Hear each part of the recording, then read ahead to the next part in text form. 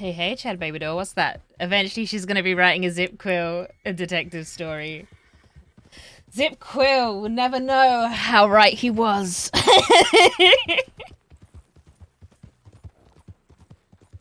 we're actually gonna attempt to write something today. Fucking Cecily needs to. We can't have Robin writing all the songs and Cecily writing no stories. It was actually insane. It was. I was grinning so much. Like I was wheezing with laughter, absolutely wheezing.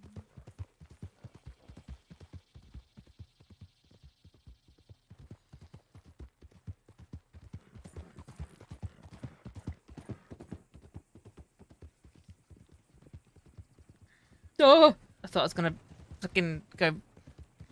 But yeah, Cecily needs the storage. Yeah, Cecily does need the storage space. Well, so I think I figured out how I want her to tell her stories now as well. So I think her stories are gonna have aspects of truth to them, but they're always gonna be like fictional. Yeah, the Irish did offer to take her books months ago, but like she hasn't got any finished ones. Because I keep like starting things and then not liking how they're going. But I think Cecily's style of writing is going to be like how she was telling stories of Guama. Like, there's always truth to the stories, but they're shrouded in fiction and make believe. So, like, you know, the story of the demigod. We all knew that Vasquez wasn't a demigod. Like, and there'll be a story of Jack, the immortal man, but we know he's not really immortal. So I think we're just gonna twist her reality so that things feel fictional. I just need to go and find one of the books. I had an idea. Hi, Yoga. How you doing today?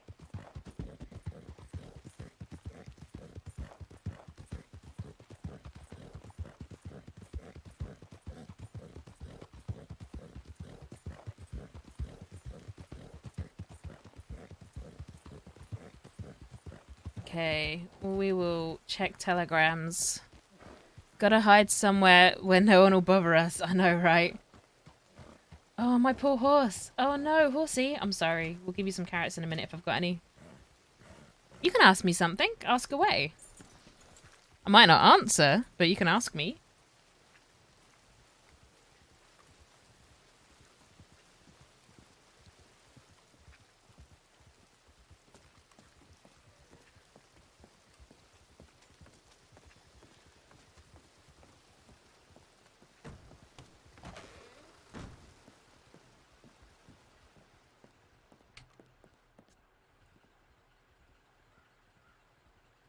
Winston, I'm awake. That was yesterday. Who's that? Faye. Hello, only from what I know, growing up in Rose, the Greys are far more tolerable than the Braithwaites. Fair enough. So I wish I got attacked by Cougarins outside Blackwater. Apparently it learned how to jump fences anyways. I'm recovering at Rev's house. When I feel better, we should talk. Shoy. Drop off. I need to meet with you to give you some funds. When was that? That was also yesterday. That was, yeah, it was yesterday. Indy, when was this? Also yesterday. I'm sorry I'm running with the Blackwater. Sorry, I'm going to get better nowhere near well enough to make it to the manor, so I'll be set a little while longer like the weekend. I only made it out of Strawberry because it was busy. Aw, Indy, okay. Well, how much do y'all take from the Braith... What? How much do you take from the Braithwaite's manor? How much do I take? Stuff. We took a candlestick. Why? It's a candlestick and a teacup. Yeah, that's all.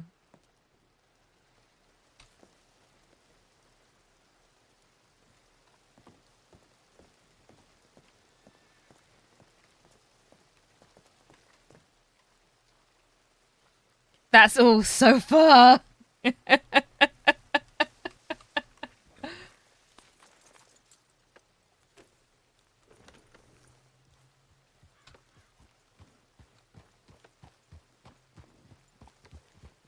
Well, I mean, we did pay the hobos to take more, but the hobos never... They got caught, so they basically just trashed some things and ran off.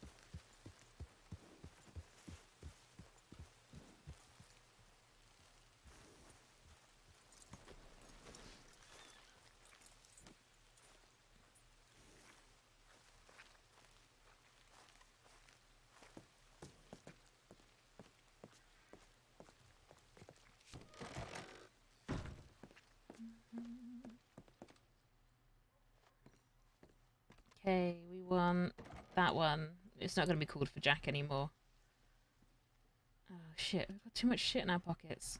Damn it. Why have I got so many... I've got too much shit on me. We can't take more things like that. They'll need to pawn after we plunder their riches. Yeah. We're not going to take any more things. That was like a whole thing.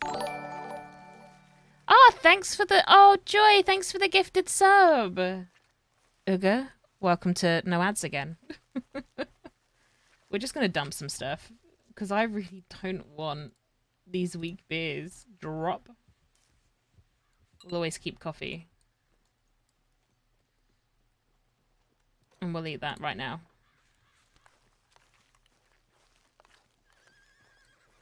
Don't want to meta, but someone's been taking all the boxes of stuff every day, and it's starting to get to ferrets and try. No, I've not touched boxes, and everything that Cecily's done has been reported, like anonymously.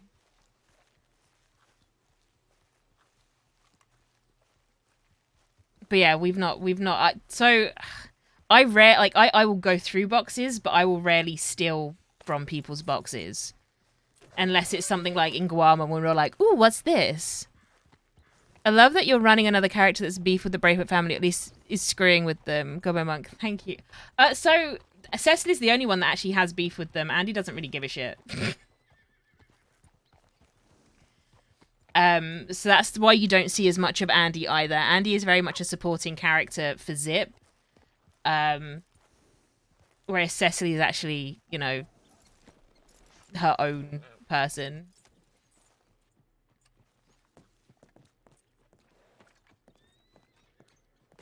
And to be fair, it's less beef for Cecily and more targets for Cecily. I did just go in here, didn't I? I grabbed the book that I wanted. Yeah. I have so many medical bags. I don't need to put anything else in there for the minute. Yeah, I knew you wouldn't do it, but just had to ask. No, that's fair. No, like, especially with the bracelets, because I know it's, like, ferrets and tank, and the last thing I want to do is, like... I know how pissed off I get when my boxes go missing. Which is why there's a box on the back of a horse rather than just hidden somewhere. Like, we all make mistakes occasionally, but, like, it's constant robbing of boxes. Yeah, no, I'm with you.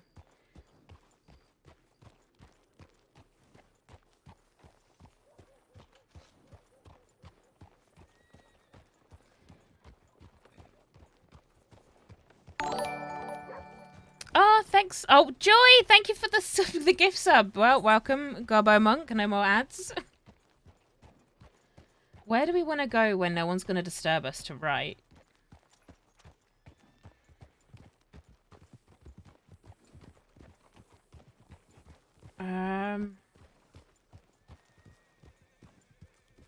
No, I don't think they would they? Let's go stand in the Annesburg gun store. Oh, actually, if we're going to do that, I'm going to go and grab those. Ooh. Oh, sorry, whatever I just run over. We're going to go back to my bank and grab those labels. Because if anyone comes in to buy anything, like some gun oil, we'll just whack... Is it Mills and Gold or Gold and Mills? We'll just whack Mills and Gold on the gun oil and brand it for them. I highly doubt anyone will come in there, but if they do... I don't know who this fella is staring at me, but I feel like it might be... Clive? It could be Clive. Oh, wait, Clive, I'm writing today. I'm writing a story where it fucking kills me. But I'm gonna grab those. Oh, what? No, I need you. Gosh darned it. Also, why are you there?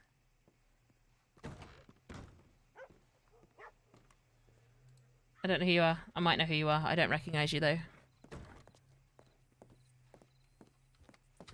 Let's go to Annesburg Gun Store. I'm not going to try and do this by memory. Otherwise, it will just be me riding around lost for the next 5 hours.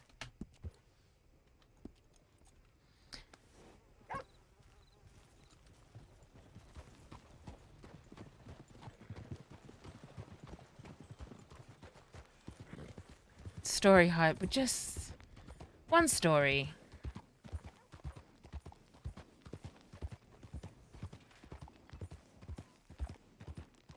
Oh, we're gonna just nip through the back here. We'll go off piste for a minute.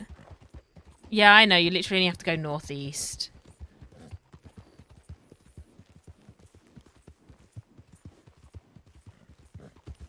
Oh, my poor horse is so... Should we feed the carrot? We'll give you the last 2 carrots. So I made... I say I made a mistake. So something I've been trying to do because of Robin, I've been trying to practice the guitar a lot more. So it's been ages since I've really played it. And I may have hurt my hands a little bit today. So I'm feeling a bit fragile with my hands. I didn't realize they were so weak. Piss weak.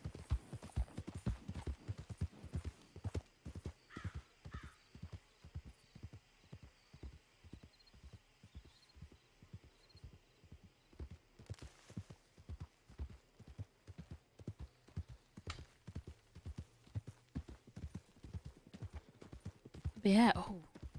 A good set would make it easier if the guitar hasn't had one already. A good setup. It's not my guitar. It is a borrowed one, and it's like a little... Still, I don't know. I'm not very good with knowing guitars, I'll be honest. 3 steel strings, 3 acoustic. I think it's classical, Spanish classical maybe? It's really battered, but at least it's not broken like my one. And it's got a slightly smaller neck, so I can actually get my hands around it to play more chords. Because I have tiny hands! What's the brand? I don't know what the brand is. I honestly don't think it's got a brand. If it did, it's not on there anymore. Oh, I'm lying to you. It's an Encore. Or Encore. Encore. Thanks for the follow. Priest Pal took you bloody long enough. Thank you for the follow. Yeah, model number ENC36N. From John Hornby Skews and Co. Limited. Made in Romania. That is the guitar I currently have at the moment. To my use. Very kindly lended to me. By family. What's the model number again? It is ENC36N. Echo November Charlie 36 November.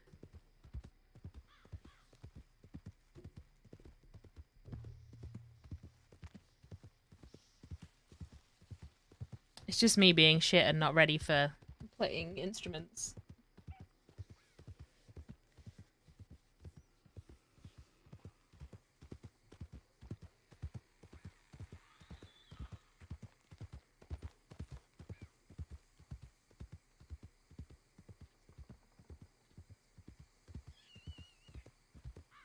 Okay, they still make those. Yeah, I mean, I say it's old. When I say it's old, I mean, like, it looks old. Because it's probably been well loved by someone for a little while.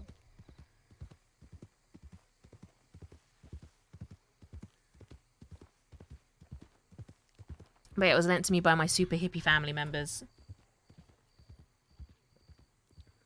From New Mexico, of all places.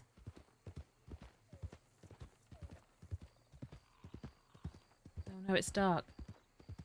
Oh, fuck's sake. That means cougars.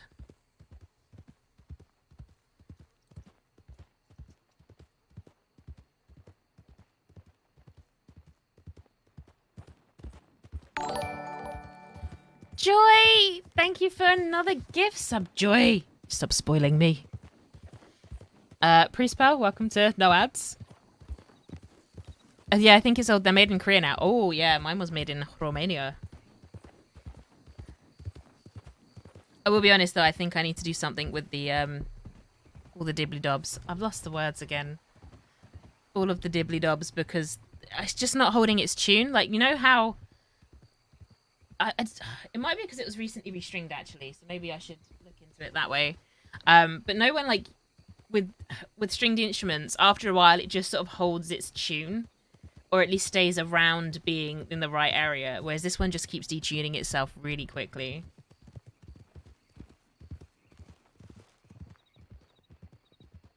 Whereas, like, my ukulele, I can pick up, like, just leave it there for a week, pick it up, and it's still in tune.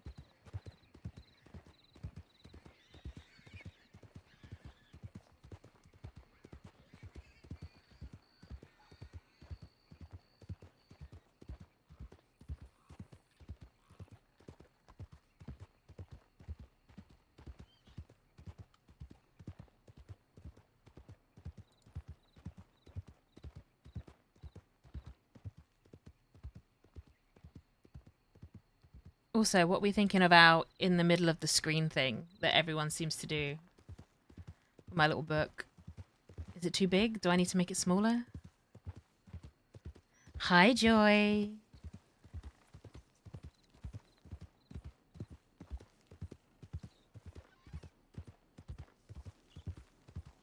They are quite cheap intros, so it could just be the tuners have weakened with age. Probably, yeah. I think the tuners are probably weakened.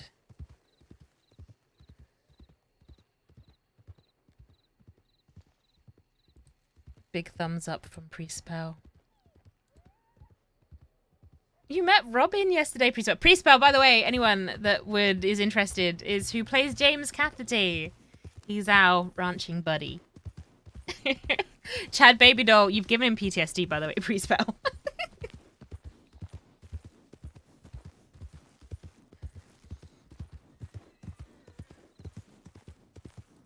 Okay, I'm not gonna just blindly ride through fucking Van Horn. That's how we get shot. What? Priest Pal Pains James, our rancher buddy. Top tier slow as fuck roleplay. The cattle driving. Oh, it took him a minute. That lovely southern gent. The one that we should have just had Cecily run away with and write stories happily in a ranch. Is there someone following me? Jesus wept. Please don't. Please don't. Okay, I don't know who that was.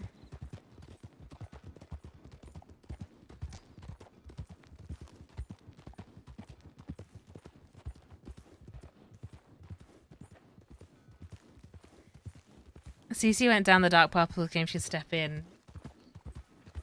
Well, there's still hope for Robin. Without her shoes on. Oh my god, the fact that you met her without shoes on upsets me so much.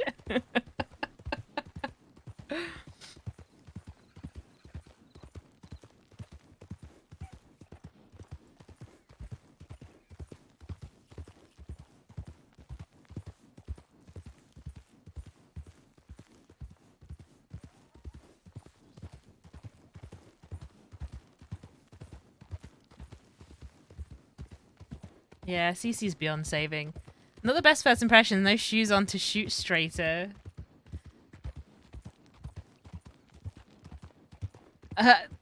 Thanks, Chad Baby Doll. We'll change it. We'll change it then. It will stop being so fluently classical.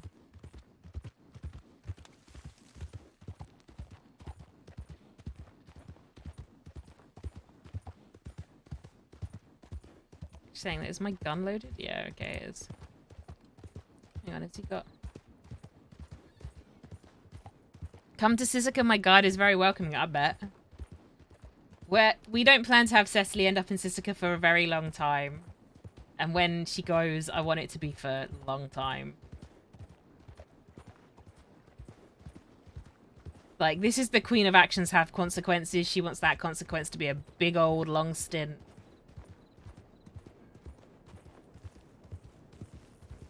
Let's go through the middle of town.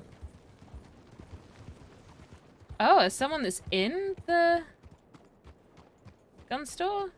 No, okay, they're just buying bits from there. I don't know who that is. Is that Chucky? Who knows?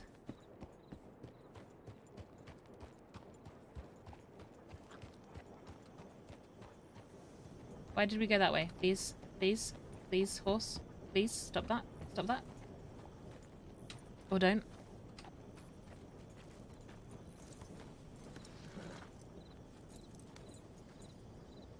The title of it... Oh, wait, I've just read that. My god, my brain is defaulting hard today. Okay, so... I've given myself freaking anxiety. I'd left a cup of tea, like a half-drank cup of tea on my desk yesterday. I just completely forgot that it was there. Came up earlier on with a cup of coffee. Started drinking my cup of coffee and then reached out for the old cup of tea. Ugh. I don't trust my judgment anymore.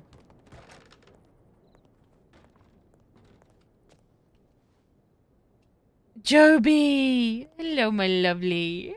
My little raccoon boy.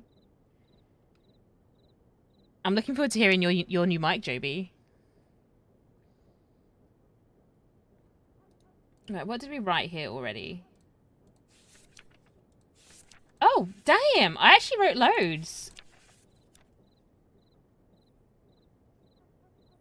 Oh, interesting. Okay, let's see what we actually wrote.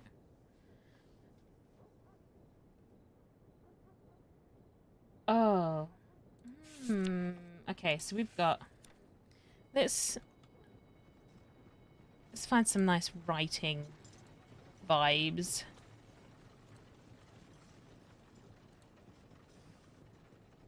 So we've got... She fell in love with a man she hardly knew and whom, on first meeting, didn't even remember. To most people, Jack Kettleman was a monster, his face half mangled, an empty scarred hole where an eye should be, his skin leathery from too much time in the burning sun of the West, and his hands rough and calloused. If you were to ask about him, many would tell you that his interior matched his exterior, his misdeeds so evil and heartless that even the devil himself would quake on his throne. Stories of how he brutally murdered his past loves, slaughtered lawmen, and threatened doctors. He was a man known for his dark exploits and savage attacks. No one wanted to ever cross him for fear that their lives would be forfeit. She first met him in Saint Denis, new to the crossing, with no idea who this rude and frankly ridiculous man was. He talked too much, waffled nonsense, and made offers he would never be able to keep. But he was fascinating. He was crouched in a telegram office with two others, clearly close to him. The three of them were at ease with each other, able to pick up on the other's cues in a way only those with a deep connection are able to. So she listened to his request, a task, you could say, one that required time and patience. Out of curiosity, she agreed to help them, and so she sat and waited and did what she had been told. When she had completed the task, she walked away, continued on her day, believing she would never see the strange man and his friends again. Bye, Joby. By the way, I want to say I wrote this like 5 months ago now, so I don't. This is me remembering. The young woman went about her life, traveling the crossing and collecting stories. She found herself meeting all manner of people and giving little thought to the man in the telegram station. In fact, she didn't even remember him when he came upon her traveling between towns. He was abrupt with her, a touch of aggression in his voice and mannerisms. She couldn't help but laugh, a quiet giggle at first, growing to become a nervous explosion of hysterics. Each threat to throw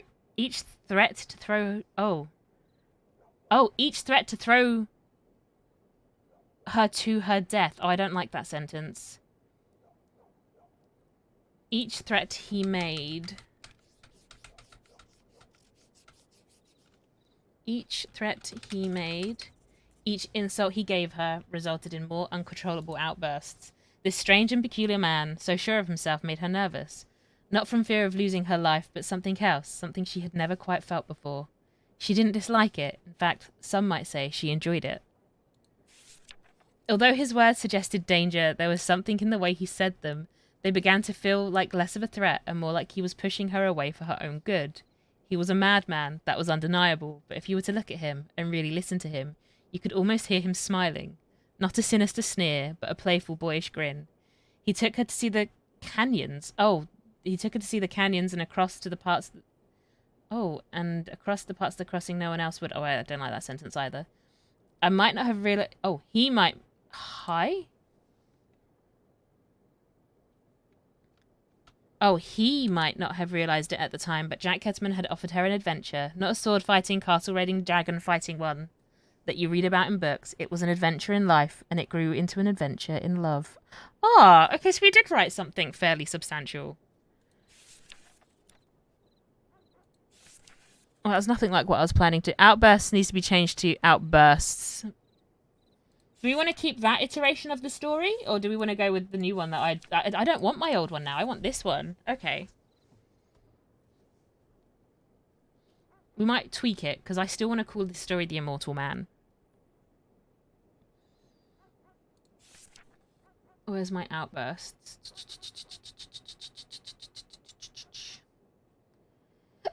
Hiccup.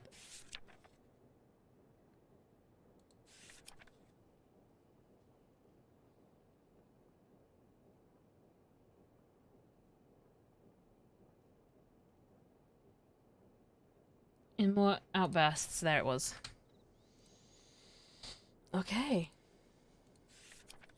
It was an adventure in life, and it grew into adventure in love.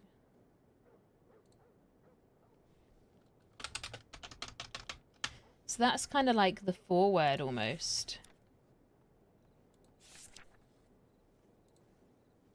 So how else do we want to go about this?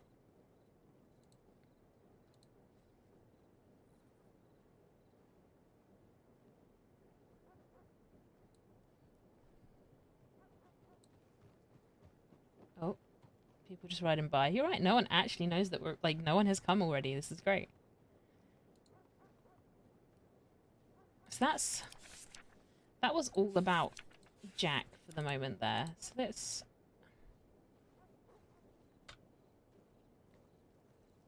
I don't want to ever write Cecily's name in this story, by the way. It's always going to be her and she. I think it needs to be... I don't know, he took us to a wedding, then fled to Guarma, etc. Yeah, like...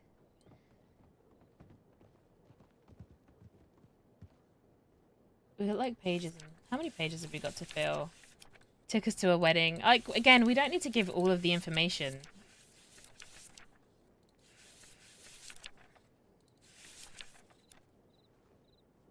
How did I start this? I just said she. She fell in love with a man she hardly knew and who at first looked like she.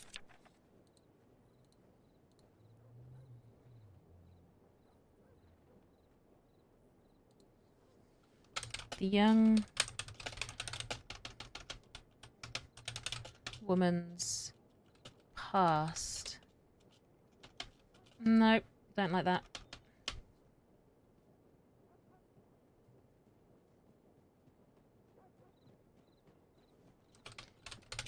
Despite his reputation, I don't know if I've already said that. Reputation. My brain is like a goldfish, always. Despite his reputation and harsh words, she was drawn to Jack. Oh!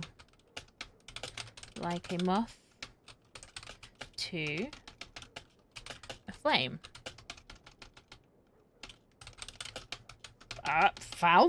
Flame?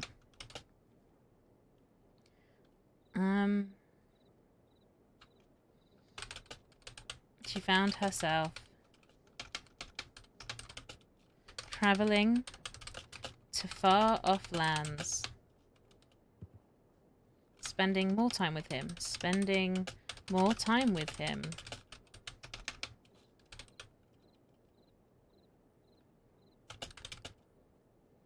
And listening to his tales of adventure and danger. But as time passed, we're just going for it, really, aren't we? Is herself not one word? Probably, yeah. Thank you. Thank you, Chad, baby, no. But as time passed, so this is where we're going to start, I think. I just want to make this feel more fictional than real. But as time passed, she began... This bullshit will be my contribution, thank you. She began to notice something strange about the man she loved with all her heart. With all of her heart and soul. Nope, just heart.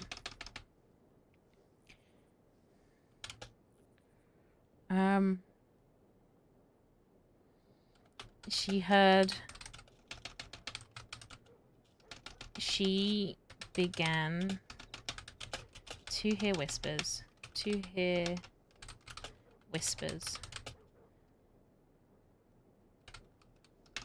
And tales about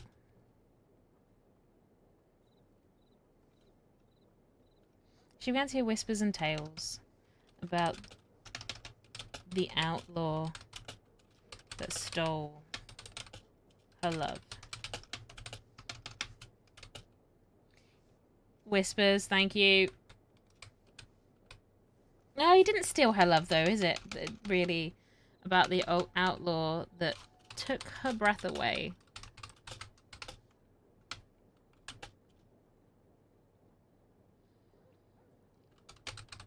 Tales of death-defying odds. Oh, tales of death-defying antics.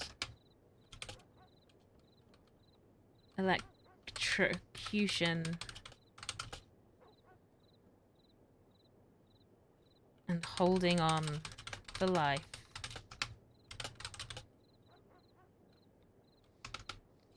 When others would slip away.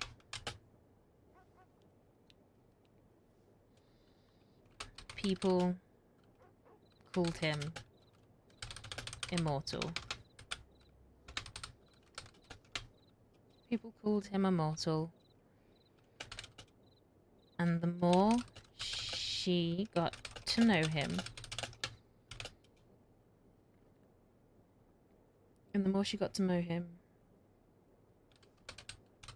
the harder it became to ignore the otherworldly.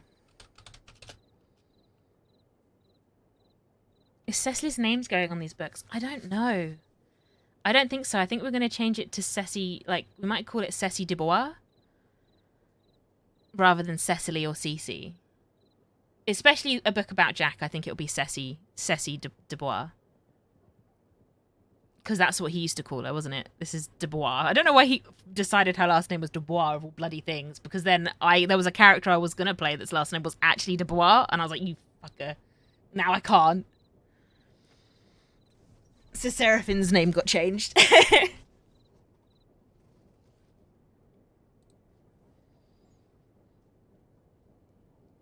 Yeah. The harder it became to ignore the otherworldly way about him.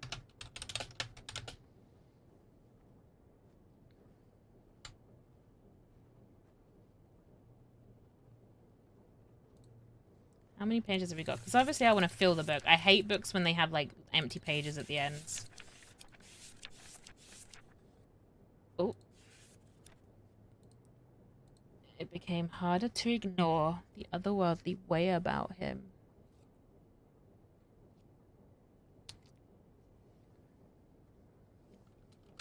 He remained unchanged.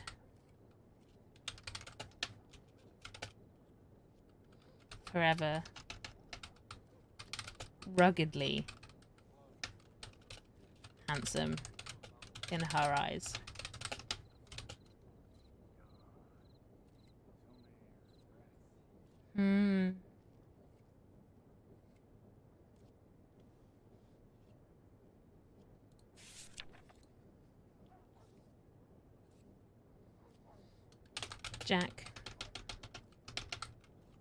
Jack's past eventually caught up with him.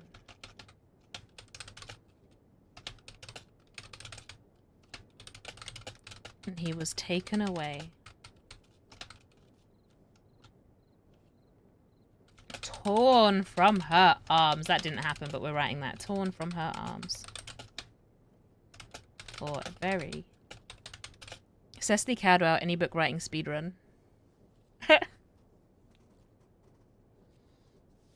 Torn from her arms for a very long time. And so she waited. She waited. And she longed for him.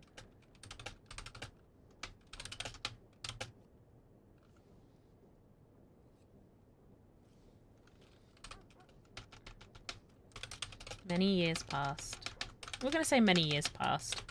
Many years passed.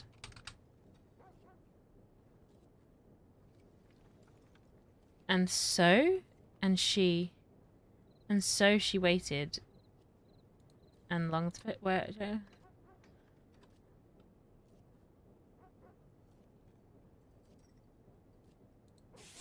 Where did I? We'll go back and we'll find those problems in a minute. And so she waited and longed for him. Many years passed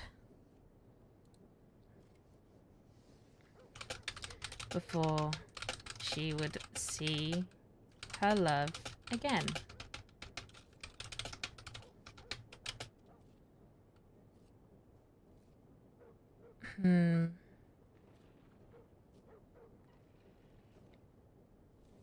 Oh, what did I... Oh, yeah, you're right.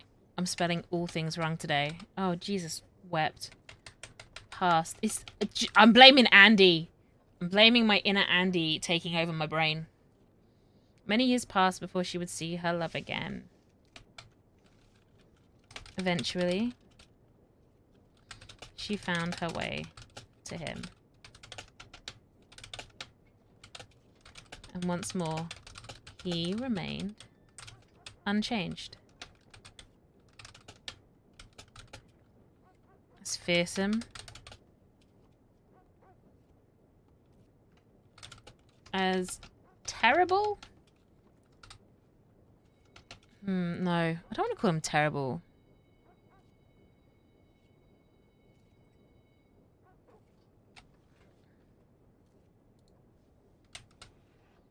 Once more, he remained unchanged.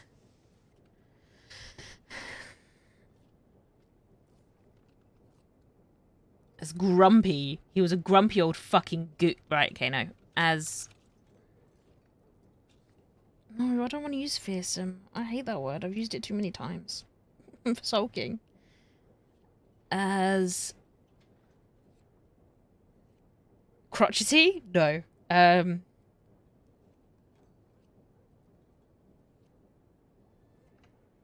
It's not intimidating. Like, he commands a presence. Made a change as... I'm actually trying to wait a moment once more. He remained unchanged. As... ridiculous. No.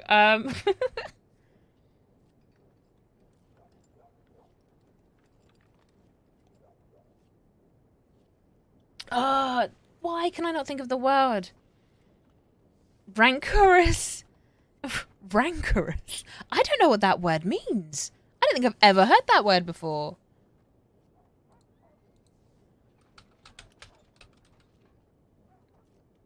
Oh, rancorous, characterized by a bitterness or resentment. I don't think she really... I don't know if that's the right way to describe Jack Kettleman for Cecily anyway. Yet. As...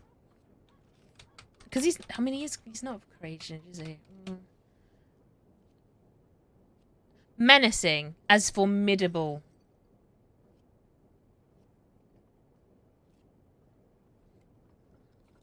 I'm gonna go with that. Formidable. Midable as the day she met him. Crouched in a floor, looking like a goon.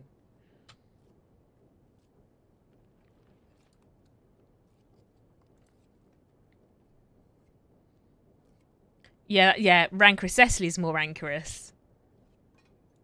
It's more rancorous. Oh gosh, what was that noise? Like getting freaking repeats of myself there.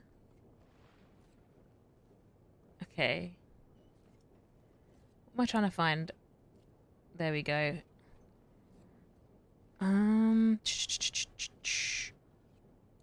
on, where did that go? There we go, that's what I want there. That's what we want. Okay. So I've got notes on my other screen, and I'm trying to be able to watch chat and look at my notes, because I tend to make notes of things, and I'm like, so I have a prompt later on down the line. As soon as the day she met him.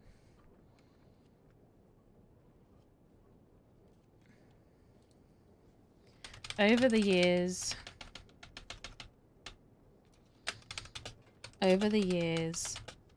her love for him had not only held strong, but grown. Her love was all-encompassing. Her love for him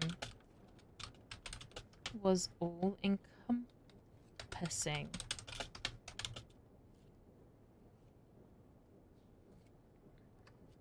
But despite her ever-growing affection for Jack,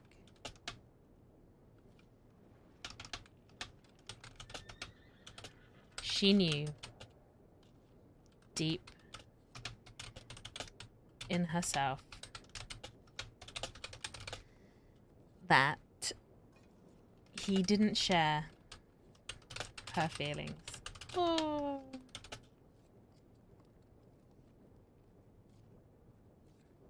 Although he was often kind to her, he... Thank you, Chad Baby Doll. Although he was often kind to her, he always kept her at arm's length.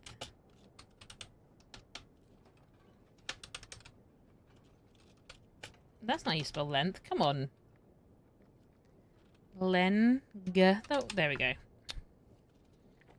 He always kept her at arm's length. Eventually,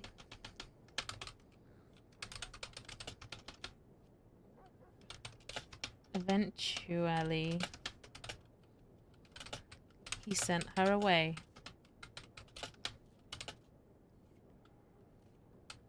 Jack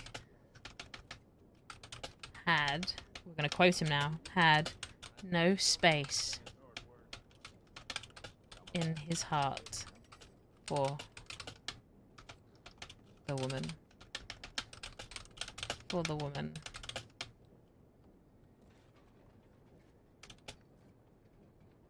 Maybe quoting the clip you have of him telling her not to ruin her life for him would be appropriate in this book. It would be as well. But that's nearing the front, isn't it? That'd be nearer the beginning. Alright, okay. Might have to do some weird editing and adding.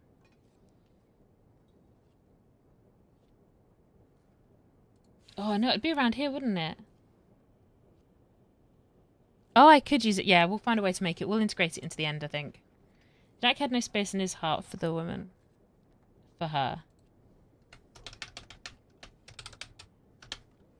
Oh, we can do, actually. Perfect. I think I know how to do this. This is such a skewed version of events, guys. Such a skewed fictional version.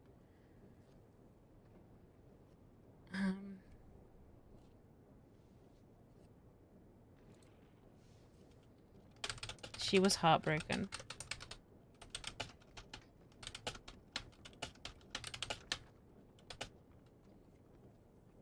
She was heartbroken. With no one to turn to. Very true. She had no one to turn to at the time. With no one to turn to. No friends. No friends left. No friends left. No one that cared.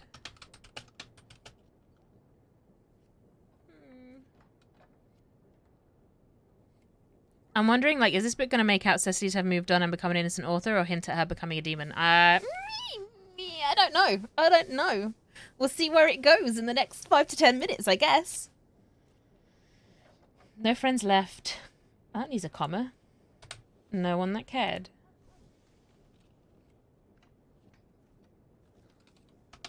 Despite her heart being shattered.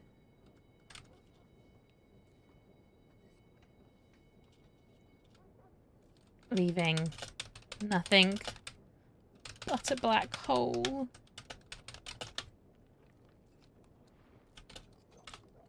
Oh, nearly said Cecily. She could not bring herself to leave the crossing. We're being really overdramatic, guys. It wasn't that upset. She weren't that bad.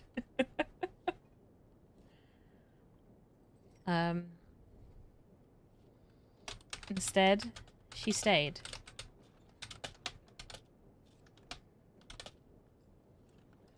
watching from a distance, helping from the shadows.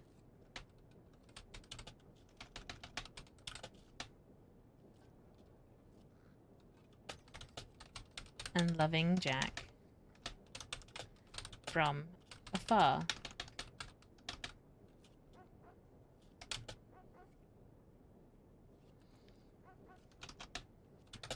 Content to be... It could be a really good clue for lore, you're right. Content to be near him. Even if she would never be with him. Would never be with him. So overdramatic, guys. I would just like you all to know, I hate fucking romance. I hate romance and I hate heartbreak. It ain't my jam. But apparently it's Cecily's. So we're diving in deep.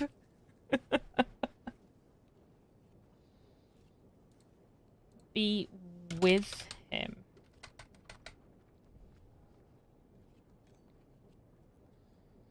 How many pages have we got left? Oh, we got too many pages. I'm just going to tear the last pages out, I think.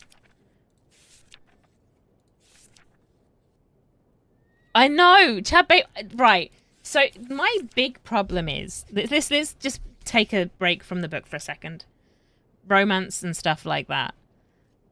I, personally, would like to avoid it. All of my characters are specifically designed to be unlikable in that way. Like, they all have these, what should be very off-putting characteristics. But I struggle to say no to roleplay. Like, I'm a big believer in yes and. Two, if it makes sense for it to go in a direction that it goes in, I will lean into it. Like, with Jack Kettleman, it was great, because we knew from the get-go that was a doomed relationship. And then I could have Cecily be heartbroken forever and she would always use Jack as a reason not to love again. Like, don't get me wrong, she's fallen in different variations of love with like other characters who have shown themselves good for that story. Kind of my thing, though. I hate romance novels, but I enjoy tragic romance. Yeah, I guess I enjoy tragic. But like, so for Cecily, we were always able to use Jack. Then we made Andy, who was meant to be just an attack dog for her brother, in an organized crime style. And then we meet Zip Quill, and Andy changes completely. You could always take a page from Tank Girl's book rather than Yes and. It's no, fuck you. No. We're going with, I like Yes and, because that leads to some of the best experiences. If I'd not, so, okay, the day that we met Jack, Mills, and Alice in the telegram station, we could have said, no, thank you, that is, that's dodge, and I really don't want to sit here and do that. But instead we said yes, and look where Cecily's story went. Like, if I feel like if she hadn't said yes in that moment, Cecily would be a very different character today. Like, that was a pivotal moment for where she went. And it's fantastic. So does no fuck you sometimes not no thank you, but no fuck you?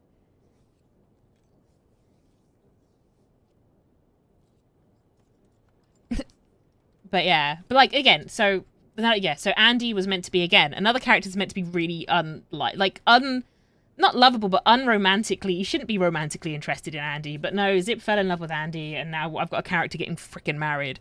But that's fine, because Zip and Andy together are just fucking absurd, and I'm here for it. And then I've got Robin, who's just, she's meant to be my little revenge baby, where it's like, no, I'm gonna be weird and creepy to you. Zip and Andy are perfect. Yeah, they are. It's really hard, though, for me as Andy, because Andy is never going to be able to keep up with Zip. Because of that Manteca full jump. Like, there has to be a sacrifice in moments like that. And the sacrifice here was Andy's intellectual development. She is always going to be very simple because of that. And that's a shame, because it means she won't ever flourish in any environment unless someone tells her exactly what she does. But Andy's pretty tragic in her own way, because she wants to be in Sisika. She's one of those people that's so institutionalized in like prison life. She doesn't know how to be outside. Like, she just doesn't. She does what she's told. So she needs to be in Sisika where the guards tell her what she's doing, essentially. Which is, again, really heartbreaking because Zip doesn't want to be in Sisika. Zip wants to be this great outlaw. He wants to follow in the footsteps of his heroes. And Andy's just like, okay, but I think I'm holding back. So it's Andy's another tragic one. Why? I love a tragic character, apparently. Apparently, I love tragedy, guys. Who would have thunk? Man, we just need to play Serafina, our little blind woman. She don't give a shit. There's no tragedy there. Just con. Just money.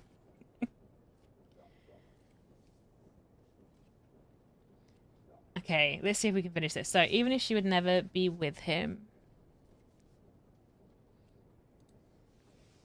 We are gonna, again, we're skewing time and reality for this. Over the years...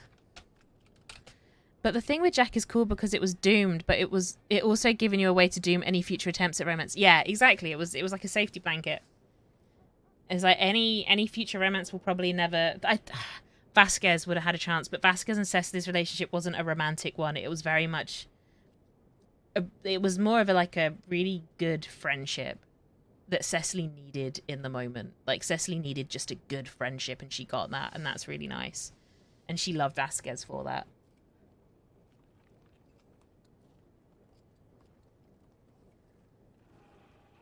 And then there was Finn. I always thought of Vasquez more of a father figure. Yeah, I think Vasquez was kind of like an older brother. Like that figure in her life that she'd never had before. Someone that did care and believe in her and tried to help her. And she didn't have that from her own family. Because her family are all fucking psychotic as well. I can't wait for the biggest brother to turn up.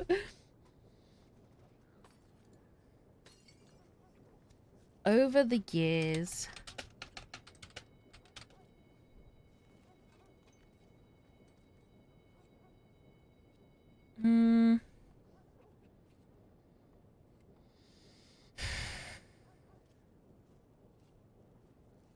She went on to live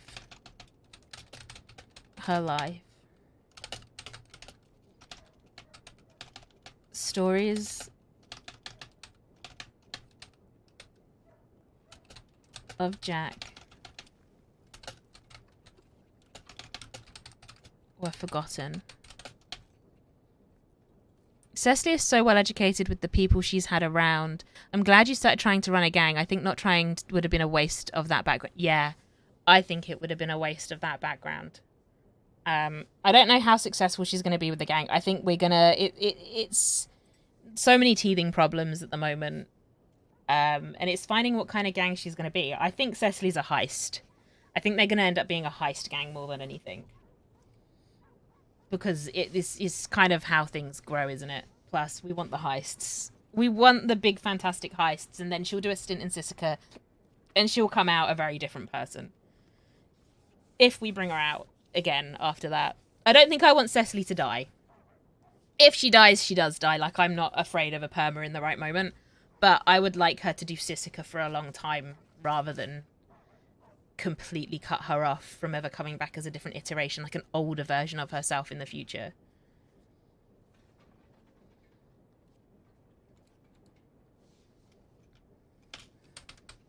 Stories of Jack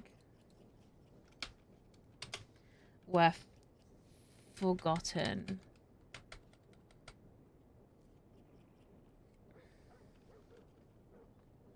I see it after the collapse now if she gets caught, but to be fair, that's a good move as a leader, going down with the ship. Yeah, she's going to go down with her ship.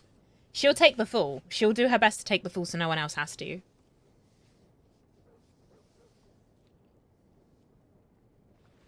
And then, cue the painting heist. Do-do-do-do.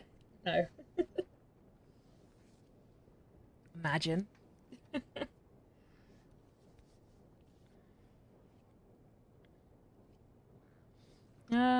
Over the years, she went on to live her life. Jack eventually faded away.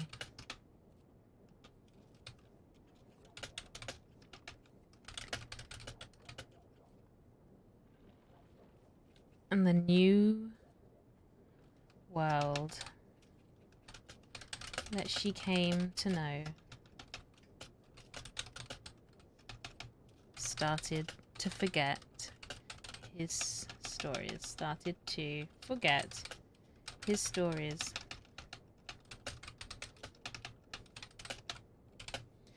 If she takes the fall and everyone gets to move on and maybe realize that they aren't cut out to be outlaws, that could be her last big act of kindness. Her last big act of kindness. What, before we bring her back from Cecily one day and there's no kindness left, she's just a bitch. Then she'll start saying, no, fuck you.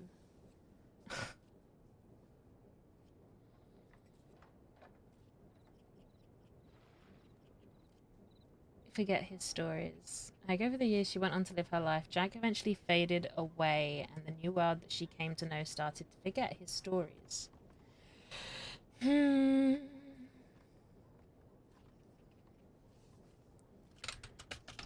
crossing wasn't the same without him.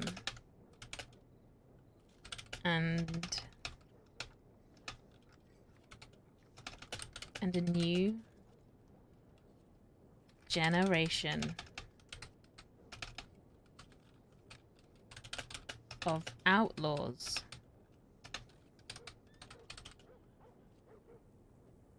and a new generation the same without him, and a new generation of outlaws.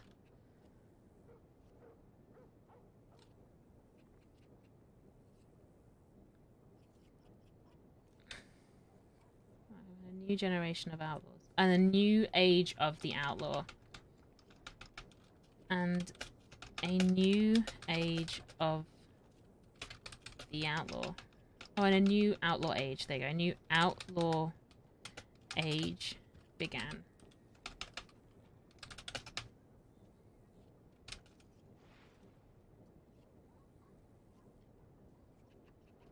Over the issue of her life, Jack eventually faded away, and the new world that she came to know started to be its stories. The crossing wasn't the same without him.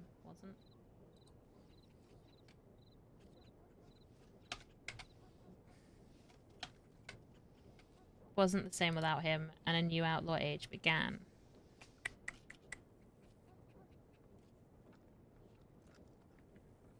Okay, we need to go back because I've forgotten what I've written now. Oh, I got sidetracked. Okay, she fell in love with a man she hardly known, blah, blah, blah, blah. We read that bit already. He was abrupt with her, a touch of aggression, blah, blah, blah, blah, blah. But as time passed, here we go. Although his words suggested danger, there was something there, blah, blah, blah, blah. Despite his reputation and harsh words, this is what Rit wrote today. Despite his reputation and harsh words, she was drawn to Jack like a moth to a flame. She found herself travelling to far-off lands, spending more time with him and listening to his tales of adventure and danger. But as time passed, she began to notice something strange about the man she loved with all of her heart. She began to hear whispers and tales about the outlaw that took her breath away. Tales of death-defying antics, electrocution, and holding on for life when others would slip away. People called him immortal, and the more, there needs to be a "the" there, the more she got to know him, the harder it became to ignore the otherworldly way about him. He remained unchanged, forever ruggedly handsome in her eyes. Oh, fuck off. Oh. Hello.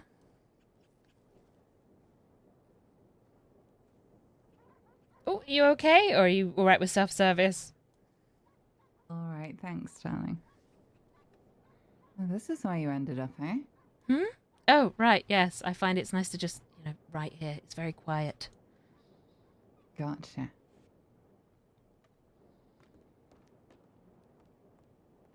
Of course. Anyway, back to the book.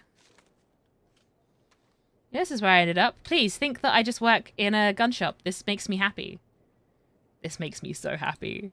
Do you know what? I was thinking yesterday, for the first time ever, I am so happy that people just don't think Cecily. Like, she's so easily just ignored. You will have no problems with Cecily one day. And that's when we go to Sissika. No, yeah, like, the whole, like, trying to figure out who's done these little petty, they're only petty crimes at the moment, but, like, the stuff that they're all looking into with Braithwaites and whatnot. No one's ever going to suspect Cecily because people just overlook her so much. And I'm like, for the first time ever, I am so, so grateful for that. because it's gonna be great. It's gonna be great when she gets to turn around and be like, and it was me all along. Lesson learned. Could she have been any shittier there? She hates Cecily. She hates Cecily. I can only. She doesn't have to like Cecily. That's fine. But you know, she very clearly does not like Cecily. And Cecily is not. It doesn't even matter to her. She doesn't care. Cecily's used to being hated by people at this point. Anyway, over the years she went on to live her life, Jack eventually faded away and the new world that she came to know started to forget his... Oh, no, wait, where were we? Chad Babydoll, when has Cecily literally done anything to anyone to deserve the response that she gets from people? Like, that's Cecily's curse. And at this point, the amount of stuff people could get her on, she's done stuff, and no one ever gets her for the stuff she's done. They have to fabricate something else completely, and it's like, why? Why fabricate something when she's so guilty of so many other things? Thank you. Looks at Billy's mangle hand. Hate her for reasons, for things that she's done, please. Not things that you have made up in your mind. Anyway, but tales of death defying, blah, blah, blah. People called him immortal, and the more she got to know him, the harder it became to ignore the otherworldly way about him. He remained unchanged forever, ruggedly handsome in her eyes. Boom. Jack's past eventually caught up with him, and he was taken away, torn from her arms for a very long time, and so she waited and longed for him. Many years passed before she would see her love again. Eventually she found her way to him, and once more he remained unchanged, as formidable as the day she met him. Over the years, her love for him had not only held strong, but grown. Her love for him... Oh, I think that should be a full stop, actually. That feels like another statement. Her love for him was all-encompassing. But despite her ever-growing affection for Jack, she knew deep in herself that he didn't... Oh, he didn't... share? There's me typing faster than... or thinking faster than I can type. Share her feelings. Although he was often kind to her, he always kept her at arm's length. Eventually, he sent her away. Jack had no space in his heart for her. She was heartbroken with no one to turn to, no friends left, no one that cared, despite her heart being shattered, leaving nothing but... Oh, wait, no one that cared. This is a new sentence. Thank you. Despite her heart being shattered, comma, why am I so overly fucking wordy? It's because Cecily's overly wordy. Leaving nothing but a black hole, she could not bring herself to leave the crossing. Instead, she stayed, watching from a distance, helping from the shadows and loving from afar, content to be near him, even if she could never be with him. Over the years, she went on to live her life. Jack eventually faded away, and the new world that she came to know started to forget his stories. The crossing wasn't the same without him, and a new outlaw age began.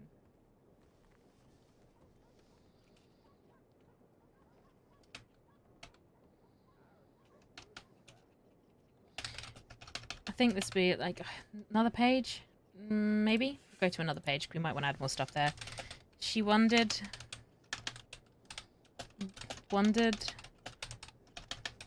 the crossing, trying to find her place in a world with no Jack.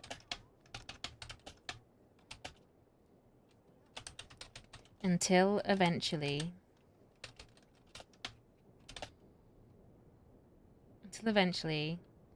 his words forever ingrained. Oh no. Until eventually she decided to carve her own mark. No. Trying to find a place in the world. Until she decided to carve out her own little part of the crossing. Somewhere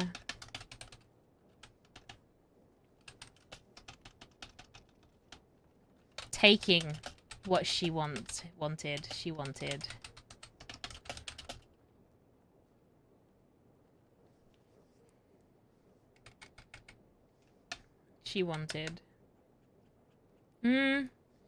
Until eventually she decided to carve out her own little part of the crossing. Taking...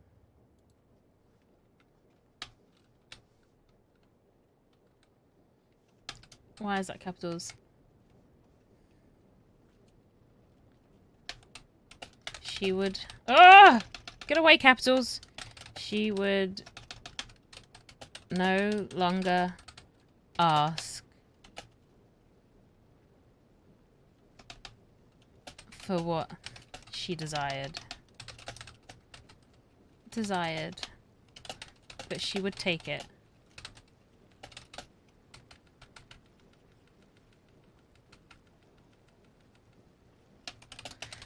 Forever remembering the words. Forever remembering Jack's words to her all those years ago. Now, can we remember what it was he said? Here we go, let's find it. Because we do have it. You hear what I'm telling you? You want me to be happy? You want something good to happen to me? If you sincerely care about me, then go and be successful and be happy in another way. One that doesn't involve getting killed on my behalf. I'm gonna have to listen to it again. I actually really like the idea of Vivian being totally smug right now, thinking she knows what's become of Cecily when she actually has no idea. I mean, probably. I think a lot of people feel that way about Cecily, though. I think it's because I get the feeling, and this is... I could be so off the mark here. I get the feeling that a lot of other characters look at Cecily and think that she's tried flying too close to the sun, when in actual fact, all she's ever wanted to do is shine a light on other people. Like, she's just wanted to help build and grow other people and give them, like, love them when no one else will. But instead it's been perceived as if she's flying too close to the sun. And the fact that she's gone nowhere in life, at least it looks like she's gone nowhere, kind of makes those people feel better about themselves, maybe? I don't know. Like, I don't know what this is, like the Cecily effect. I don't know what it is. Is it the posh voice? Do we think it's the... Because I know I'm quite well spoken, but I ham it up for her. Maybe people just don't like the poshness of it. Oh yeah, for sure. But I think some people are starting to come around to the truth, you know, like Alice and those people. Yeah, maybe. Well, you know, if you remain consistent in your actions and, you know, hold on to your integrity, which I think Cecily's done pretty well at this point. Like, we're wavering. She's starting to waver. But I think that's because she is changing as a person. So her convictions and her integrity is going to change into something else.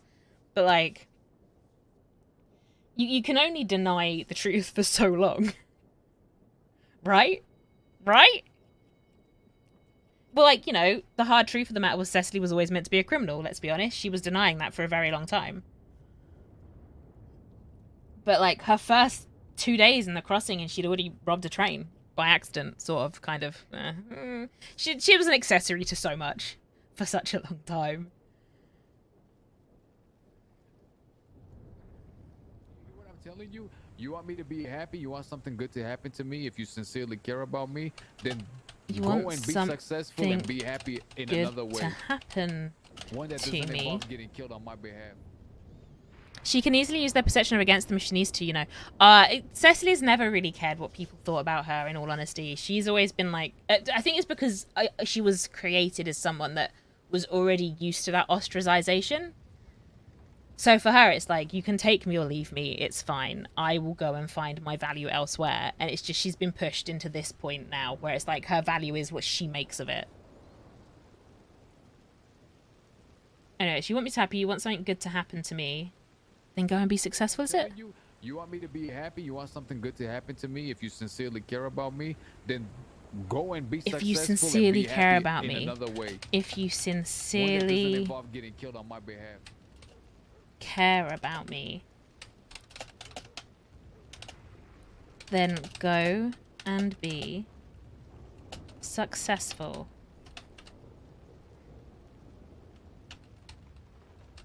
I love this. So I completely forgot about this, by the way, until like, I think it was like 2 weeks ago when I went, oh my god, Cecily's actually doing it.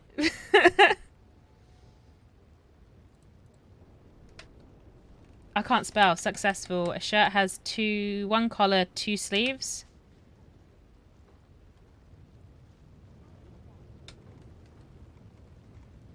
Oh man, I'm spelling successful all types of wrong there, guys. All types of wrong.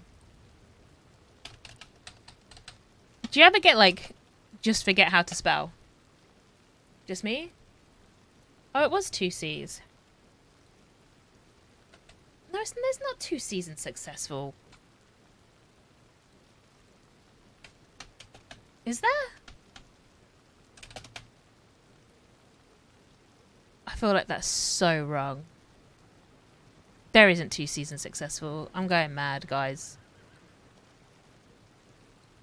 Why is I'm typing this into another document hoping that my freaking autocorrect will pick it up, but it's not.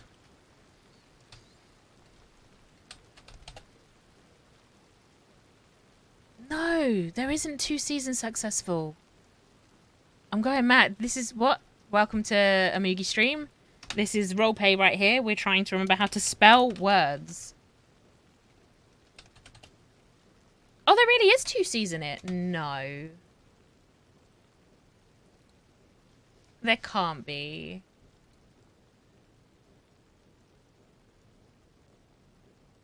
That looks so wrong.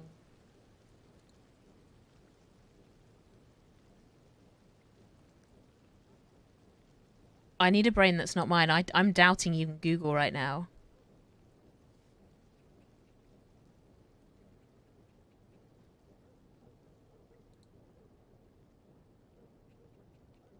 I am actually doubting the spelling of successful so much.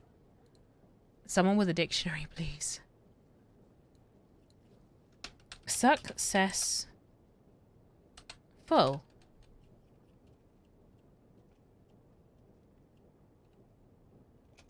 Is there really 2 C's? It is 2 C's. So I was spelling it. Why do I feel like that's wrong though? Successful. That doesn't look right.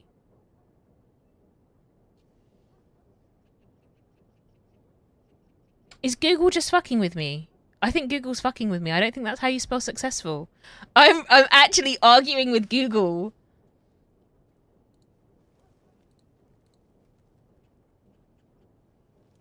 Success. Yeah, I guess there is then. I guess that's right. It doesn't look right though. It's one of those words that looks wrong. I'm having a breakdown, guys, over a word.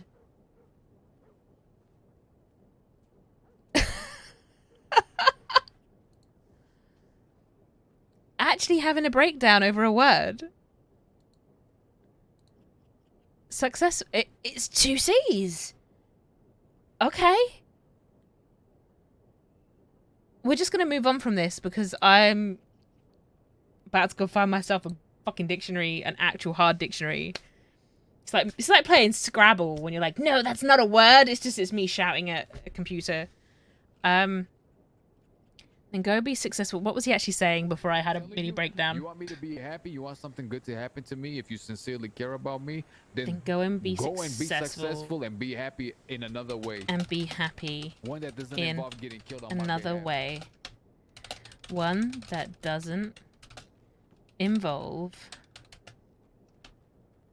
Was it being killed? You hear what I'm telling you? You want me to be happy? You want something good to happen to me? If you sincerely care about me, then go and be successful and be happy in another way. One that doesn't involve on my behalf. Getting killed on my behalf. We're gonna have to add to that, I think, a bit more. She wandered the crossing, trying to find a place in a world with no jag, until eventually she decided to carve out her own little part. She wandered. And until she decided to carve out her own little part of the world, rather than the crossing, the world. So, say in some ridiculous scenario, Vivian Prince hunting down Cecily says you create some scenario where she makes it look like Doc or someone is the leader of her gang and she's just doing what Vivian thinks she's doing, sucking up to some big name. Maybe Doc pretends to agree with Vivian's accusations, hand her over, and then you'd get the big dun dun dun reveal that Cecily runs the show after who's been led to force Cecily. We're not targeting Vivian. There's a great ridiculous scenario and I love it, but Cecily isn't targeting Vivian. Cecily's targeting money. Braithwaites and Greys.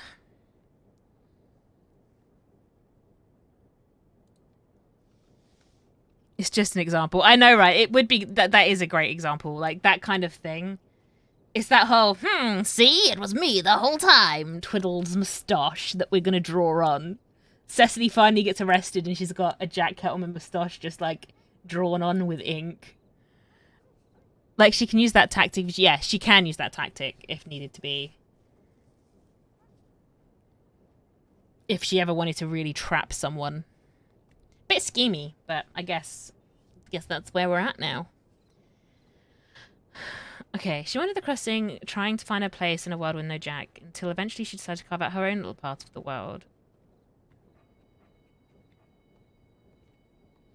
She would no longer ask for what she desired, but she would take it.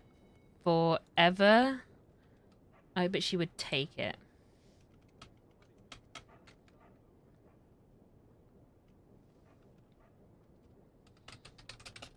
Without realizing, she had began to heed the words of the man she promised her heart to. She did promise her heart to him. She promised her heart to.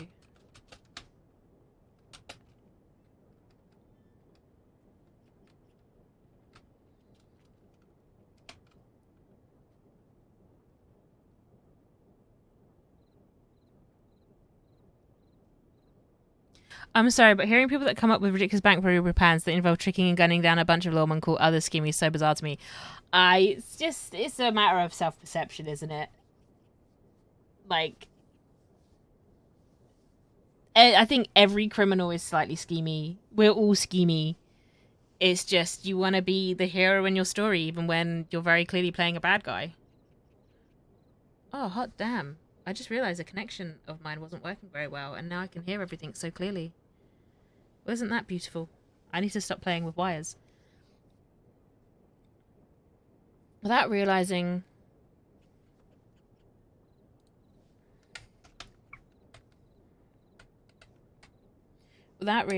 she had begun to heed the words of Jack. Words of the mention.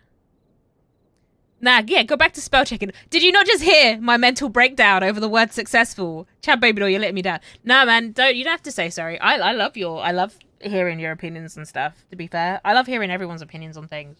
It comes in the same vein as like loving listening to stories. I love knowing how things come across to people because it's just, oh man, it just fascinates me. Successful. So there was 2 C's in it. I hate that. I hate that for me because I was adamant there was only 1 C in successful.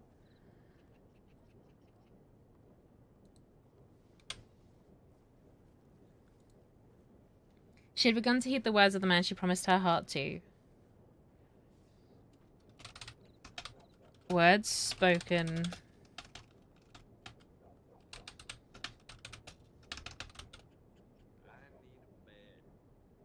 Words spoken just as her love for him had begun.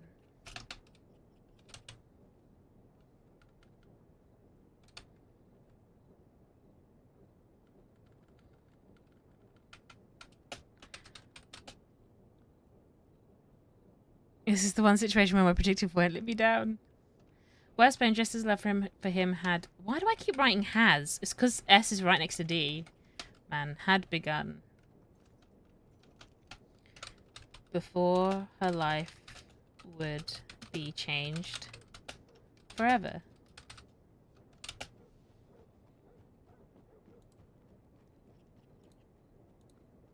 Okay, I feel like I need to go back again and reread. Sorry, guys. Writing is just a lot of rereading.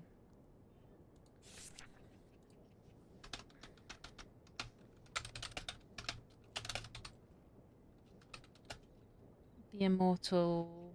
I think immortal spelled with 2 M's, right? Spell check.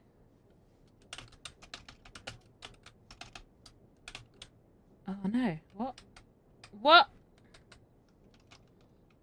We're not calling it immortal man.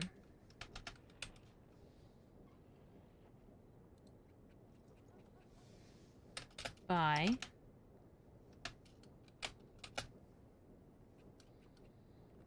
Cecily Caldwell.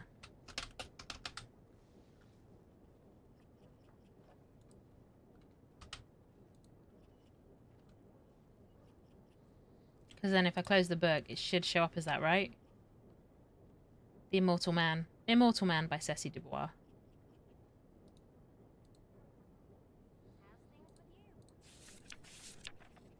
Okay, let's go from the beginning and see if it makes sense, and then we'll tweak, I think. Okay. She fell in love with a man she hardly knew and whom on first meeting didn't even remember. To most people, Jack Kettleman was a monster, his face half mangled, an empty scarred hole. Scared? Scarred is 2 R's, so there we go. Scarred hole where an eye should be. His skin leathery from too much time in the burning sun of the west, and his hands rough and calloused. If you were to ask about him, many would tell you that his interior matched his exterior. His misdeeds so evil and heartless that even the devil himself would quake on his throne.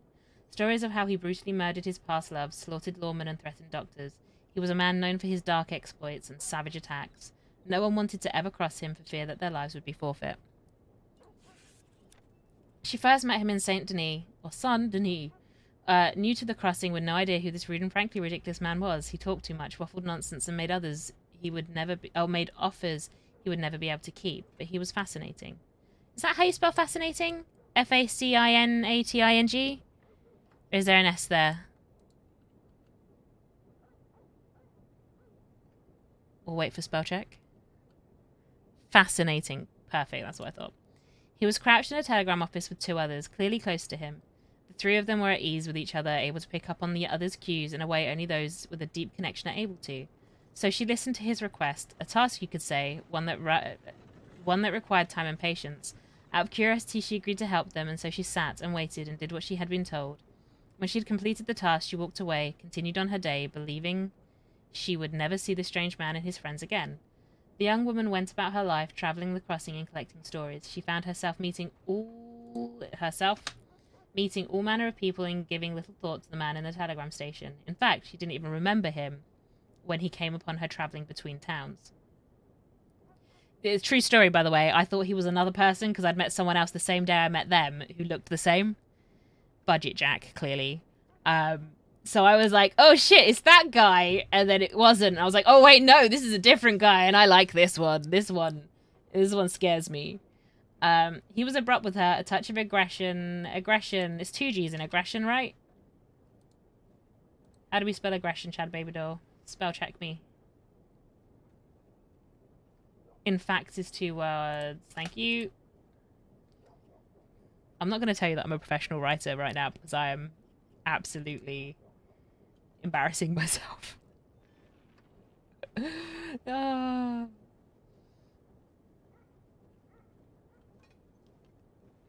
So he was abrupt with her. A touch of aggression. Is aggression? Yeah, okay. In his voice and mannerisms. She couldn't help but laugh. A quiet giggle at first. She couldn't help but laugh. Full stop. I feel like that's more of a statement. A quiet giggle at first, growing to become a nervous explosion of hysterics. But that's not how you spell explosion. Explode. There's no I there, right? No. How do we spell explosion? E-X... Hang on. I've spelled that word so wrong. Explosion. There we go. I just typed it wrong. Clearly, I had all the right letters there. Explosion of hysterics. Each threat he made, each insult he gave her slutted. Man, my typing. resulted in more uncontrollable... I think that's uncontrollable spelled right. Is it 1L or 2? More uncontrollable outbursts. This strange and peculiar man, so sure of himself, made her nervous, not from fear of losing her life, but from something... from something else. Something she had never quite felt before. She didn't dislike it. In fact, some might say she enjoyed it. What word? Uncontrollable.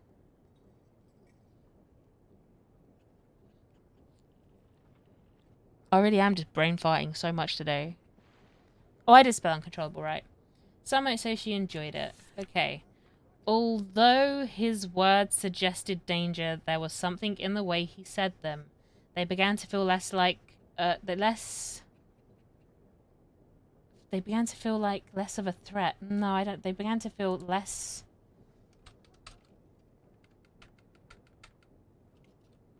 like... threats. And more like he was pushing her away for her own good.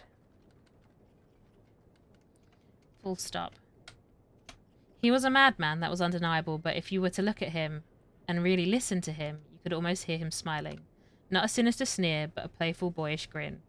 He took her to see the canyons and across to parts... Oh, this is a sentence I didn't like. He didn't see the canyons. He took her to see the canyons and showed her parts of the crossing no one else would. Because no one wanted to go out there.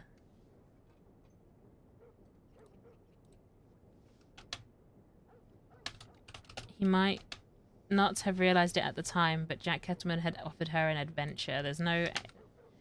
Not a... Why have I capitalized? Not a sword-fighting, castle-raiding, dragon-fighting one that you read about in books. But an adventure? But an adventure in life.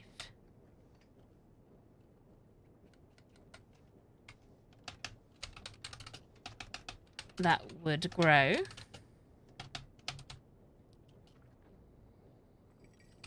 Grow to be an adventure in love. Despite his reputation and harsh words, she was drawn to Jack like a moth to a flame. She found herself traveling to far-off lands, spending more time with him and listening to his tales of adventure and danger.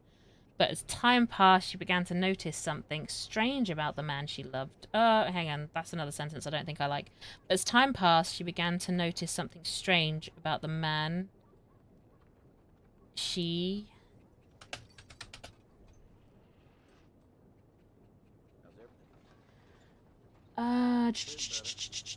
Probably. You might not realize that Jack, not a sword fighting, dragon fighting one.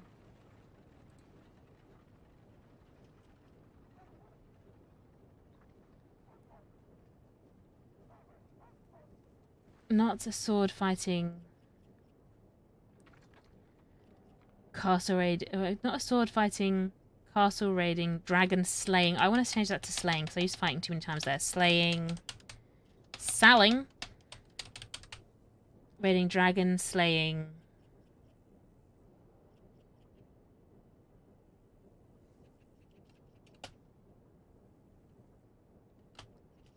Adventure.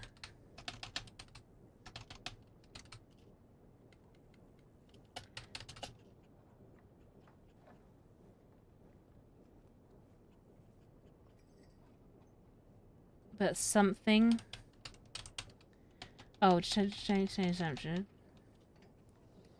That one... Thank you. Might read about in books. Dragons over that one might read about in books, but an adventure in life that would grow to be an adventure in love. We will go back and read this again. Despite his reputation and harsh words, she was drawn to Jack like a moth to a flame. She found herself traveling to far-off lands. Why is that capitalized? Get fucked. That's a comma, so no capital. Thank you. She found herself traveling to far-off lands, spending more time with him and listening to his tales of adventure and danger. But as time passed, she began to notice something strange about the man. This is what I want to change. But as time passed, she began to notice something strange about the man. She had fallen so passionately. So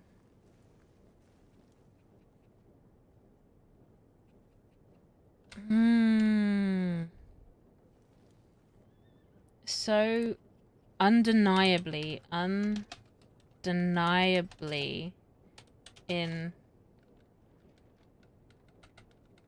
love with. She began to hear whispers and tales about the outlaw that took her breath away. She began to hear whispers and tales about the outlaw whose very presence took her breath away.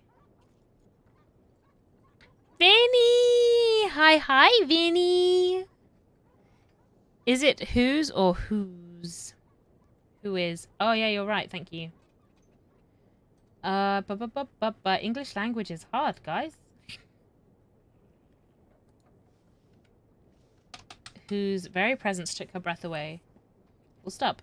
Tales of death-defying antics, electrocution, and holding on for life when others would slip away. People called him immortal, and the more she got to know him, the harder it became to ignore the otherworldly way about him. Yeah, don't talk to Chad. He's a proofreading bot right now. That's all he's good for now. This running into you is getting too much. He remained unchanged, forever ruggedly handsome in her eyes. No. Ruggedly handsome and perfect in her eyes. Jack's past eventually caught up with him, and he was taken away, torn from her arms for a very long time. And so she waited and longed for him. For a very long time, and then so she waited.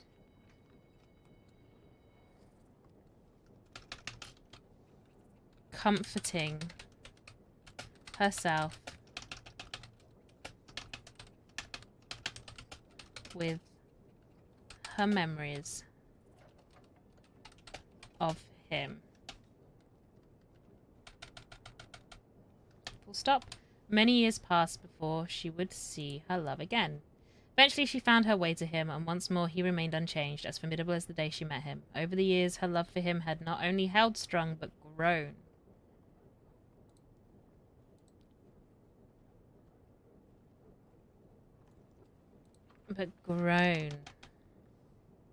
Full stop. For it was an all-encompassing love.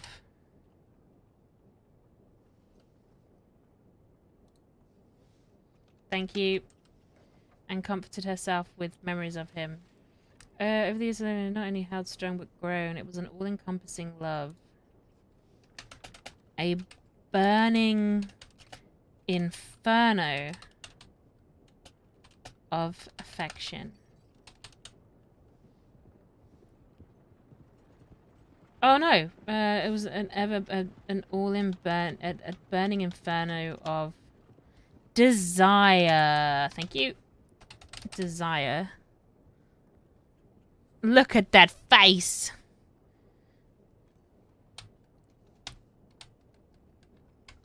But despite her ever-growing affection for Jack, she knew deep in herself that he didn't share her feelings. There we go. Although he was often kind to her, he always kept her at arm's length. Eventually, he sent her away. Jack had no space in his heart for her. She was heartbroken with no one to turn to, no friends left, no one that cared. Despite her heart being shattered, leaving nothing but a black hole, she could not bring herself to leave the crossing. I don't like nothing but black. Despite her being shattered, leaving nothing but a stony... No, nothing but a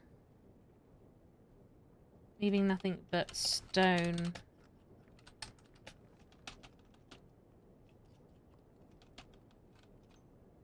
Leaving nothing but cold stone. Where a beating... No. In its place. Thank you. Let's spell place right again. Thank you. Dot, dot, dot, dot, dot. There we go. But cold stone in its place. She could not bring herself to leave the crossing. But a potato heart. I would if this was comical, but this is actually... That's meant to be a potato, but it looks like a baked bean. A baked bean heart. She could not bring herself to leave the crossing. Instead, she stayed, watching from a distance, helping from the shadows, and loving from afar. Afar? No, afar. Content to be near him, even if she would never be with him. Over the years, she went on to live her life. Jack eventually faded away, and the new world that she came to know started to forget his stories. The crossing wasn't the same without him, and a new outlaw age began.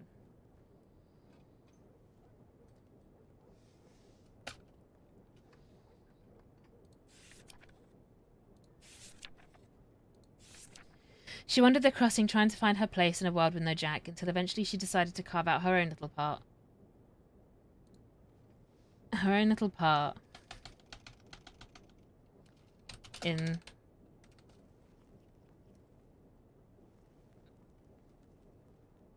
until eventually she decided to carve out her own little part. Her own... I don't know how I feel about this, guys. She wandered the crossing, trying to find her place in a world with no Jack, until eventually she decided it was time to make her own place. Howdy. So, is that your third break today? To carve out her own Well, we all need to rest at some point. little part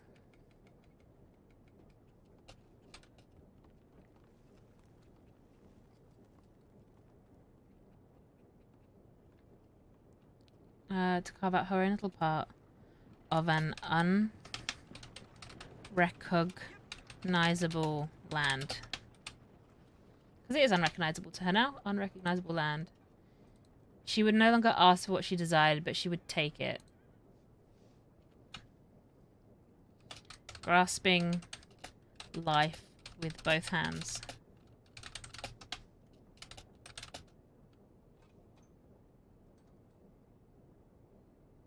And acting only for herself. For herself. Nope.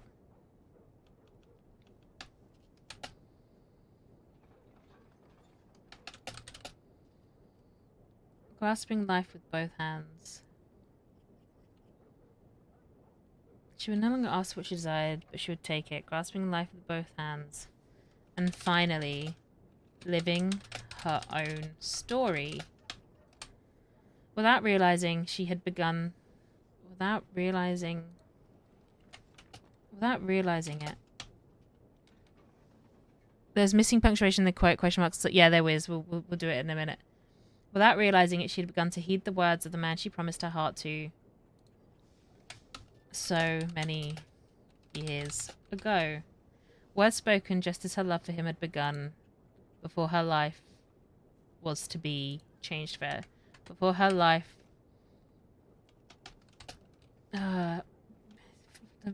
words spoken just as her love... Words spoken to her just as her love for him had begun.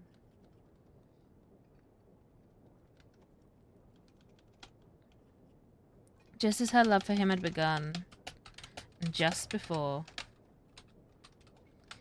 she would learn some of life's hardest lessons. Hardest lessons.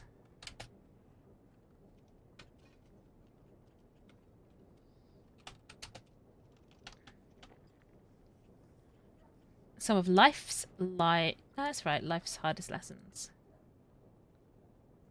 Forever is one word too. If I just put a space in there like a fucking idiot.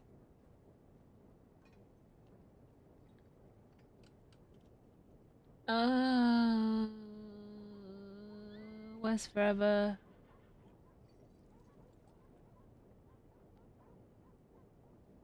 Is forever on this page? Or have I written forever wrong elsewhere? We're gonna go back and find this all. No longer asked what she was given. She began to heed the words of the man she promised her heart to.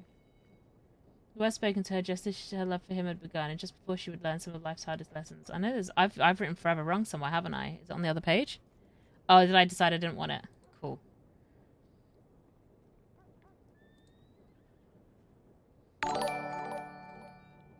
Joy! Thank you for the gift sub. Welcome to No More Ads, Vinny.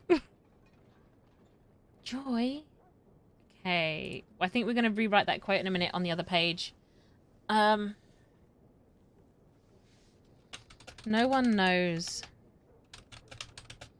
where she ended up, or if she was to become a success, but his words will be forever imprinted on her mind and in her heart. Here we go, let's retype that then. You want me to be happy. You want something. Oh man, Joy spoils me. I love you too, Joy. You want something good to happen to me. Then go and be successful and be happy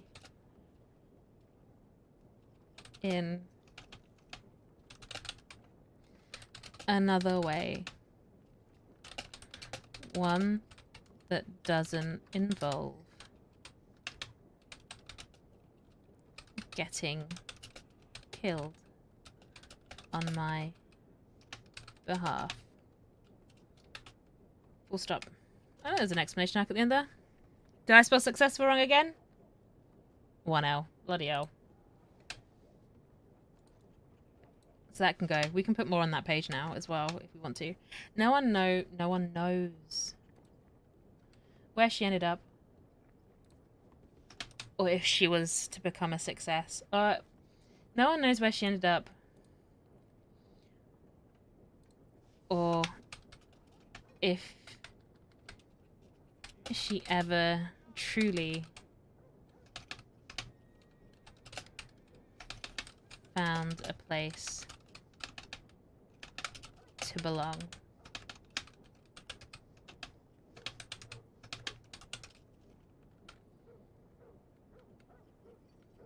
Truly found a place to belong.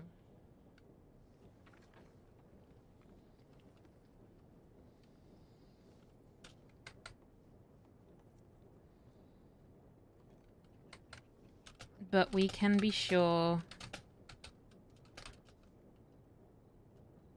of this. She never stopped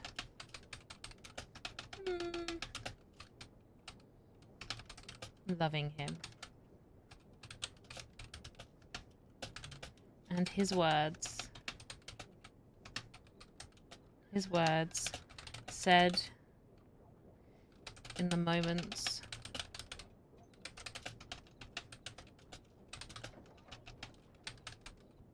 before. Just want family subs to the beautiful, awesome Moogie. Oh, joy! Joy!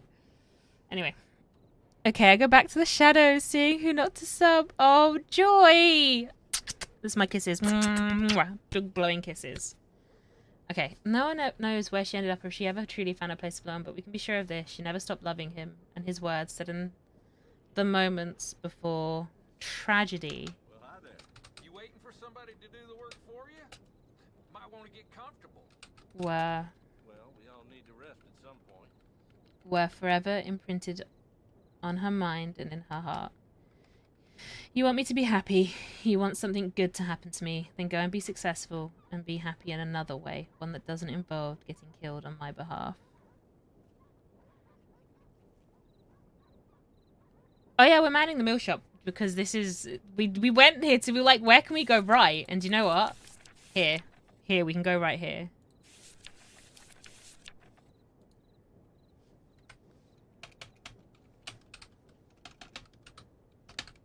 Perhaps someday. Hey, you good? Oh, I don't know. I don't know how to finish this. I feel like this needs something to finish it nicely. Do we want to read through it again? Let's read through it again. I'm sorry, guys. This is gonna be constantly going backwards and forwards until it makes sense and until I'm happy. This is why I don't often stream me writing stuff, because it is so much to and forth. Okay. She fell in love with a man she hardly knew and whom on first meeting didn't even remember. To most people, Jack Kettleman was a monster. His face half mangled, an empty scarred hole where an eye should be. His skin leathery from too much time in the burning sun of the west, and his hands rough and calloused.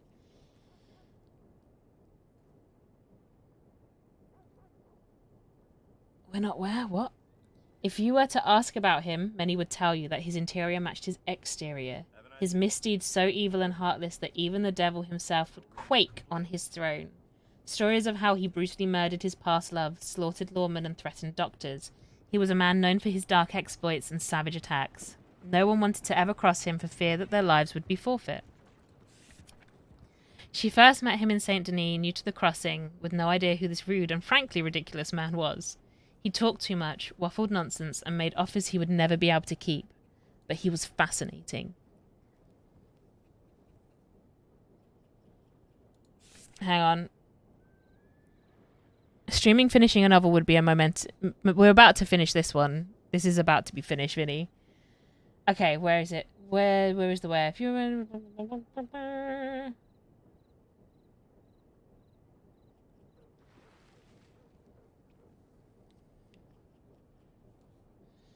She found out the man knew and I didn't remember. Most people died with his face half mangled. Where? Thank you. That's where.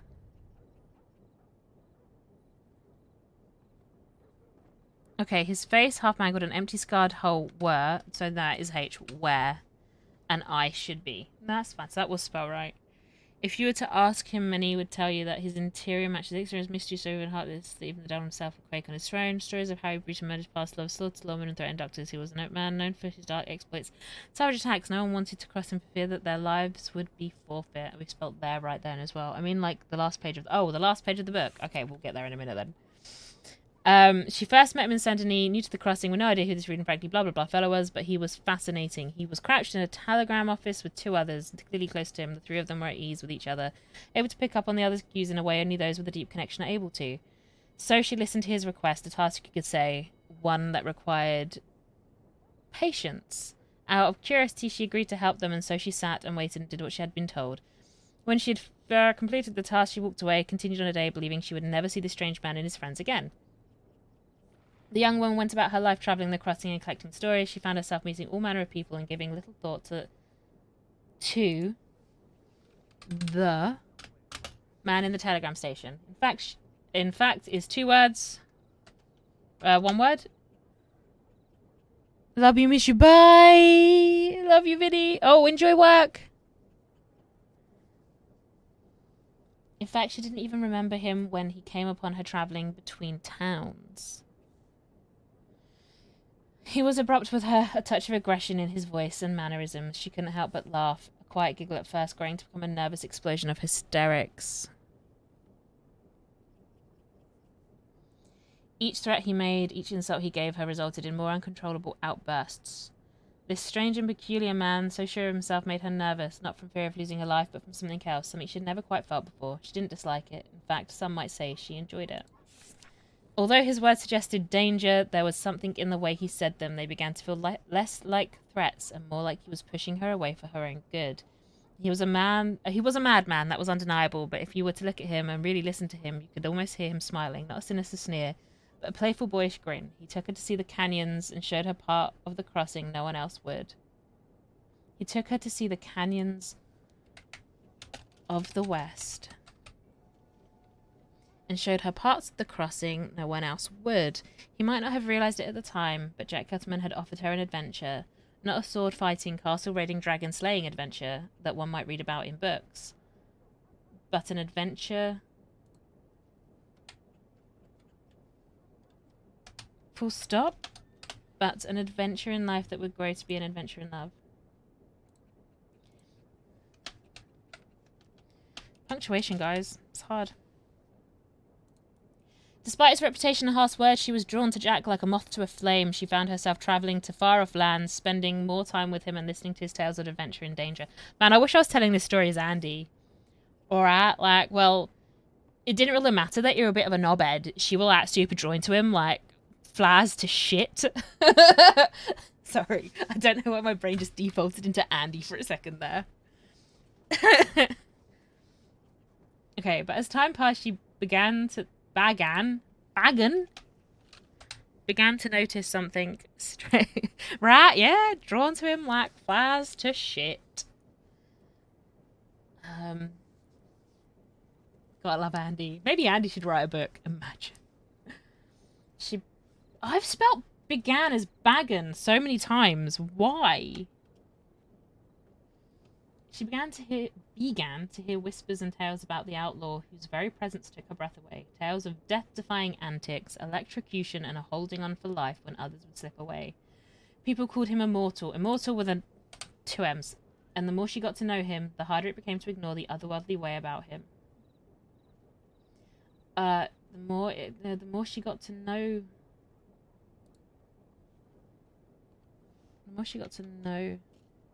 Jack, the harder it became to ignore the otherworldly way about him. He remained unchanged forever, ruggedly handsome and perfect in her eyes. Jack's past eventually caught up with him, and he was taken away, torn from her arms for a very long time. And so she waited and comforted herself with the memories of him. Many years passed before she would see her love again. Eventually she found her way to him, and once more he remained unchanged, as formidable as the day she met him. Over the years, her love for him had not... I feel like that needs a space. Over the years... her love for him had not only held strong, but grown. It was an all-encompassing love, a burning inferno of desire, but despite her ever-growing affection for Jack, she knew deep in herself that he didn't share her feelings. Although he was often kind to her... I think that's another... Although he was often kind to her, he always kept... He always kept her at arm's length. Eventually, he sent her away. Jack had no space in his heart for the woman that loved him.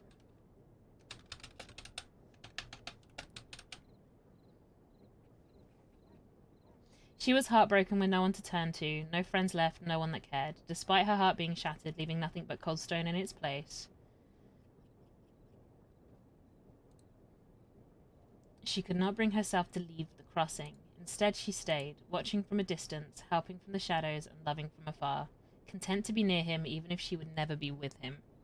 Over the years, she went on to live her life.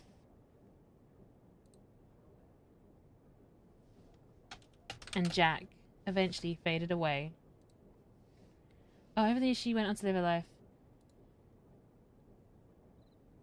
And her constant thoughts of Jack eventually faded away.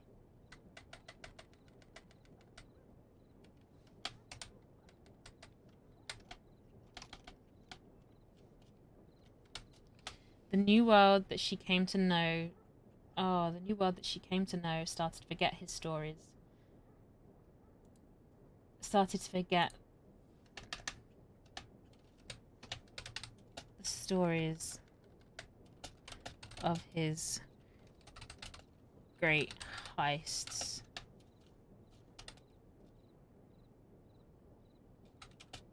I'm sure they did, yeah. Started to forget the stories of his great heists. Started to forget the stories of his great heists.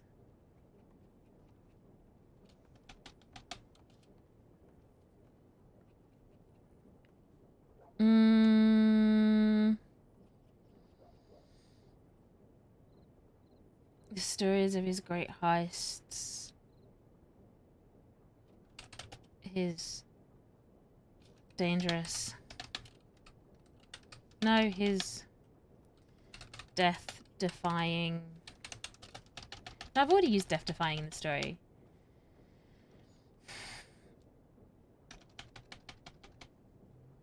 The world she came starts. The new world that she came to know started to forget the stories of Jack and his antics and his exploits, his principles being twisted, his principles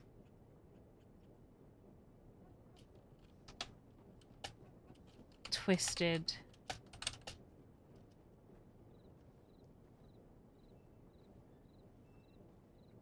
and oh no, I don't want to talk about his principles. The stories of Jack. I started to forget the stories of Jack and his exploits. Yeah, that's enough. The crossing wasn't the same without him, and a new outlaw age began.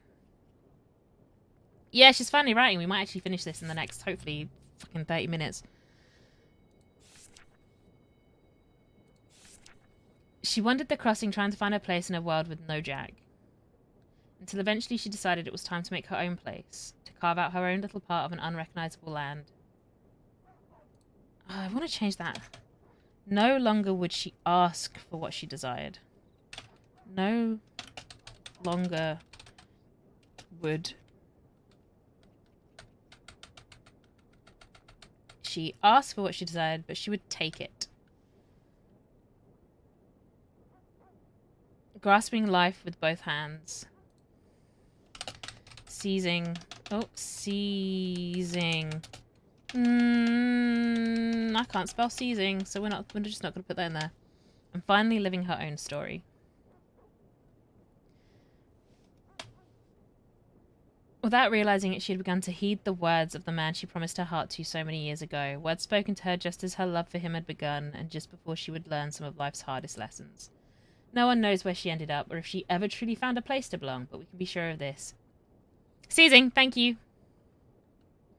Grasping life with both hands. Seizing. Opportunity.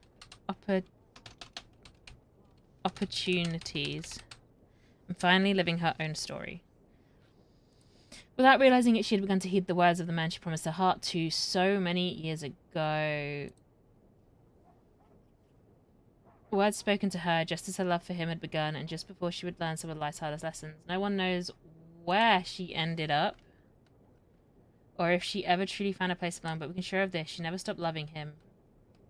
And his words, said in the moments before tragedy, thank you, were forever imprinted on her mind and in her. That was the word you were after there. Yep. On her mind and in her heart.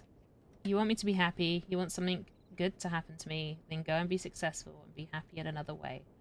One that doesn't involve getting killed on my behalf.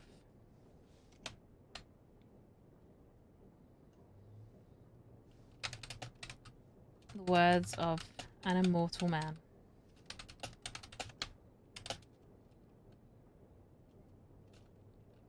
One she will wait. One she will continue to wait for.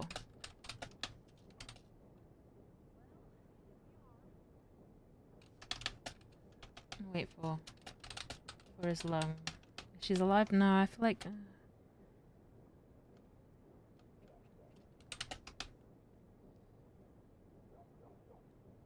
The words of an immortal man. No, I wanna just finish it up with something to do with an immortal man, and then we're done. You want me to, no one knows where she ended up, or if she ever truly found a place to belong, but we can be sure of this: she never stopped loving him.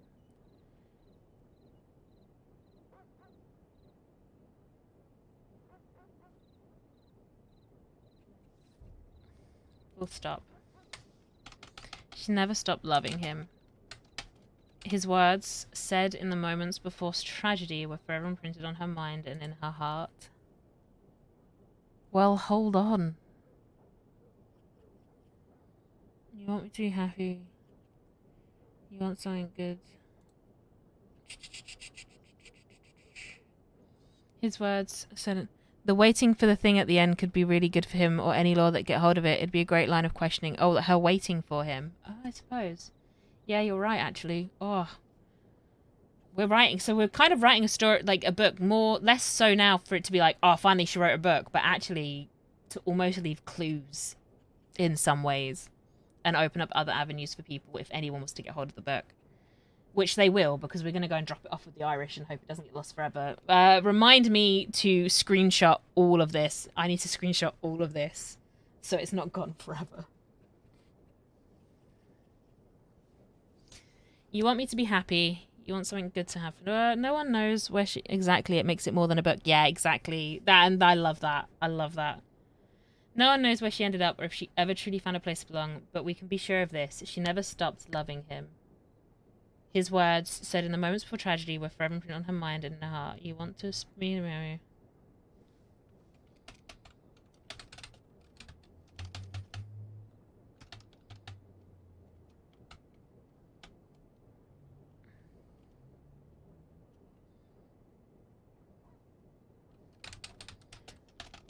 Those that remember.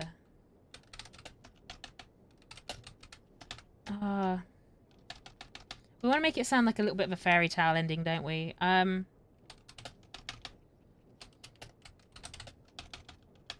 dark nights, when the moon shines its brightest. Whispers of a woman.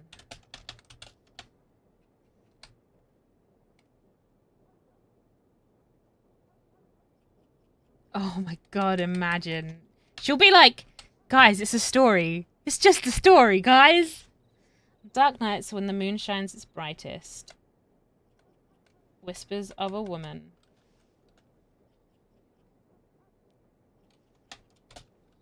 Stoic and cold.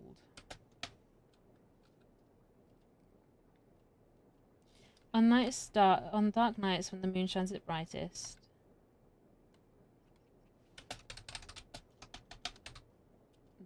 There are whispers of a woman, stoic and cold.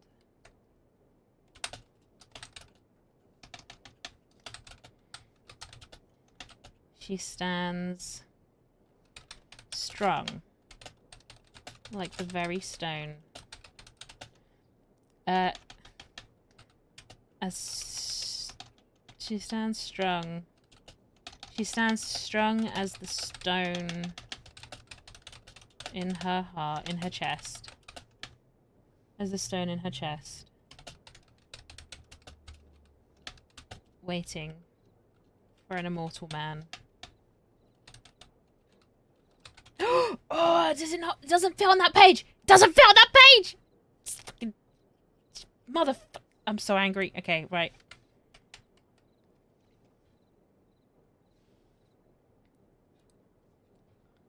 Okay, we'll put this on the other page. Oh, no, because if I cut that out... Fuck it. Okay. No. How do we make it fit in the page? Guys, this is terrifying. Okay, so we're gonna do this on another page. We're gonna do this on the other page. No one knows... Really? Can I... Oh, maybe I should just done that. You'll make it fit. What did I just write about that then? On dark nights. Because again, it needs to sound like a fairy tale when the moon shines its brightest. Whispers of a woman.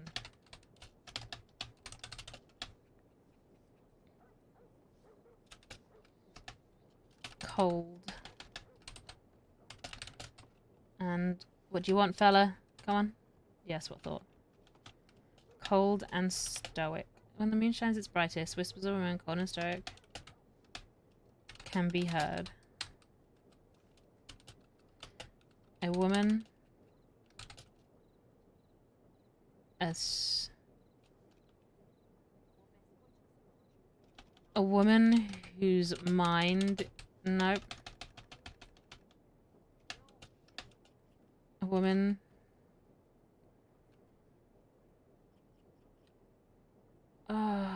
Cold and stoic. She's not really cold and stoic, though, is she? I can't describe Cecily as cold and fucking stoic. She's a piece of shit. She's an absolute... A woman, soggy and weaponated. Dark nights when the moon shines its brightest. Whispers of a woman. Waiting. As still as a statue.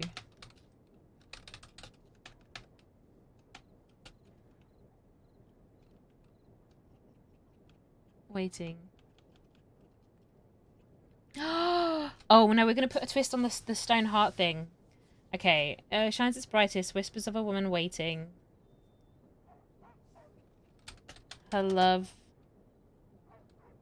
as strong as stone. Her love as strong and unmoving as stone. Waits for the return of the immortal man. Angry. Of this fucking like a potato swaying in the breeze. Return. Do I want of an immortal man? Of the immortal man? Thank you. Her love is strong and unyielding. That is a beautiful word instead of moving. Unyielding. Unyielding. As stone. Waits for the return of the immortal. Come on, if I can't fucking fit this in there right now, I'm gonna cry. Mortal man. Can I put a space in there now? Why is that too many words on this page, but not on the other ones? Please and thank you. Why are we doing this? That upsets me.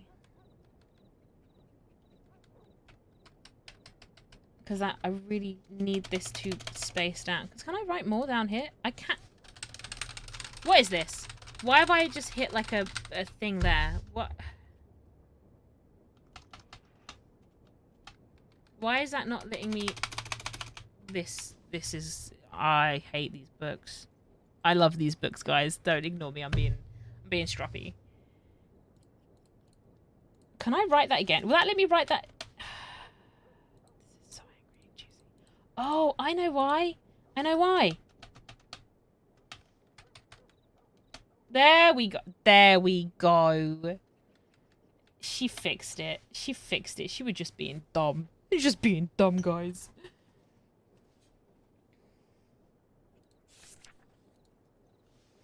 The end.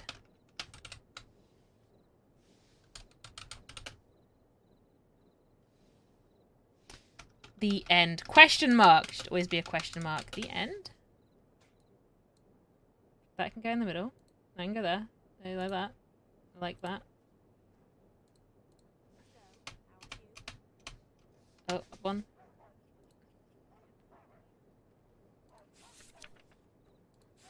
And then, what, we'll just tear these pages out? Oh man, did we just finish a story? Did we just finish a story? Cecily's first book, guys. Maybe. I'm clapping myself. It only took 6 fucking months. Okay. Do you want to read through it? It's only a short story as well. I hate that there's still pages left. I might pull those pages out.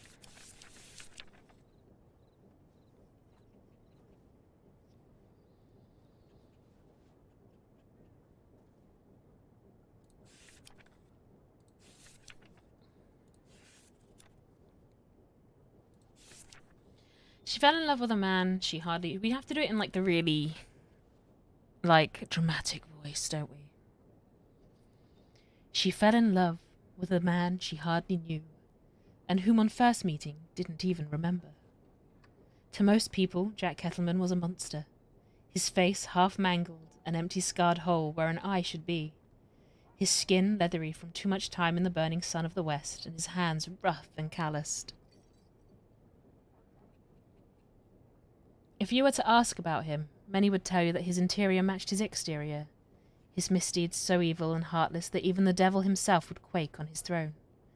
Stories of how he brutally murdered his past loves, slaughtered lawmen and threatened doctors. He was a man known for his dark exploits and savage attacks.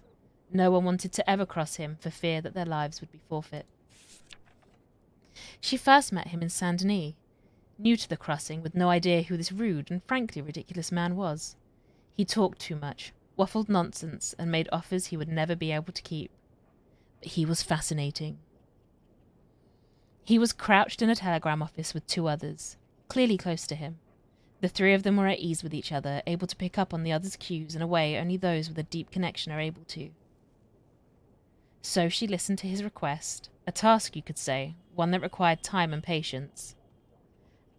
Out of curiosity she agreed to help them, and so she sat and waited and did what she had been told. When she had completed the task she walked away, continued on her day, believing she would never see the strange man and his friends again. The young woman went about her life, travelling the crossing and collecting stories. She found herself meeting all manner of people and giving little thought to the man in the telegram station. In fact, she didn't even remember him when he came upon her travelling between towns. He was abrupt with her, a touch of aggression in his voice and mannerisms.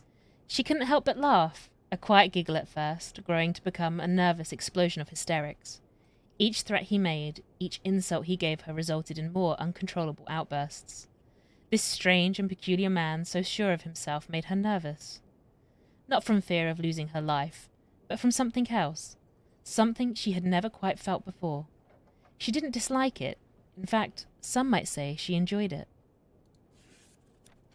Although his words suggested danger, there was something in the way he said them.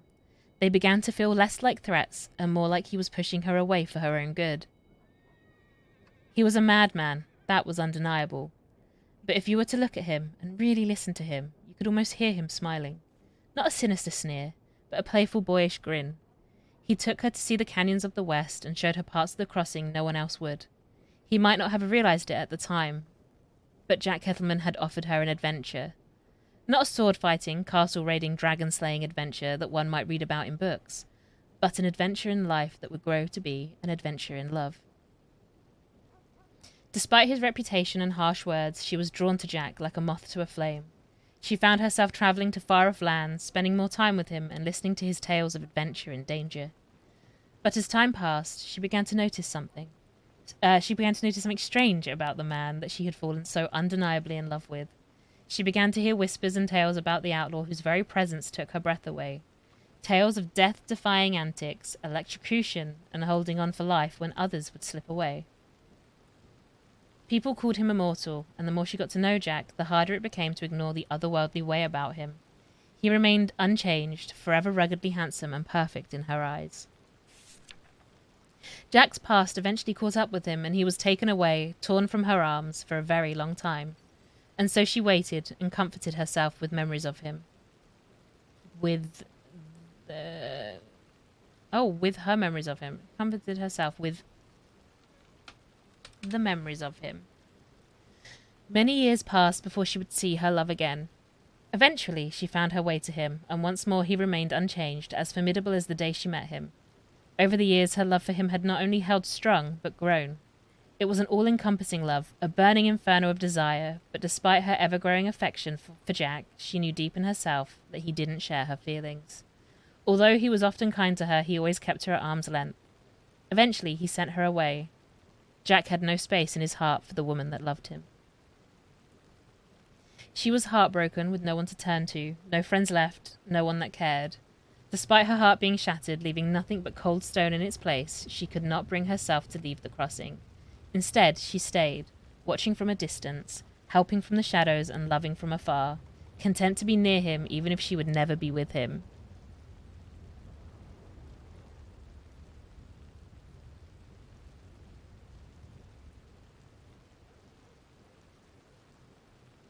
Where do we think that? Where's that? I think her works better than the personally, but I also know nothing.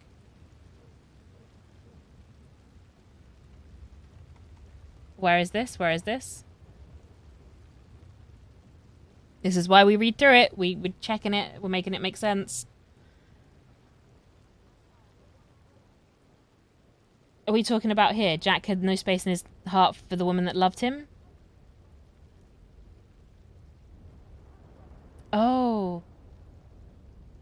And he was taken away, torn from her arms. It was back here. Nope, it wasn't. Jack's... And he was taken away, torn from her arms for a very long time. And so she waited and comforted herself with the memories... With her memories, okay. With her memories of him. Okay. There we go. So... Jack had no space in his heart for the woman that loved him. She was heartbroken. With no one to turn to, no friends left, no one that cared. Despite her heart being shattered, leaving nothing but cold stone in its place, she could not bring herself to leave the crossing. Instead, she stayed, watching from a distance, helping from the shadows, and loving from afar, content to be near him, even if she would never be with him. Over the years, she went on to live her life, and her constant thoughts of Jack eventually faded away. The new world that she came to know started to forget the stories of Jack and his exploits. We'll put his name in there again, Jack Kettleman and his exploits. The crossing wasn't the same without him, and a new outlaw age began. She wandered the crossing trying to find her place in a world with no Jack, until eventually she decided it was time to make her own place, to carve out her own little part of an unrecognizable land. No longer would she ask for what she desired, but she would take it, grasping life with both hands, seizing opportunities, and finally living her own story. Without realizing it, she had began to heed the words of the man she promised her heart to so many years ago. Words spoken to her, just as her love for him had begun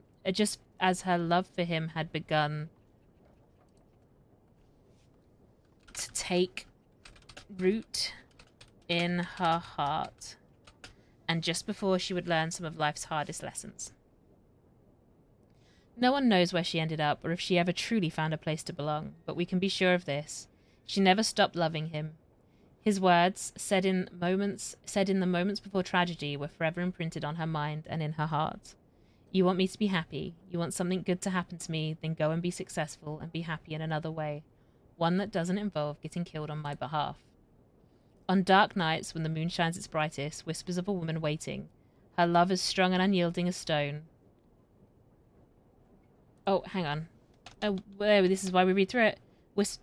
Its brightest. Whispers of a woman whose love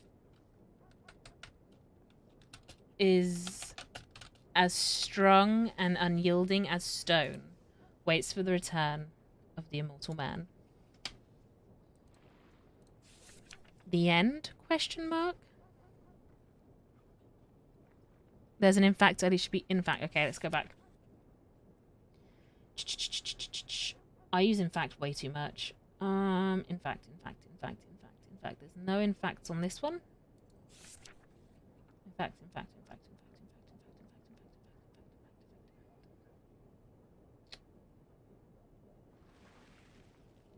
He's run away. There's no in facts. I might be missing them, but...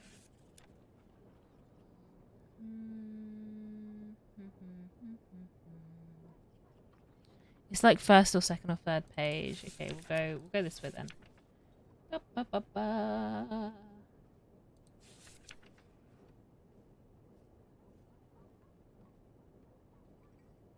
He was crashed their office. Is it this in fact?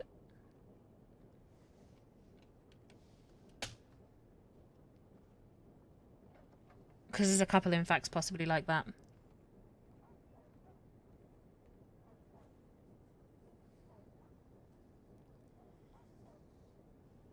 I'm gonna wait patiently for the answer from Chad Baby Doll, because I know there's definitely lag. Well, there's like a delay in streams and to me in live time.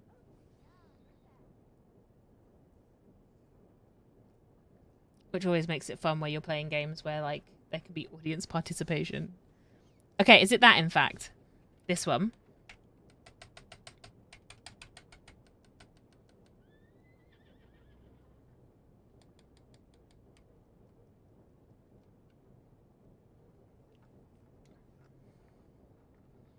I think so. Okay, so I've separated. Oh, Link, thank you for the hydrate. We'll make a slurpy noise. Thank you, Link. She didn't even remember when he came up on it. So there's another, in fact. Is it that one? Does that need a space as well? I feel like it probably does. Man, I do need to just stop using in fact as a word. As an option of words.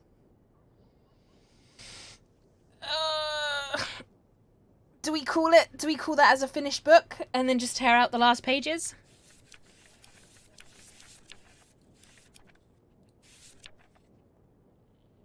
Man, I don't know how many in facts I've used. Okay, let's go back. In fact, so much she enjoyed it. Okay. Because usually I do have them spaced. In fact, I don't... Actually, maybe I didn't use in fact as much as I thought I did. Oh, the hiccups.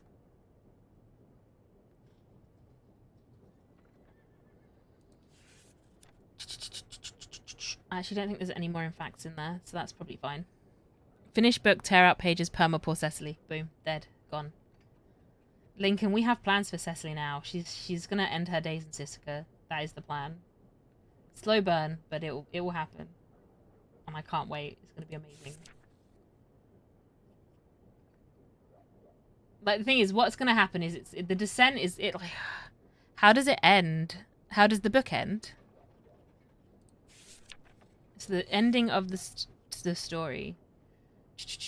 No one knows where she ended up or if she ever truly found a place to belong, but we can be sure of this. She never stopped loving him. His words, said in the moments before tragedy, were forever imprinted on her mind. Or are. Let's say are. Let's put this slightly more to present tense. Are forever imprinted on her mind and in her heart. You want me to be happy. You want something good to happen to me. Then go and be successful and be happy in another way. One that doesn't involve getting killed on my behalf. On dark nights when the moon shines its brightest, whispers of a woman whose love is as strong and unyielding as stone waits for the return of the immortal man. Ever since Jack showed at the canyon, I knew she would rot in prison. Ah, mate, we all knew. We all knew.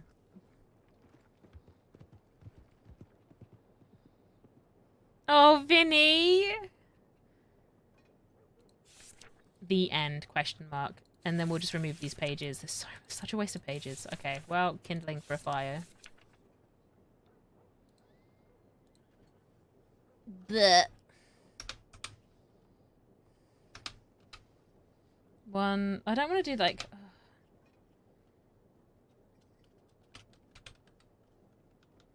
Blank page.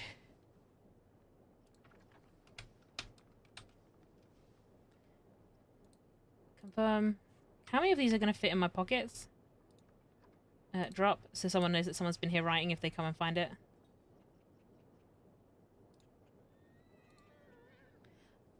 Okay, question. Do we want it to be Ceci Dubois or just C. Dubois? Ceci's gonna... Permits tripping in the woods. Fucking Cecily. Sneezes too hard and blows her own brain out a nose hole.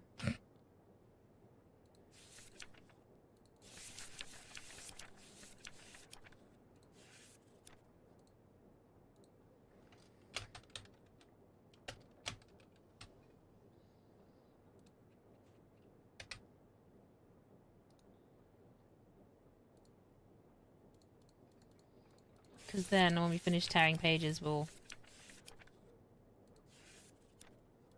lock the book. Oh, take a deep breath, guys. We just finished a story. I think it's just because I haven't known how I wanted to write them. Yeah, I will do.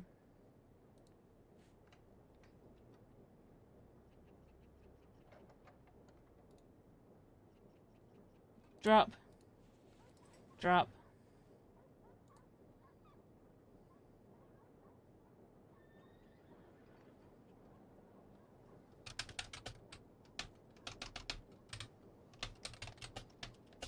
Discarded.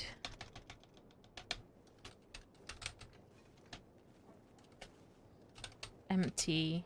Blank. Pages of a book.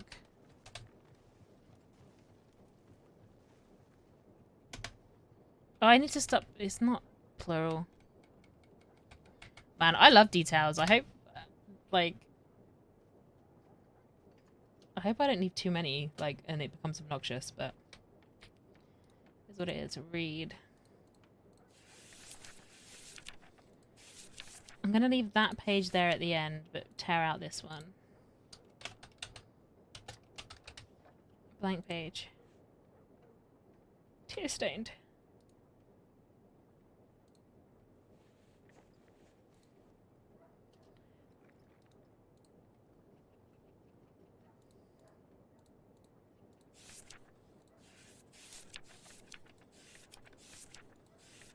That's cool. Okay.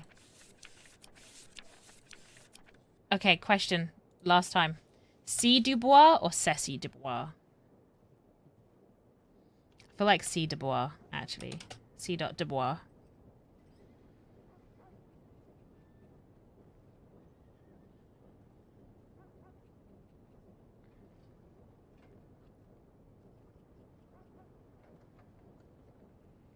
After you post 10, I think the oldest one deletes itself. You put them down again so they shouldn't ever get to 100. Oh, that's cool. It doesn't fit. It doesn't fit. I can't. Oh, I can. Hang on. But can't space it.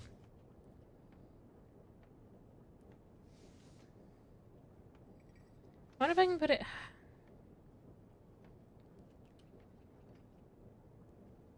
So I've just called it Immortal Man. Because it doesn't fit. Doesn't fit.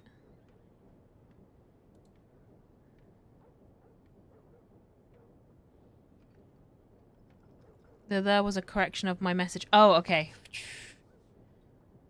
Let's have a quick look. So we've got... She fell in love. Guys, we got a story. Am I the only one that can't freaking see the letters? Maybe my screen is too small. Yeah, no, it's you're probably not the only one, which is why I kept reading it out. Do you want me to read it out again? Oh, screenshots. Let's get snipping tool, because I'm not losing these. I think it's Moody's resolution. I don't know what the resolution is or how I can fix that. Because I'm dumb. Okay, new. We want page 1. So don't worry, I'm just file, save as. You can have a new folder. Oh, hang on. Create a new folder. The Immortal Man.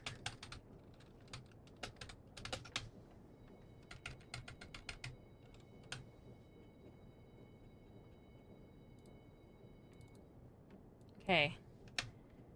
Page 1. We'll just do 1. Save. New. Oh, bugger it. Oh, hang on. What have I just done? Oh. Stop it. Oh, that was weird. 720p currently. I have no idea how to change that.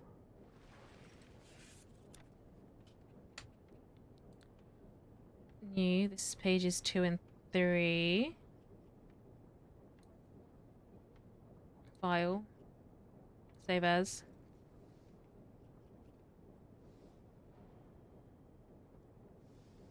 Two, 3.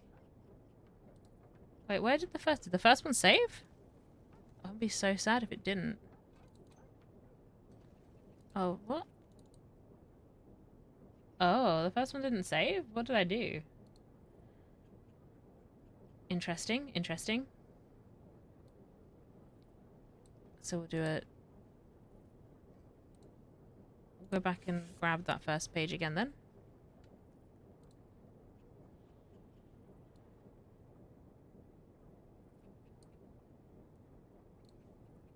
File, we're gonna save that. There we go. Freaking yes, replace it please with something that works. Oh, does it still not? Why is that one not? That should be a picture. Why is it not? My stuff's not saving. delete that completely. It's fine. Let's try it again. File, save as, PNG, save. That's better. It saved that time. Jesus wept. I also don't know where I got Jesus wept from. It's something I started saying as Andy, and now all of my characters seem to say it, and I'm like, why? Where have I picked this up? Do you ever just pick up random sayings occasionally, and you're like, I have no idea where that's come from. I don't speak to enough people to have picked that up. I wonder if I heard it. Maybe I heard it in a film or something. Again, I'm so impressionable. Save as. That is 4 to 5. 4 to 5. Yep, good, good. Move you across again, please and thank you. New.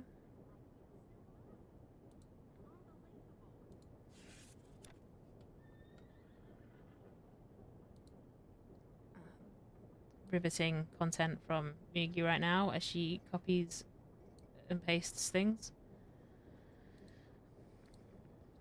File, save as. That would be 6 to 7. 6 to 7. What I'll do is I'll also post these little screenshots into my Discord for anyone that wants to try and read it through photos and images there.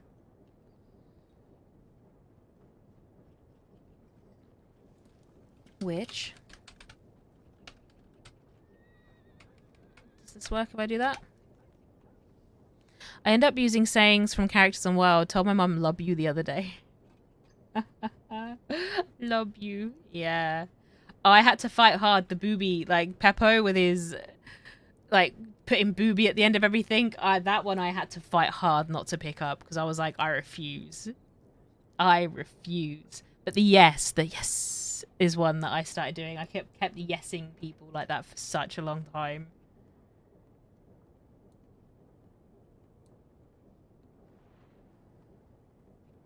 But I think I've picked up some of Zip's mannerisms as well lately. I can't think of... a piece of shit. Piece of shit is one I've picked up from Zip. And I'm like, no, this cannot bleed. Same. I say howdy to people. As long as it makes you laugh a little inside, then it's all good. It always makes me laugh. A little inside, I'm one of those people that obnoxiously laughs outside at my own hilarity. No one else has to laugh at me because I can guarantee I'm laughing at myself. Audibly and very obviously. Right, which one was that? Okay, so I want to swap to the last page.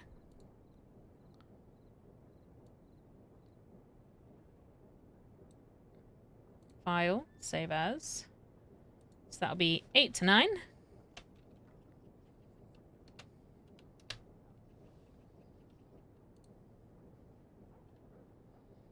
I've always said howdy, it's just become more frequent now.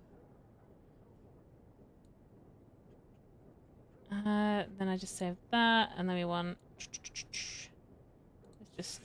we'll take that random, the end. Just for the imagery.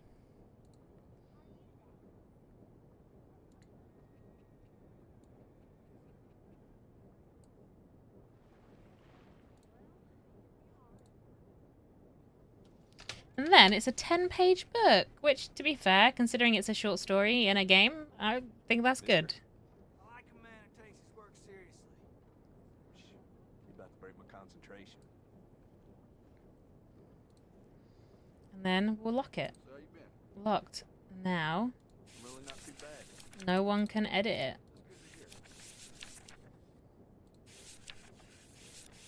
Done.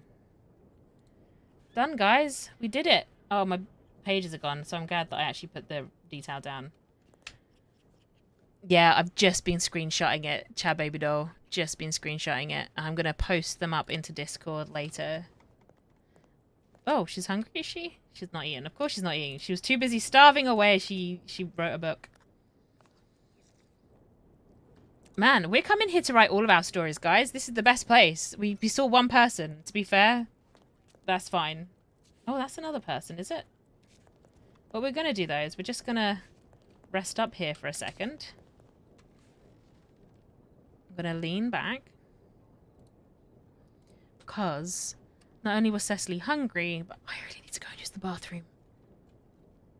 So we're just gonna enjoy watching her with some music. I'll be right back, guys.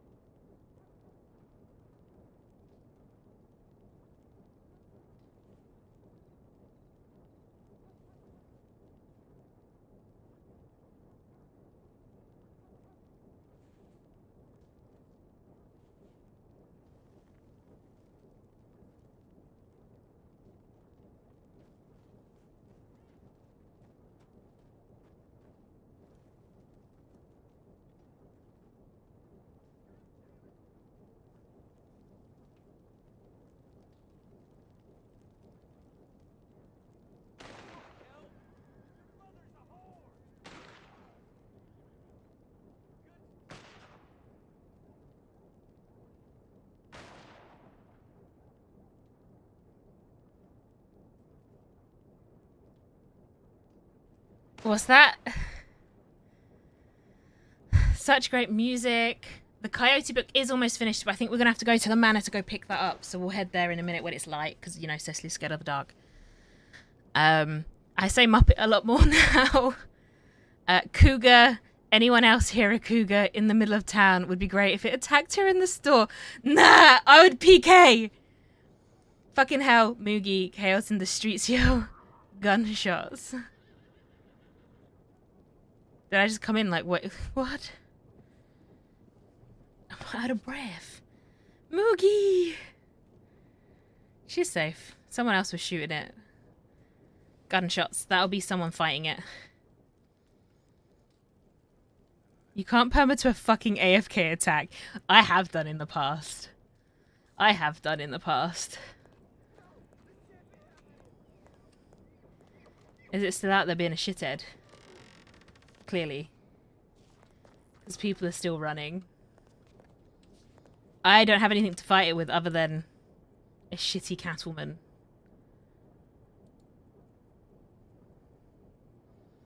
Oh yeah, 100% it's probably a guard fighting it and the guard probably died. You would never forgive me. I can hear it. Oh yeah, that arsehole's still out there. I don't even have her bolt action on her horse. Can we see it through the windows?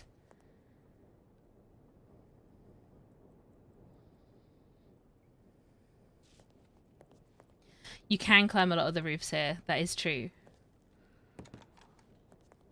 Because I think you can climb onto those boxes. But do I want to risk that for a chocolate biscuit? Maybe.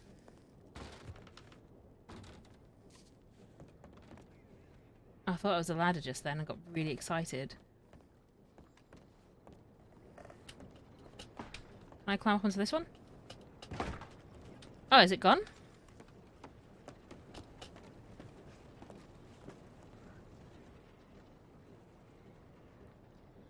What is that? Is that a wolf on the roof? Oh, it's on the roof! Yeah, you can climb a lot of roofs, guys.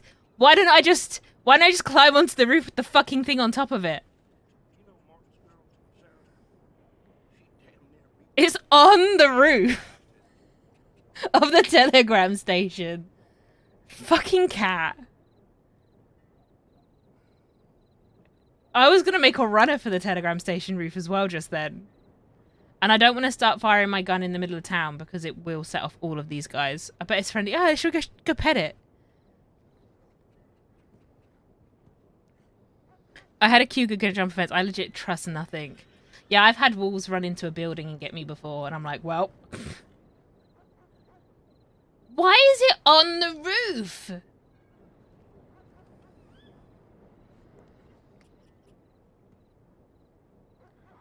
I'm scared to leave, because it's just going to drop down on top of me.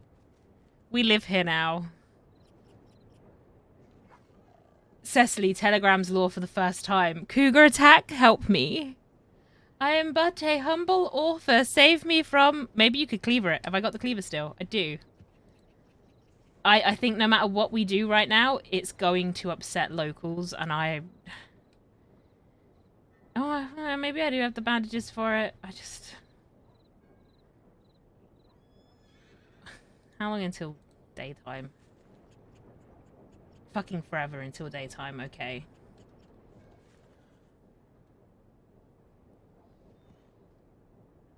Thing is, Annisburg, everyone's so angry in Annisburg as well. Like, the minute I shoot, this guy will shoot me.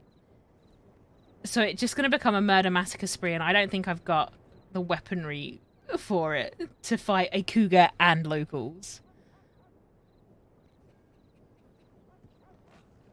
It's still there! Look at that arsehole!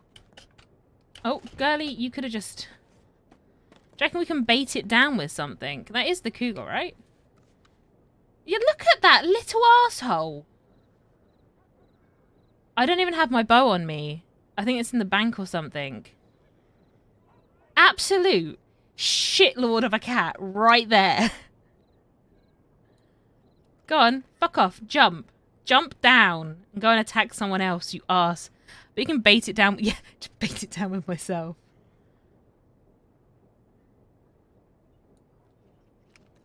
Oh, I could buy some throwing knives. Oh, I could buy some throwing knives. This thing is, again, as soon as I throw something, this guy's going to get upset with me, right? There's no safe way to do this. This is just doom. The only smart way is to run away.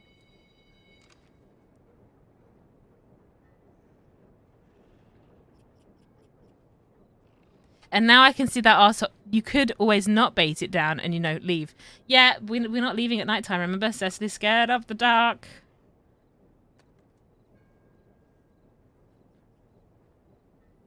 Look at him. We're going to give you a name. We're going to call you... I don't know. Did it just have a... Don't you dare. You stay up there, you little arsehole. I see you running towards me. I was about to run. Cecily needs to grow a pair, man. I know. Listen, she's scared of the dark, alright? Let her be scared of the dark from all of her years kept in a dark cell with menacing faces coming out and leering and laughing at her.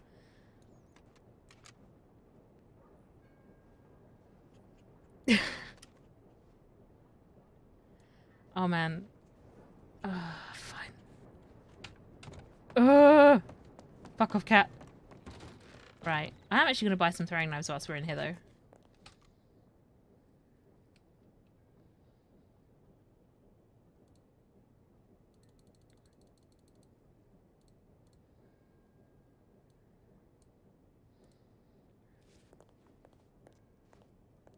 Scrambles the death dealer. Scrambles the death dealer is the name of that asshole cat right now.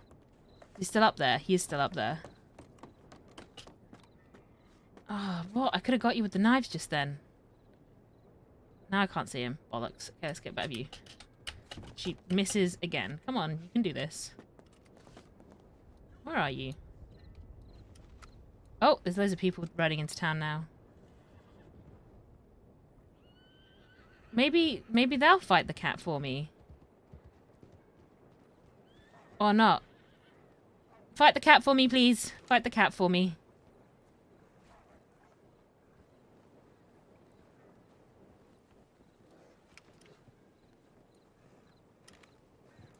Oh, yay!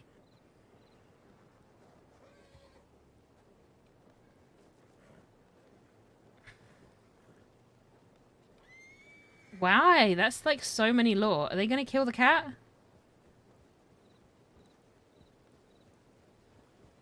Yeah, I know, right? I know, Link. Kill the cat! Guys, there is literally a cat on that roof. Oh. Excuse me, Oh, hello! miss? Yes, hello! I am stood up here because there is a cougar on the roof, and I have no idea how to deal with that.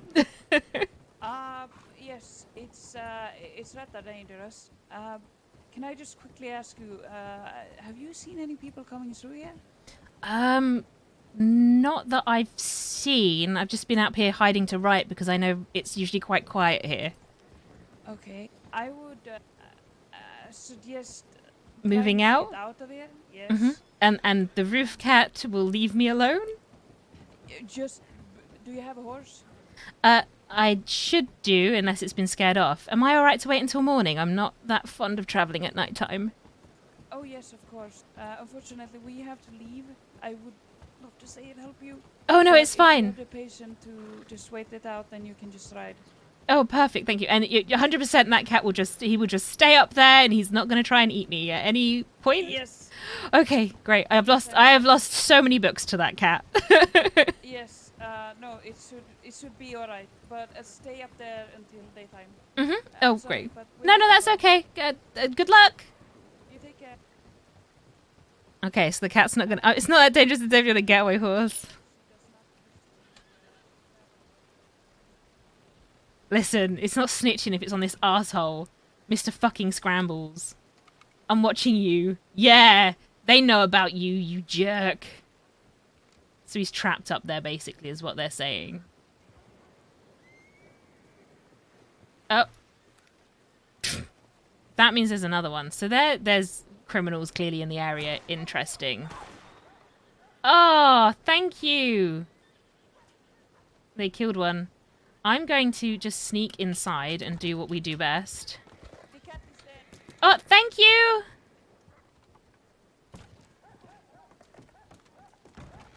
Okay. We'll do what we do best. Deputies. Riding. How many were there? Riding in large numbers. Searching for dangerous people.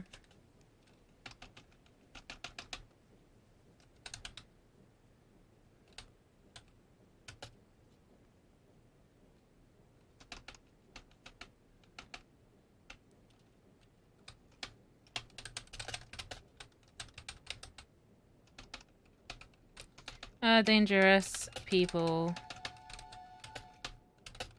lost People in Annesburg.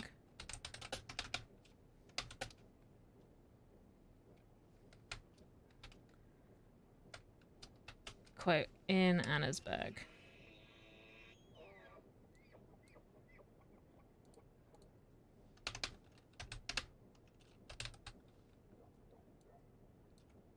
Cut.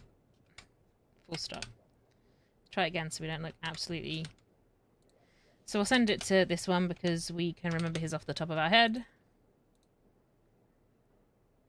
Actually, will this fit in there? No, it won't. Oh, that's a shame.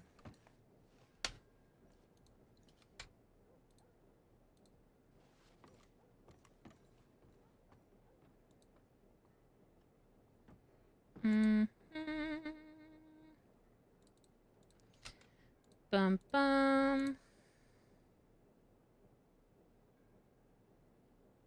Don't know who that is. Fine, do you know what? We'll give it to BB as well.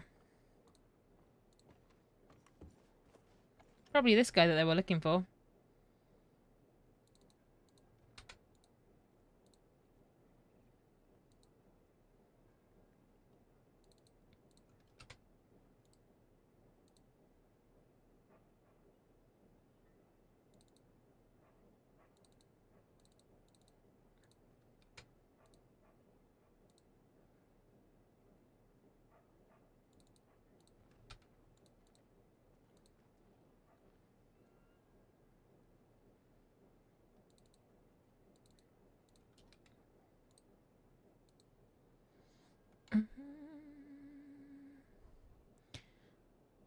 Hi, lol, scary kitty lie. Sorry, I'm sorry. Any reasonable law would fucking shoot it. What the fuck, man?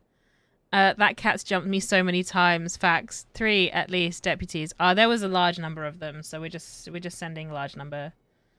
I'm hoping I've sent that to everyone on that page that needs to know. Freddie Ryder, Courier, Gideon Reyes doesn't need to know. Handsome, that is Fish when we first met them. We'll send it to Indy so that they are aware. Jack is nowhere to be seen, just in case this fella decides to show up. There's the ones that we care about. Dum dum dum. We know that this guy is also criminale. Now, we know this guy might also be criminale. That is no longer a rando. I know that that is actually a deputy now.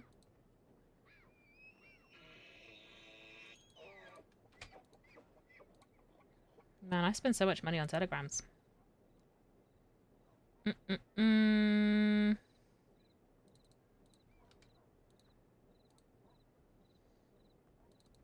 This guy's obviously wanted. McCratty could probably do with knowing. Mills should probably know. Dead. Moon should probably know. Morgan should probably know. I'm just sending it to all of them. Let's be honest. Let's keep the outlaws alive as long as possible so they can kill each other off. What? Did I just say that? No. Imagine. Hi, Super. Hi, Super. How are you doing?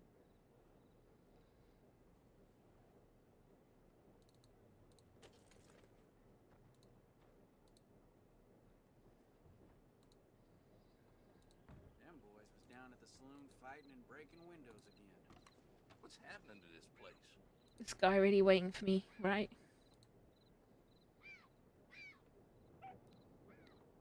Who on earth is this?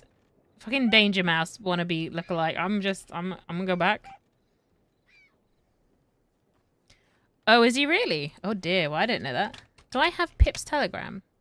Yes, we can send it to Pip as well.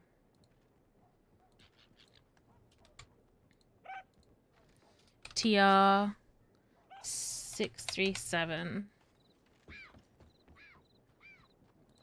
Yeah, run off, fella.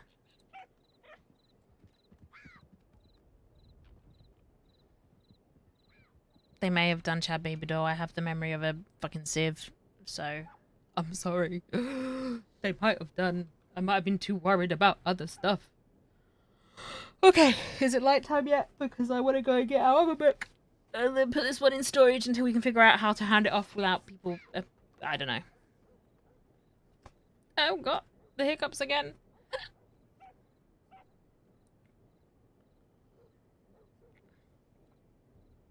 Hiccups and apparently a lukewarm cup of tea. Gross.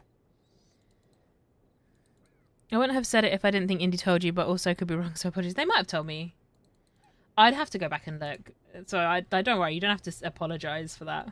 What have we got on us? Oh, what we've got is daylight. Let's get out of here. Is my horse still there? Look at my horsey. Come on.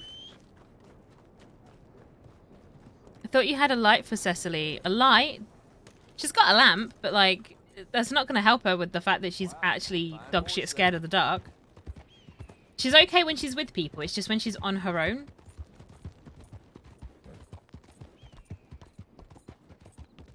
Don't worry, he did. Civ brain.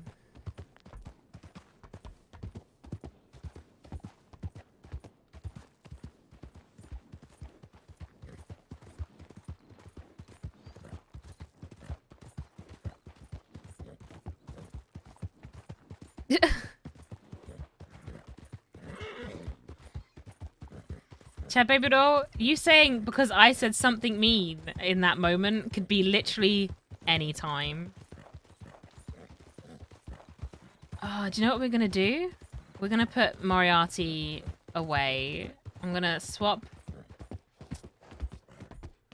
We're gonna put the book in the box. We're putting Moriarty away, and then I'm gonna walk down to where you can get a little boat, I think. Are we close to the boat? Oh no, we're miles away. Never mind. Oh, I could have got a boat from there though. Nah, we'll ride by horse then. Take a boat to the manor. Because Cecily clearly likes boats now, guys.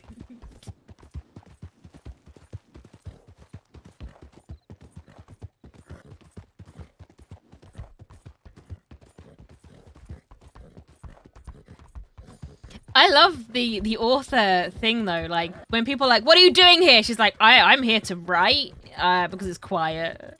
And like people they're like, "Oh, okay." And I'm like, "Yeah, okay, thanks." Yeah, I'll move out as quickly as possible. So, are you thinking of sending books in bulk to the Irish or just one or two at a time? I think we're just gonna give them off one or two at a time. I don't know if the Irish is still interested in it, and I also like I trust the Irish to distribute books and stuff at least.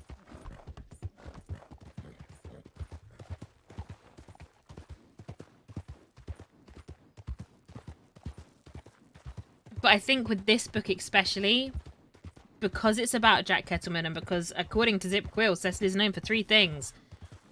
Being the author that never wrote anything, Guarma and Jack Kettleman's ex, I don't want to be the one to hand a book about Jack Kettleman over, so I'm going to have to get someone else to do it.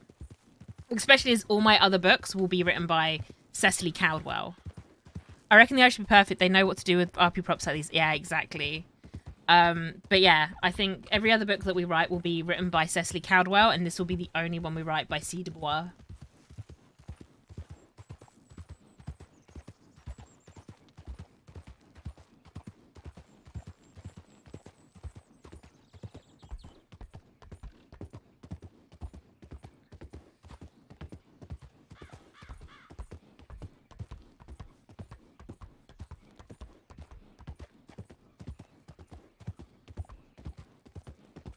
Man, 3 hours. We've just spent 3 hours writing a book, guys. Thanks for sticking with me for that. That took longer than I thought it would. We got distracted, actually. We got distracted by a cat and by talking. It's fine. We've just been having a nice chill sesh.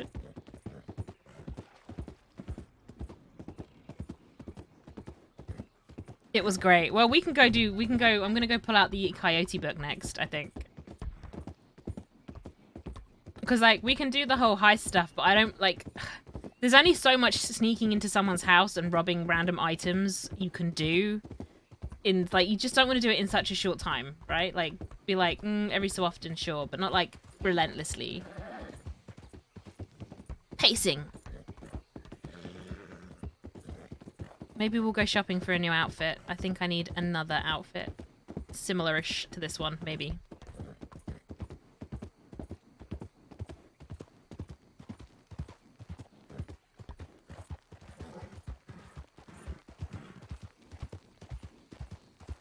Is my horse just hungry? His little head is low. Come on, buddy. Do I need to come buy you more carrots? Maybe. Oh yeah, maybe. No, it's fine. Man, I love this horse. I think it looks so stunning. I think getting the books done and being able to store things again will open up a lot of roleplay you don't have right now anyway. Yeah, same. Same. Very much the same. Like, finishing the stories is definitely finishing a chapter of Cecily's life. You could easily just have a drawer full of guns if you wanted. Yeah, exactly.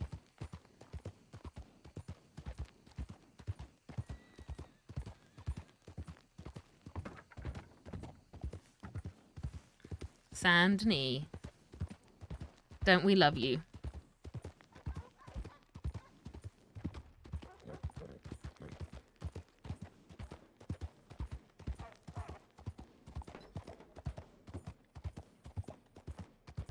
She would write to me. I think with prison, I think I'd try and convince someone to, like, I might even, I'd see if we could get a big book in prison. Like, see if someone would actually bring us one of the large books.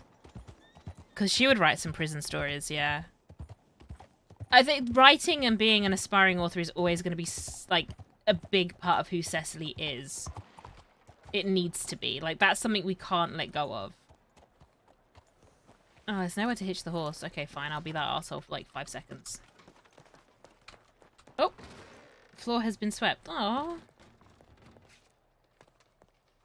Someone has been in here recently.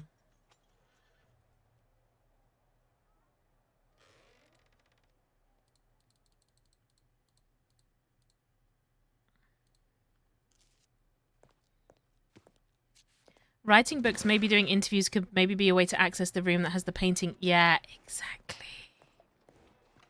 Oh man, I really hope. Like, when the time comes, I'm definitely going to reach out and be like, is this possible, please? Because that would be so amazing. It would be such an amazing last big thing for Cecily to do, and then we could actually really just close her story forever.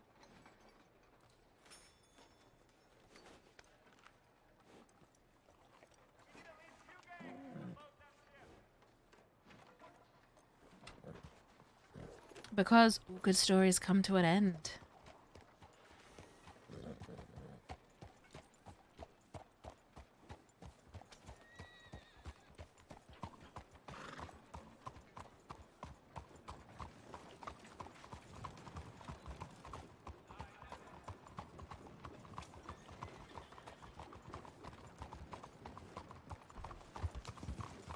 Oh, easy, fella.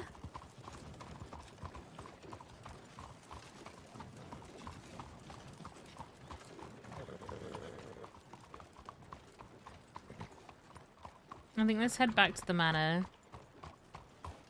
Oh, actually, let's...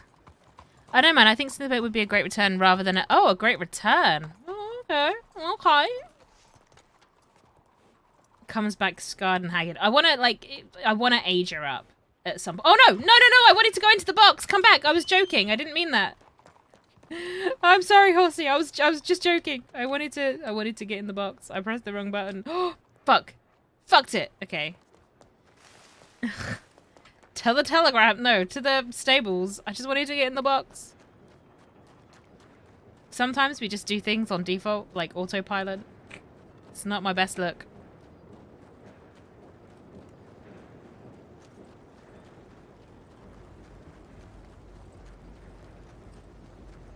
I still want a big chase through Saint Denis. Like, oh, look at this. Like, and then you can go up things. Maybe not in this area, but there's like usually ladders and stuff you can launch yourself up. Like, I think if we ever become actually wanted, we would probably hide in Saint Denis in the back alleys and stuff. Rather than out west, because that's where everyone goes. They just assume you'll be going out west. And I'd be like, I think Cecily would go to Saint Denis and be like, right, in the alleyways and on the roofs. I rarely see people do really great age up where they bench and come back with a totally changed character. Little Jimothy is the only one I can think of. Yeah, I think if, like I said, if we do that with Cecily, we will be aging her up. Like, she'll come back, she'll be grey hair. Well, maybe not completely grey hair, but she'll be middle-aged. Because she's young, early 20s at the moment. So would middle-age her, at least. Put her into her mid-30s to 40s. Open. Let's press the right buttons. What have we got on us in there? Stolen from Guarma, old notes, hero of Guarma. Like, so that means that... Oh, there's my bolt action. Okay, in that case, what we want is to go back to the house. Sort of like Mills's age, I suppose. Yeah, I don't know how old Mills is.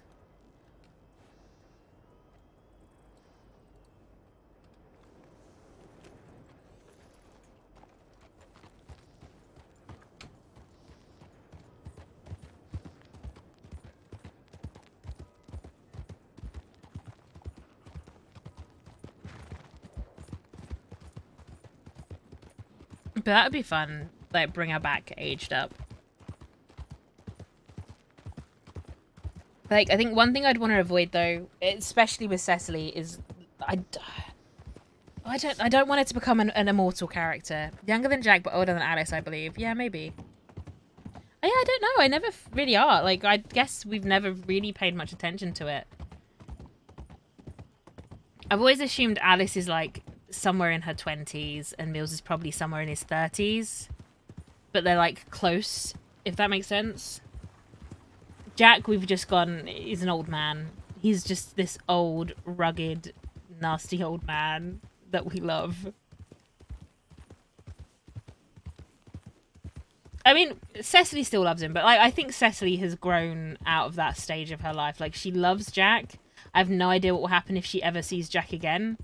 But, like, yeah. She's definitely stopped... I wouldn't say stopped waiting, but she's not, like, keeping her life on hold anymore. She's not going to stagnate and remain unchanged.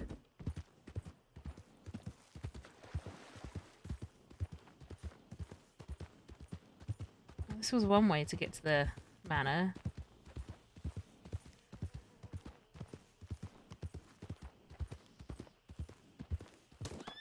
Oh, killed something.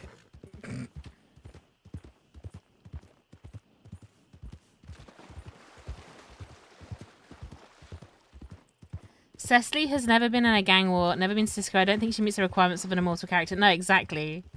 She's gonna go to Sisika. I think Sisika's...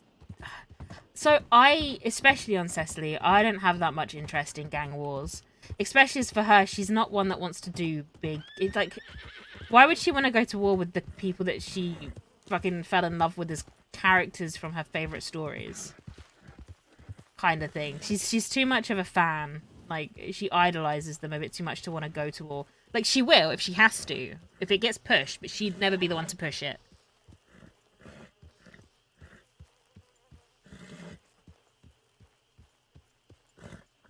I think she's very much a benevolent kind of criminal.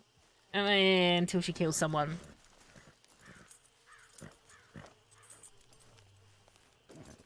Okay. So, upstairs. We want... I could have seen her battling an Edgar Star outfit, but not those KG... Yeah, exactly. Oh, yeah, she would have gone... We would have gone to town on an Edgar style kind of thing. Just because of everything they represent. And also all of the shit that they've done. Oh, where is my puppy love one? Balls. Is it on one of my... Oh, it's on one of my other horses. For fuck's sake. Okay. My pockets are too full.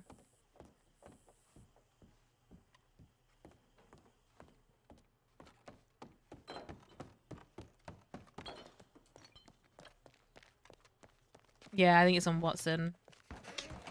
We did do a little bit of shuffling around, didn't we? Okay. Fucking... God damn it.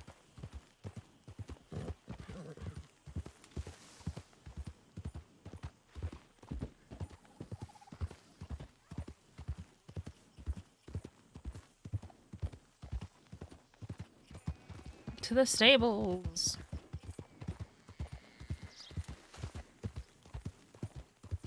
Yeah, I think this is very much going to be a writing stream, guys. Figuring out stories and stuff, just so we can clear out Cecily's inventory.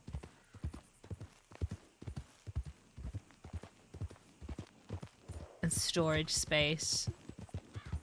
I wish you could buy a book bag. Like, I wish that was something you could get, a book bag, so you could put books in them. The same way you can get, like, instrument cases.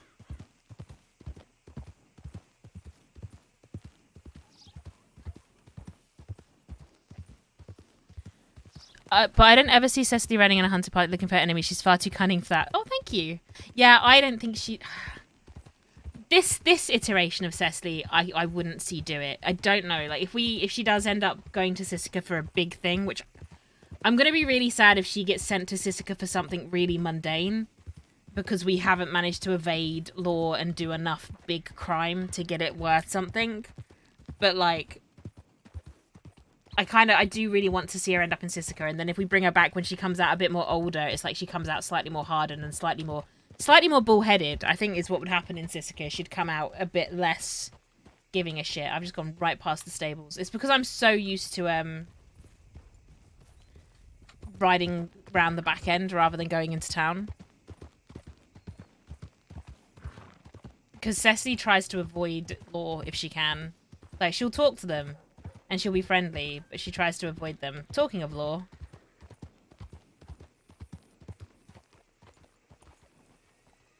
Okay.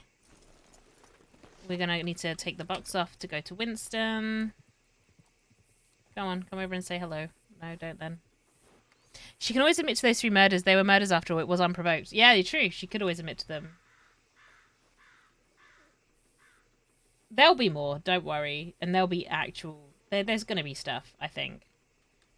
I think we can get it to happen. But, like, we're not going to rush it. This is the thing. We're not going to rush it.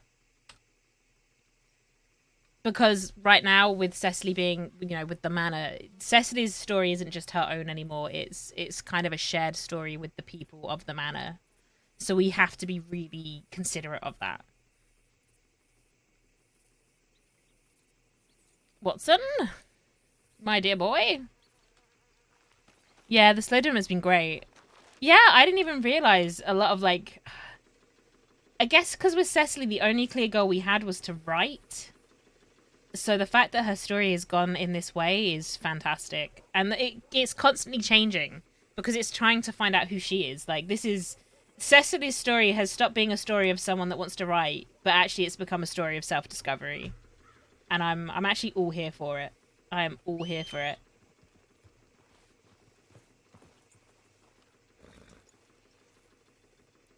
Puppy love! And Cecily's gift box, which is probably empty. We'll take that one, please. And we will put... So much shit. Oh, do you know, I don't need... God damn it. No, why am I gonna... I don't need to store knives on you. They're only fucking $1 each. And I don't want to put a Mortal Man on there because Mortal Man's going to come with us soon. And I want to keep those. So that will do for now. Actually, what's in here that can be swapped out and put on there? Large notebook, Hero Guam, stolen from Guam. We'll put the stolen from Guam one in there, actually.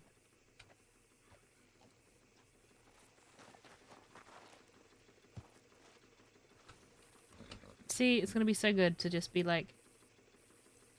There we go.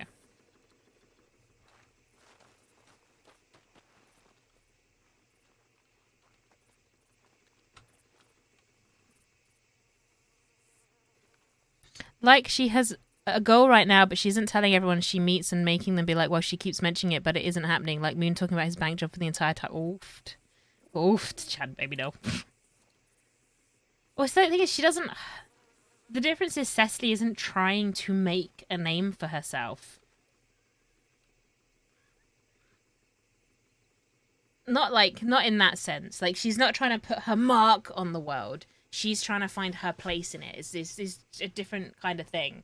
Whereas where I think where Moon was in his story was he was trying to leave his mark on the world, and he should. Like, he was a Frasier. You know, that is kind of a very Frasier-esque storyline to go down if, you know, you go by Marquis Frasier as a character. But also, like, one of the things when you talk about it all the time, it's because you're trying to get everyone to be around at the right time to do it as well.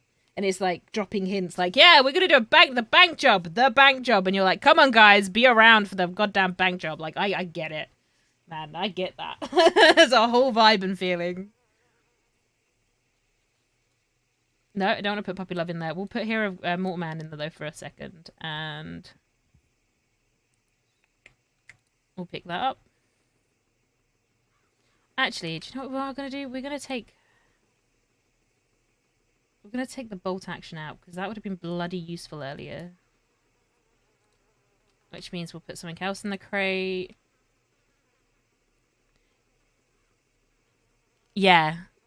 Yeah, that's kind of how I think that's how it came across to me anyway. Whether or not that was the case, I have no idea.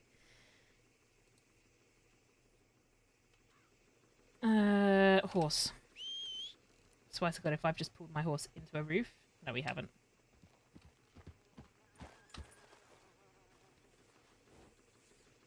I think, like, that's kind of... It's one of the nice things, actually, being as Cecily as well, is that whole... There's no one's shadow for her to really step out from underneath. The only thing she really needs to shake is the Jack Kettleman's ex thing. But I don't think she's ever going to shake that, because she kind of embraces it a little bit, too. Like, there's that whole... We just literally just wrote a fucking fangirl story about Jack Kettleman. Cecily is always going to have that association. What? Hang on, what? God damn it. Let's put you... We'll do that for now, and we're going to go back in... Because one of these has got jewels in.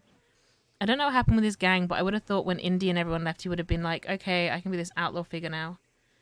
I didn't follow it.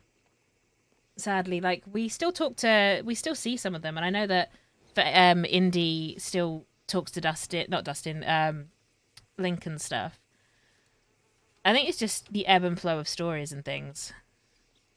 I want to brush my horse, though. Is this going to help it?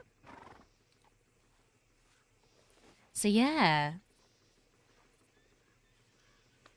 Like, and I think the other one is people take breaks, they play other characters, that...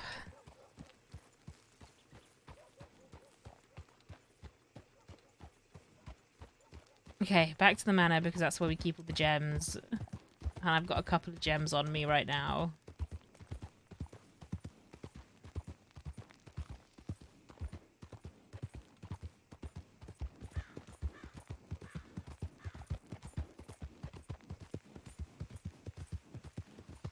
But yeah, I think something I need to start doing more of is less observing other people's stories. Like, I'm still struggling to break the mold with Cecily, like this whole, let me just stand back and watch.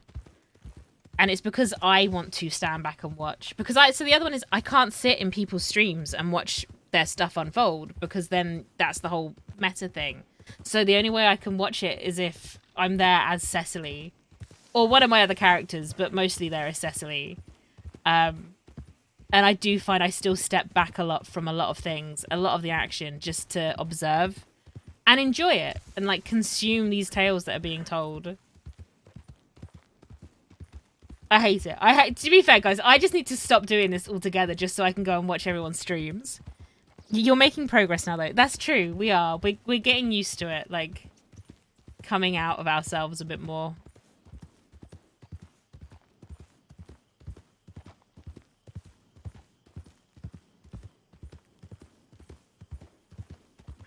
I think that's such a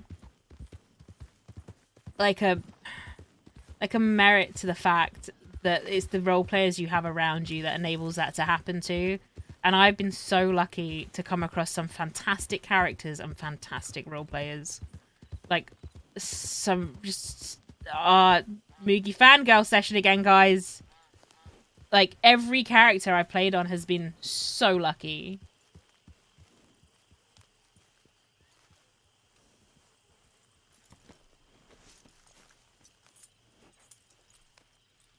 Okay, which one of these is not going to completely overweight me? That one. Why have I got flint? Okay, we don't want the flint. So we want that one? Okay. And we're gonna put those upstairs with the other things.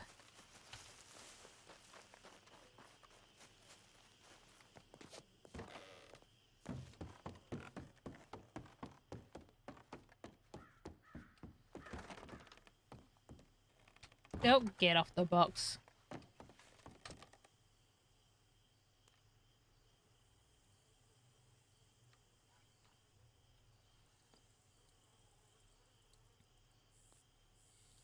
Hang on, wait. That's what we're doing. We'll just get rid of that. We don't need that. On the floor. Right there. Go away.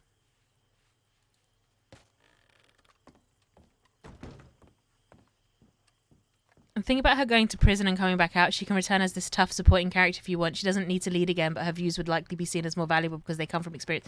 That would be cool. Yeah, that would be nice. She finds the next Cecily. The next person that found themselves in her position, and she'd be there to support them. That would be nice. In fact, I would love that. Because that puts me back in my safe space of being a supporting character as well. My safe space.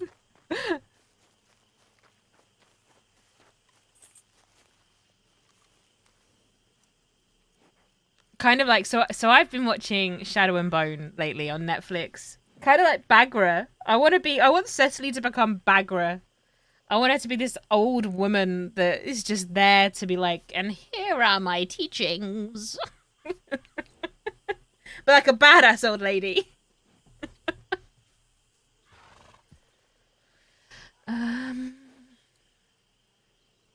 Yeah, like she can actually be everything she wanted to be by going out and doing everything she didn't want to do. Like she's earned that spot. Yeah. Okay. Let's have a look at El Coyote. I feel like if we're writing a story about El Coyote, we need to change the vibe. Like this nice classical has been really quite sweet, especially writing a tragic romance. Where are we going to write this? Where people are going to leave us alone? I don't think anyone's going to leave us alone in this area, are they?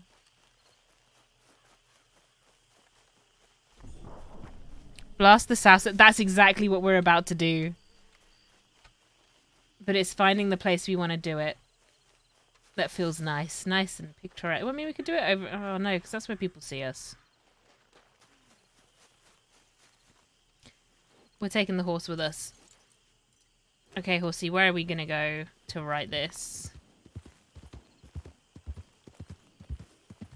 I feel like maybe somewhere around here would be quite a nice place. People so rarely run in this direction. The house behind Shady Belt? Yeah, that... Oh, over there. Actually, I'm feeling that little bit over there, if I'm honest. Let's see, can I get the horse across this? Yes, I can. Kind of feeling just here. Is there an alligator that's going to sneak up and try and eat me? No, we're good. Cool.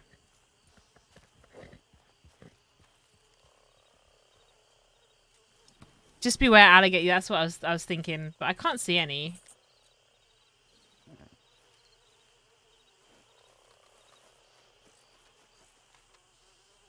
It feels a bit too shallow for them at this point. Oh, that's a bit sloppy. There you go, and we have a nice view. How very picturesque. They will spawn. Do you think they will right there? Oh, fine. Let's find somewhere safe.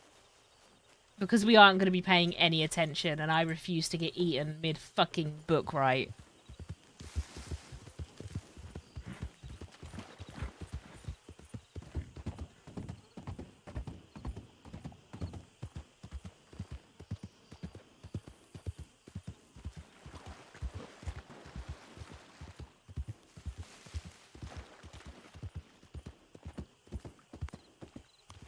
Is there a hitch? There is a hitch.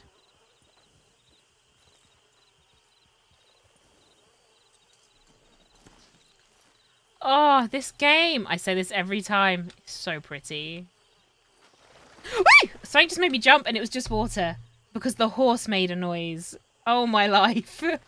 Oh, my fucking life. This seems like a nice place to do this.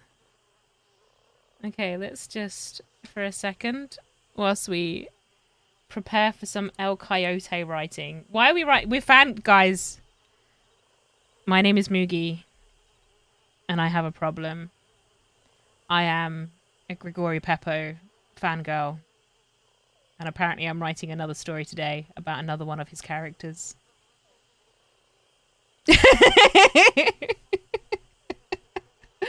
Oh, for the life of me, what? Okay.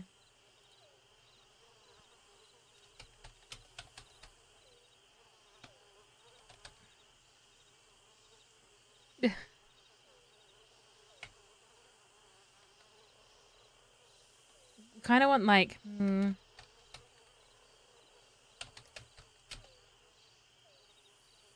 What are they called? Like...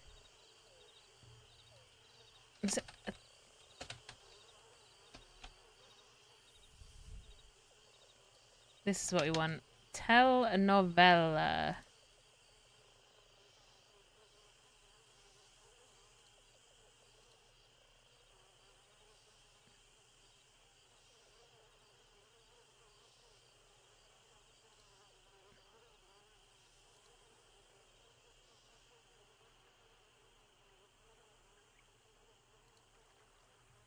Is this what we want? No, it's not what we want.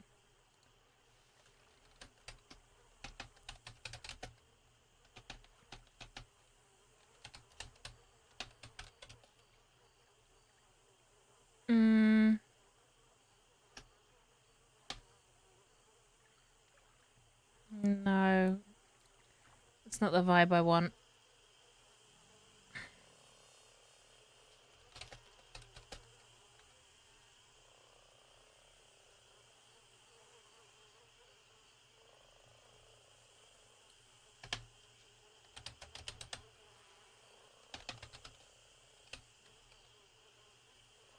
Ah, this is what we want.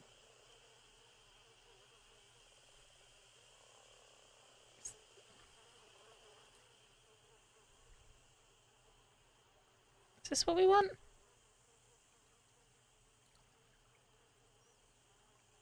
Here we go.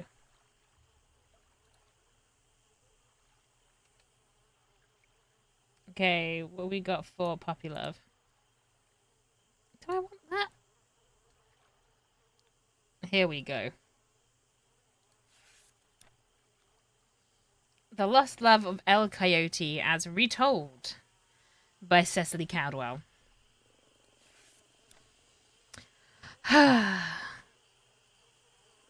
We nearly finished this one, to be fair, I think. We gotta do all the reading in his voice. It's not written from his point of view, though. I can't do his voice, guys. Her hair... I can't do it. It's not happening. Her hair like chocolate, her voice so sweet. El Coyote could not help but lose his heart to her. It was only fitting that a lady so kind had the name of a flower. Lily. There should be 2 dots there. A name that would be... yeah, Lily. There. A name that would be forever engraved on his... Actually, that's technically... That's a semicolon. Begging for your life. Oh, El Coyote. A name that would be forever engraved on his heart. El Coyote was a magnificent man. Let's drop that down a minute so it's not giving me a headache. El Coyote was a magnificent man with his top button undone. You could see his burly chest muscles ripple with each move. Women were weak to his charms. He could pick any lover and they would swoon. But the dashingly handsome... I feel like I want to add like Mexican Spanish words into this. The dashingly handsome El Coyote did not want just any lover. He wanted Lily. He could not shake her from his mind. She blessed his every waking thought and all of his dreams. On one beautiful night, when the sky was so clear you could count all of the stars, El Coyote took Lily on the most romantic of adventures. He was so nervous that day, he fussed over his hair and his shirt, what he would say and what soap he would use. He even brought himself a new coat, just for the occasion. The night flew by too fast. He did not have enough time to hold her close to him, share his inner thoughts, or woo her with his velvety smooth tones. Despite his best attempts, El Coyote was defenseless. I spelled defense wrong. Defenseless to her charms. His heart swelled with a love so strong that even the mighty titans of old could not crush the life out of it. After all was said and done, the beholden El Coyote reluctantly parted ways with the greatest love of his love. Love of his life. This is why we reread things. Love of his life. Thank you. Destined for far-off adventures. He met great sea captains and gargantuan ice giants. He wrestled with Guamalian cannibals and ran with the coyote packs of the west. These are lower sea. But despite his many adventures, of all the bathhouses, brothels, and saloons, El Coyote never looked at another, for he had promised himself to Lily, the most beautiful woman the world had ever seen, and the only being on this earth that he could and would ever love. On his travels, he held onto his coat, the one brought specially for his time with Lily. It was a comforting embrace in the cold nights, and a close friend in the loneliest of hours. When he could no longer stand to be away from his love any longer, El Coyote returned home. Why have I capitalized so much bullshit? He bathed in sweet rosehip water and paid extra for his shirt to be whitened. He rode into town, the most beautiful bouquet of flowers in hand, and wearing his beloved coat. Hands touching, hands reaching out, touching me, touching you, sweet Carolina. Men and women swooned. Why have I capitalized again as he passed by? His smile, one that only a man truly in love would know how to grin. Through the town he went, calling out for his soulmate. He searched high and low for Lily, yearning to see her sweet face. Hang on, that should be a comma. Little did the great El Coyote know that when he found his love, she would be in the arms of another. The world as he knew it fell apart around him. His heart that could survive a titan's grip. Shattered into pieces small enough to thread through the eye of a needle. Poor El Coyote. These treat worse than Jack treated Cecily. I know, man. I love Lily, but she's a dirty, dirty criminal now. Papa, the bathhouse ain't nice peoples. Poor El Coyote. Wandered the streets. Rejected. Rodney Carrington has some pretty good ones. I'm gonna go find funny music. Hold on. Wandered the streets, rejected and downtrodden. No, rejected and destroyed.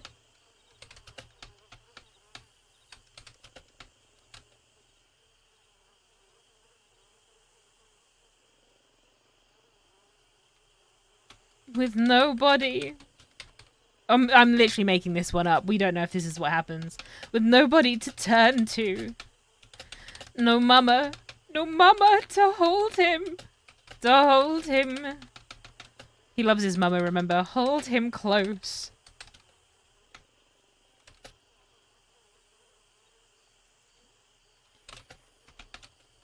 He removed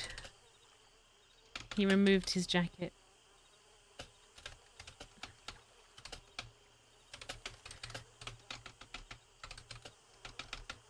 The jacket, the coat that had shielded him. Shielded him. kept him warm.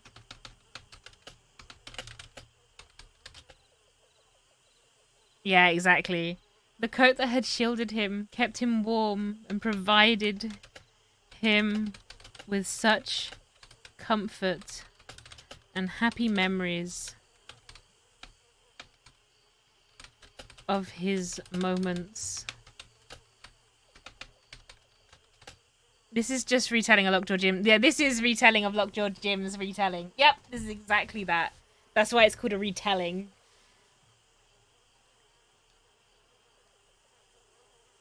So, provided with such comfort and happy memories of his moments with Lily.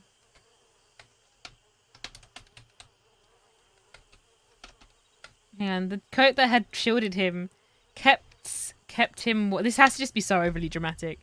It actually maybe put more value if you put his name in somewhere. I will do, I think, in the front page of like El Coyote, as retold by Cecily Caldwell, originally told by Lockjaw Jim. R.I.P. We'll do like a little forward one afterward. Like, Lockjaw was my favorite person.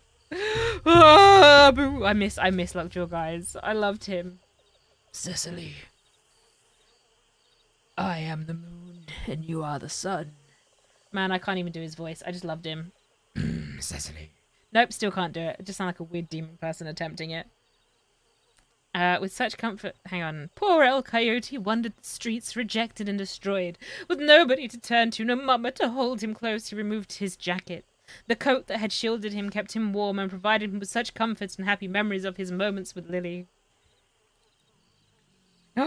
Now, only a painful reminder of the betrayal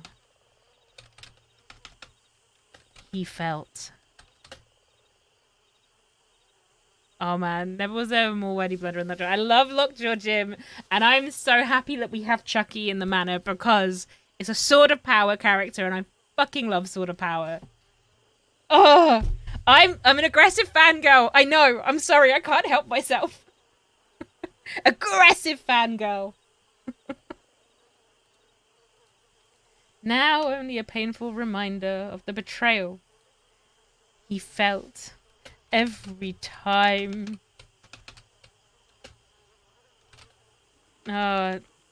He felt. Now only a painful reminder of the betrayal he felt. As the warmth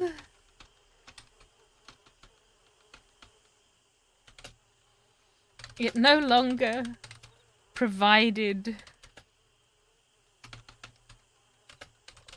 the warmth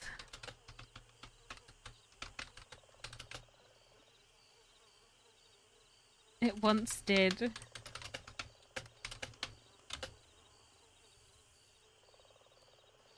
Falling to his knees. Falling to his knees, he dropped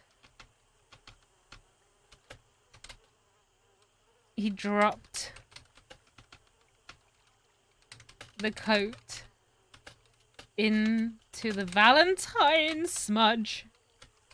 Valentine schmud.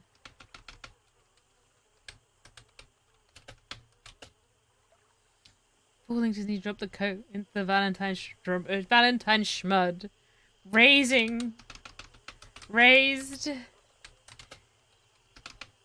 his face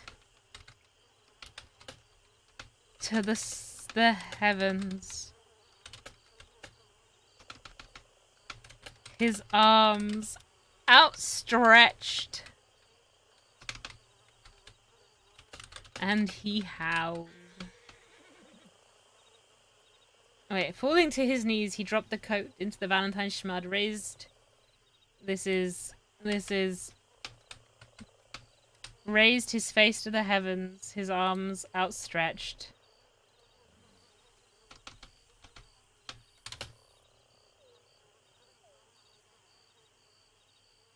Hang on, how can we word this? Falling to his knees, he dropped the coat into the Valentine schmud. That's one word. Thank you for the lightning. Into the Valentine schmud. Raised his face to the heavens. Outstretched his arms.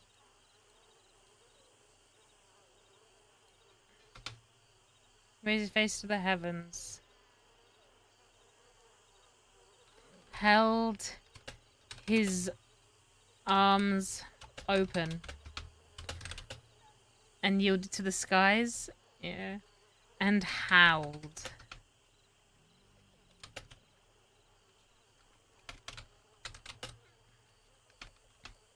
His cries of internal agony. His cries of internal agony echoed throughout the crossing. His cries of internal agony echoed throughout the... We're gonna have to go back and spell check so much, guys. Throughout the crossing. His coyote brethren,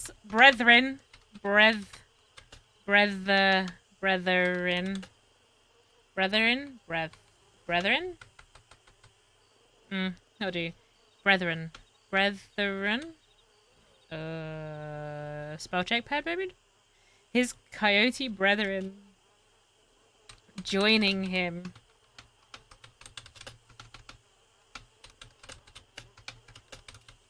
In a chorus of heartbreak and despair. Even the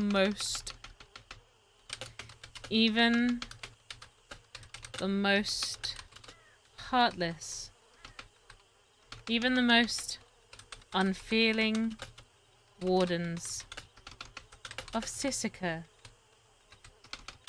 shed a tear that night, that day.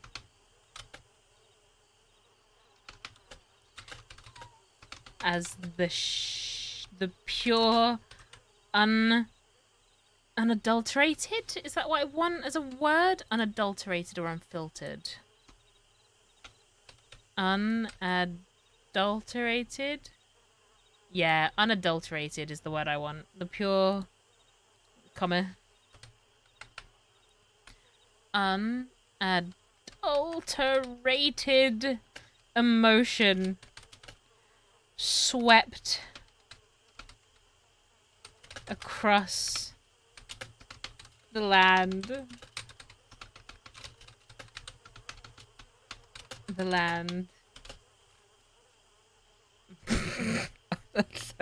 This is so extra. I will say, by the way, I think Cecily would be fine giving these to the Irish directly. They've never known her as the Jack Kettleman X. God forbid they find out something about her. I think they have known her as the Jack Kettleman X, haven't they?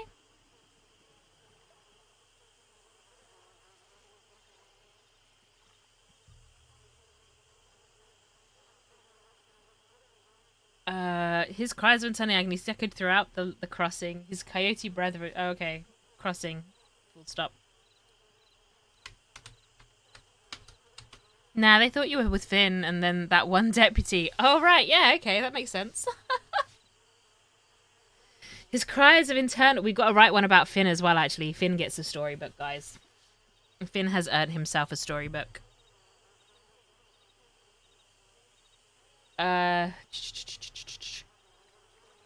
Even the most unfeeling wardens of Sisika... No, where are we? His cry... I've got to do this so over-dramatically, otherwise it doesn't make sense anymore. His cries of internal agony echoed throughout the crossing, his coyote brethren joining him in a chorus. Can't spell chorus, apparently. Of heartbreak and despair. Even the most unfeeling wardens of Sisika shed a tear that day. That day is the pure... unadulterated emotion swept across the land. Give you a reading of that one in Finn's voice. Yeah, I reckon I could try. Bugger it. I'd get Iwat on Discord and be like, you're reading this for me, fella. Or read it. Okay, that day is the pure unadulterated emotion swept across the land. for one short moment, all happiness had left the world as it mourned with fucking hell. Elka. What is this fucking nonsense? The rain! The rain is coming as well! As it mourned with El Coyote for the loss of his truest of loves.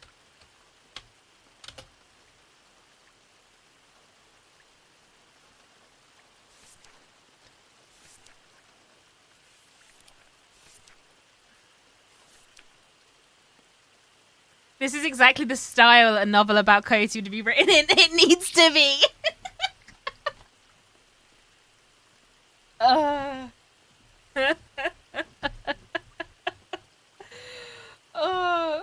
god damn.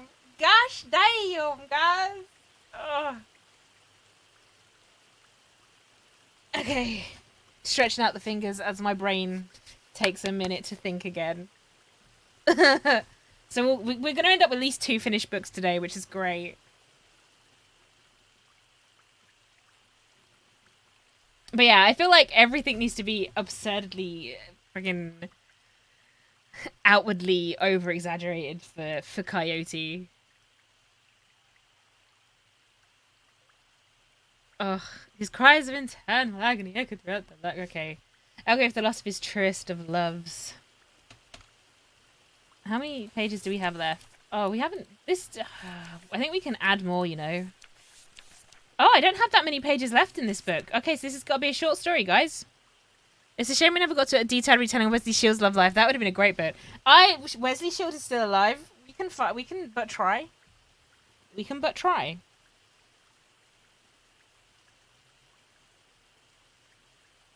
Pretty sure that was a promise someone made.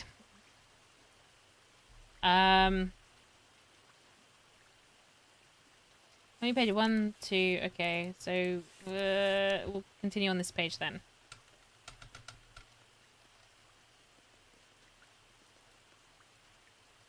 Wes' book would actually be great. He lived a crazy life. Oh man, Wes, why? Why are you not Grenig? Someone go find Grenig for me. Bring him here. I want to write that story. We will call it The Grinning Man.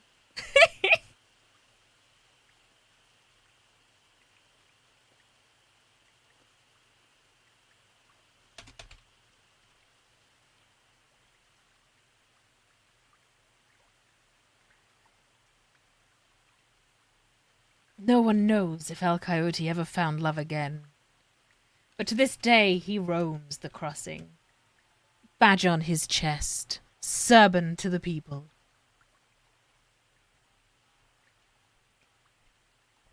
El Coyote, the people's deputy.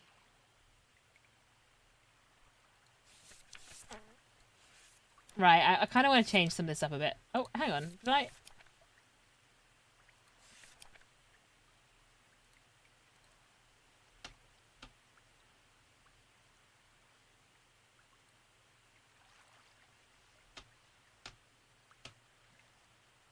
Lost Love, a retelling.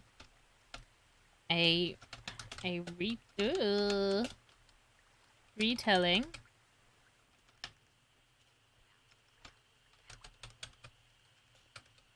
By Cecily Caldwell. First told by Locke Jim. Oh, hang on. Locke.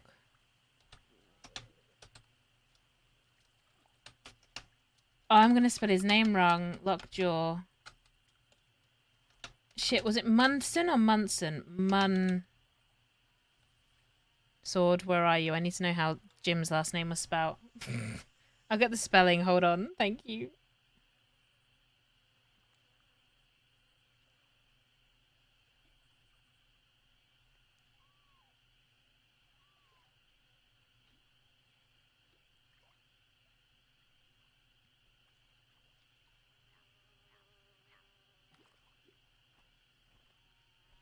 Mundson. Thank you. So I was going to get it right. Mundson.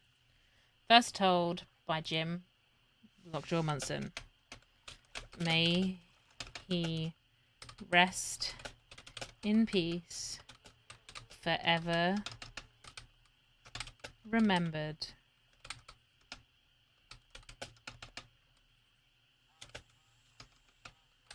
In the stars.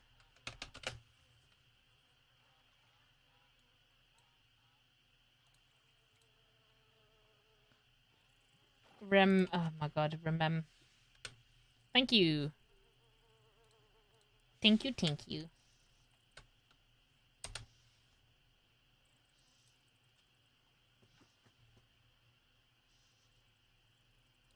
A retelling, that doesn't need to be underlined. Also doesn't need to be so big, so you can go to being... Oh. A retelling by Cecily Caldwell.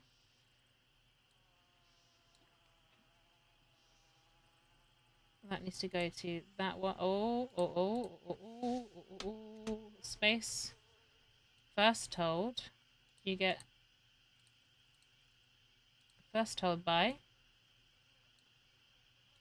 Lockjaw Anne. You need to be there. Lockjaw Jim Munson.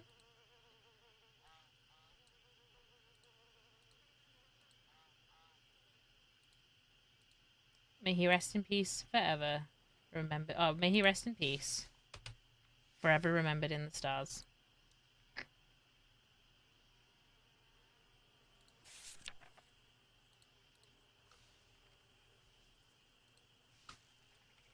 By C. Caldwell.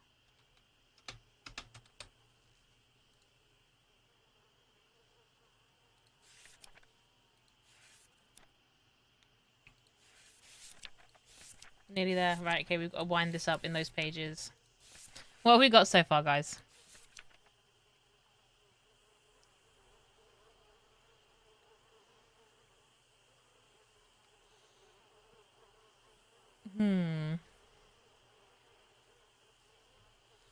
Her hair like chocolate. That's actually really nice. It is, isn't it? It's quite sweet, actually. It was the first, so this is, it's another, it's another thing where an in-game prop becomes so relevant. Because this was the first story that Lockjaw ever told Cecily. And she asked him his permission to retell it. And he was like, I guess. So yeah, and Lockjaw meant a lot to Cecily. He meant a hell of a lot to Cecily. Like, I kind of miss some of them. That could make it into Coyote's hands. It could make it to Guama. Who knows? Who knows? Who knows? Okay. So we've got her hair like chocolate and her voice so sweet El Coyote could not help but lose his heart to her. It was only fitting that a lady so kind had the name of a flower. Lily. A name that would be forever engraved on his heart. El Coyote was a magnificent man. With his top button undone, you could see his burly chest muscles ripple with each move. Women were weak to his charms. He could pick any lover and they would swoon. But the dashingly handsome El Coyote, that does not need to be a capital D. But the dashingly handsome El Coyote did not want just any lover. He wanted Lily. He could not shake her from his mind. She blessed his every waking thought and all of his dreams. On one beautiful night, when the sky was so clear you could count all of the stars, El Coyote took Lily on the most romantic of adventures. He was so nervous that day he fussed over his hair, his shirt, what he would say and what soap he should use. He even bought himself a new coat, just for the occasion. The night flew by too fast. He did not have enough time to hold her close to him, share his inner thoughts, or woo her with his velvety smooth tones. Despite his best attempts, El Coyote was defenseless to her charms. His heart swelled with a love so strong that even the mighty titans of old could not crush the life out of it. Next page. After all was said and done, the beholden El Coyote reluctantly parted ways with the greatest love of his life, destined for far-off adventures. He met great sea captains and gargantuan ice giants. He wrestled with Guamalayan cannibals and ran with the coyote wolf packs of the west. But despite his many adventures, all of the bathhouses, brothels, and saloons, El Coyote never looked at another, for he had promised himself to Lily. That needs to be a comma, thank you. For he had promised himself to Lily, the most beautiful woman the world had ever seen, and the only being on this earth that could ever, and would ever, love. And the only being on this earth, and the only being on this earth that he could ever and would ever love. Yeah, it works. On his travels, he held on to his coat, the one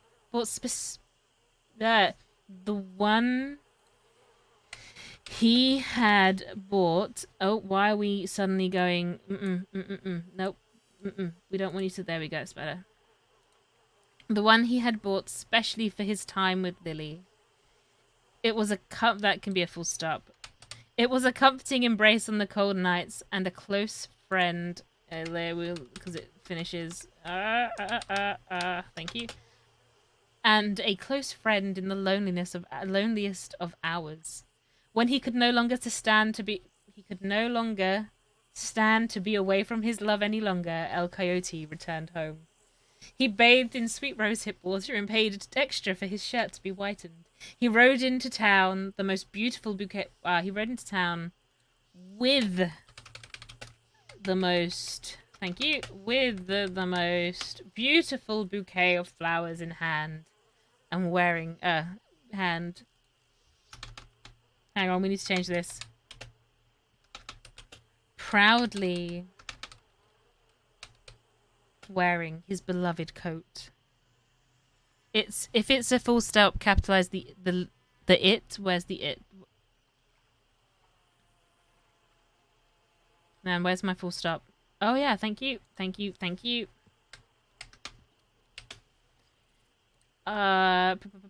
bathed in sweet rosehip water and paid extra for his shirt to be whitened. He rode into town with the most beautiful bouquet of flowers in hand, proudly wearing his beloved coat. Men and women swooned as he passed by, his smile one that only a man truly in love would know how to grin.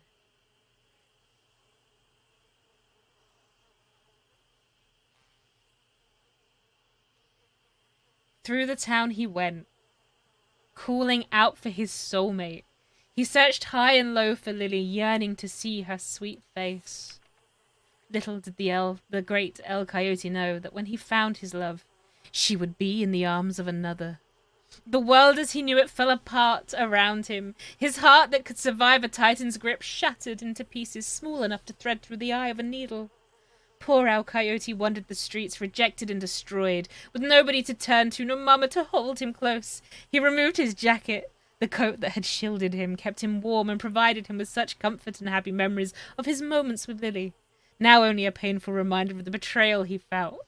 It no longer provided the warmth it once did. Falling to his knees, he dropped the coat into the Valentine schmud, raised his face to the heavens, held his arms open and howled. His cries of internal agony echoed throughout the crossing, his coyote brethren joining him in a chorus of heartbreak and despair.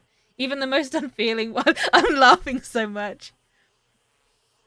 I love how he had a later outfit called Lily Revenge, yeah.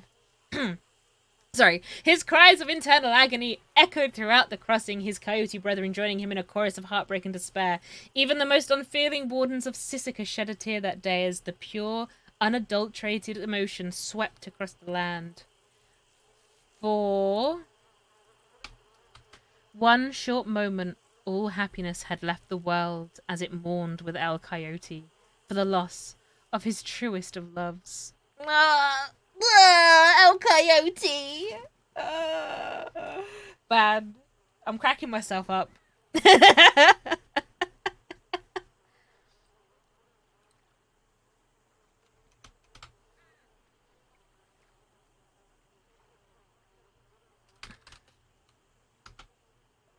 The People's Deputy.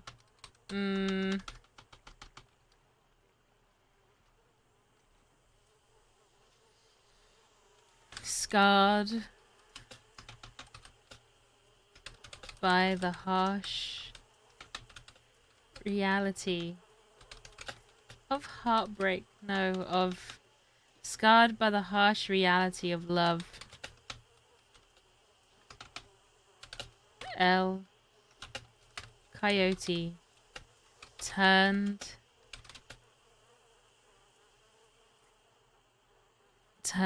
his pursuits. No, turned his attention to other pursuits.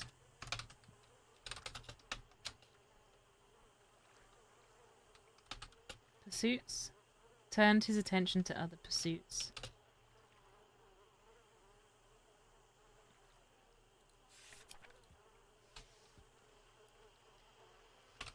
With a new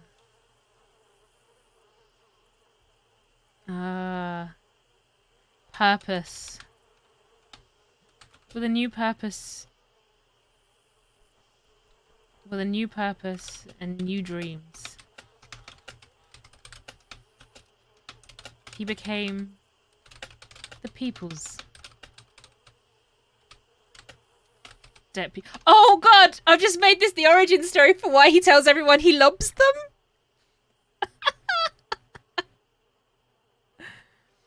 With a new purpose and new dreams, he became... That doesn't need to be...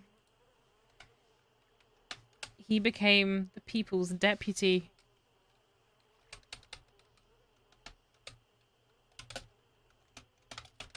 He swore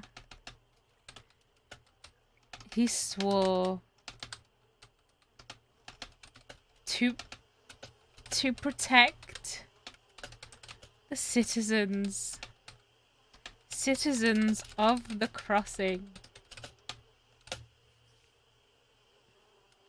Intent to ensure they would never feel the pain and anguish that he had endured.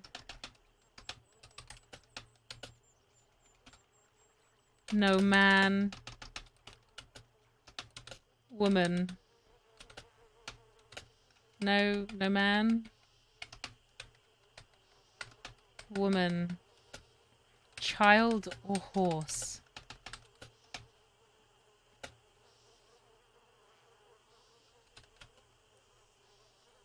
no man, child, woman or horse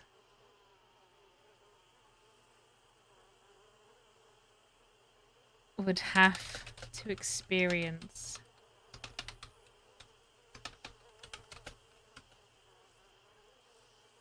would have to experience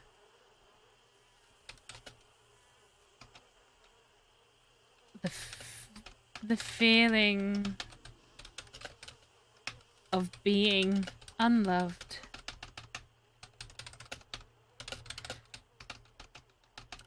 And with each witness statement taken, each case closed, El Coyote,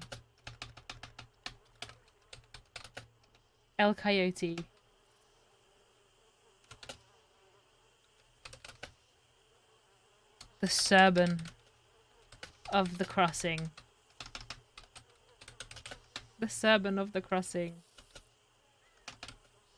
rides off into the sunset.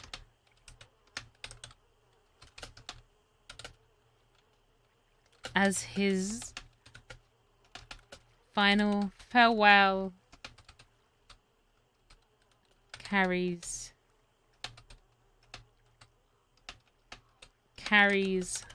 on the wind.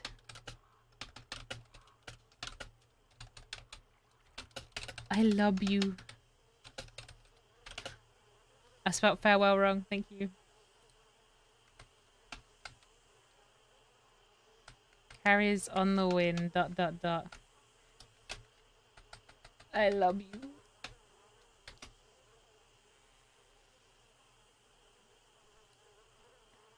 One page left. Perfect.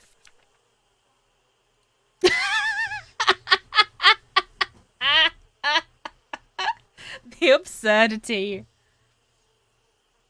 Amazing. Okay, do we read through it one more time? Let's get the... Okay. Spell check time. Her hair like chocolate and her voice so sweet, Elka could not help but lose his heart to her. It was only fitting that a lady so kind had the name of a flower, Lily. A name that would forever be engraved on his heart. El Coyote was a magnificent man. With his top button undone, you could see that his burly chest muscles ripping with each move. Ooh, weak to his charms. He could pick any lover and they would swoon. He could pick any lover and they would swoon. But the dashingly handsome El Coyote... there we go, that's better. Oh. But the dashing handsome El Coyote did not want just any lover. He wanted Lily.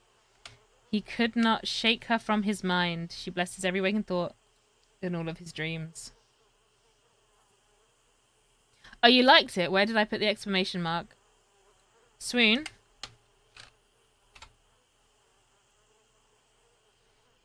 I suppose he does shout a lot, doesn't he? Why not? But the dashingly handsome El Coyote did not want just any lover. He wanted Lily. He could not shake her from his mind. She blessed his... Thank you. We'll put a full stop there, actually. She blessed his every waking thought and all of his dreams. On one beautiful night... Oh, I could... There's better words for that. On one... We got to be overly descriptive for this. Descriptive.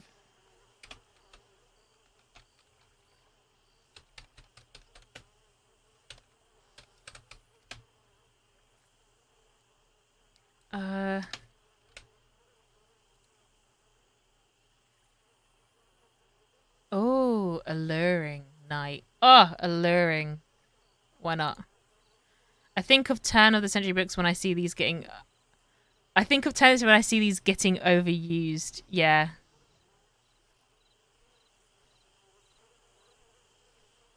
On one alluring. Oh. On one. On one.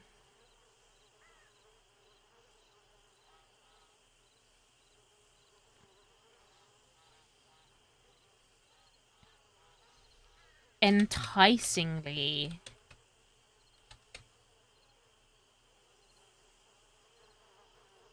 I think there's a lot of them used in the book Youth, which I think came out in 1901. Yeah, I think so. They did use, you're right, they did use a lot of exclamation marks. I think it's because back in like the... Here comes the English literature student in me. Push his glasses up nose. Back in this period, we are dealing with the romantic poets. Like, they're still exploring the form of text. So, especially when they were trying to differentiate themselves from something, they would overuse punctuation. Because some of these you know, whatever it's called, things like exclamation marks, I've lost the word there, they were still fairly new, really. They weren't like the most overly used thing, like semicolons and stuff. Some of the great people to look at who really just overuse it in weird ways as well, like bizarre writings, people like Emily Dickinson, who I think she's a bit later on, so she's not around just yet. You even see them in a lot of you see them a lot in the early silent movies, because it's like, haha, finish, exclamation mark. And it's not a lack of understanding of punctuation and, you know, writing. It was the creation of, like, now we may or may not have a lack of understanding, but back then, yeah, and adverts, it was because it, you know, an exclamation mark is like, hey, look at this.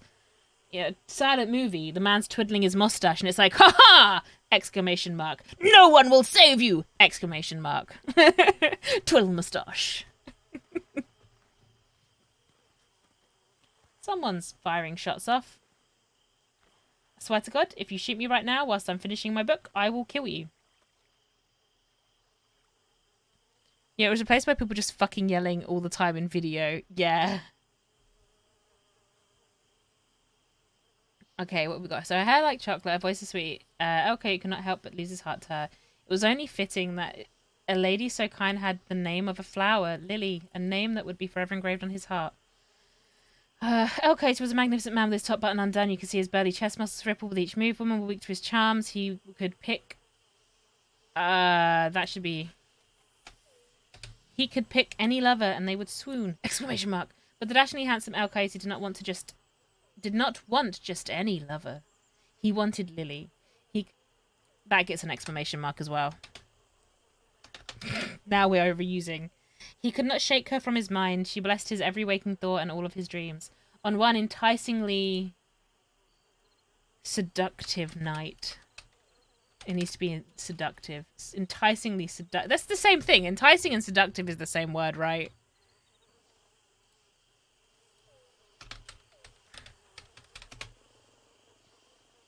Yeah, it is. Entice. This not double fucking use. Enticingly...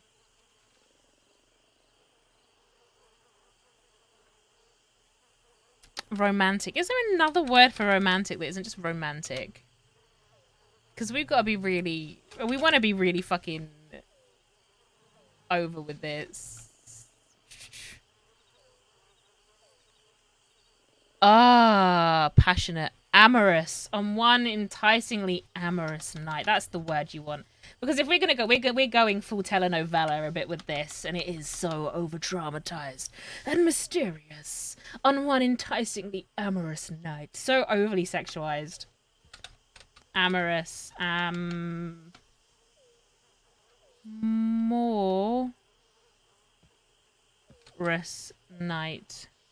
When the sky was so clear you could count all the stars. Perfect. Okay, that makes me happier. I think I read Youth in a 3-novel book and it was immediately followed by Heart of Darkness. The contrast is wild. I bet. I bet. When the sky was so clear you could count all the stars, Elcote took Lily on the most romantic of adventures. He was so nervous that day he fussed over his hair, his shirt, what he would say and what soap he should use. He even brought himself... That should be a... There we go. He even brought himself a new coat just for the occasion. The night flew by too fast. He did not have enough time to hold her close to him.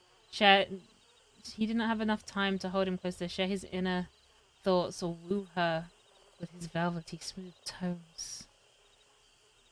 With his seductively... seductively. We're really seductively smooth tones. This just describe Antonio Banderas, right?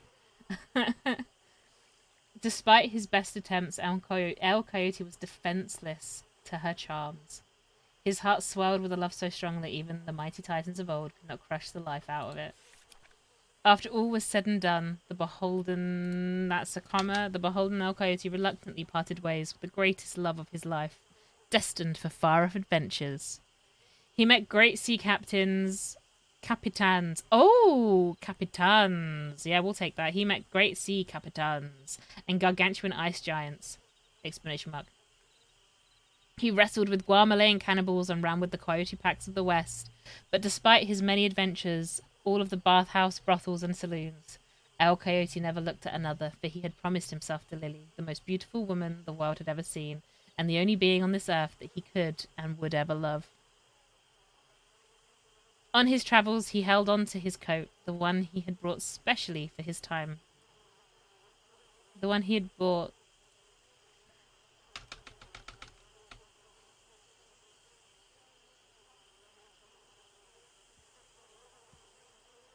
Oh man, it has. Yeah, I might have to go back and read them. On his travels, he held on his travels. That needs to be a... He held onto his coat, the one he had bought to wear on his first night with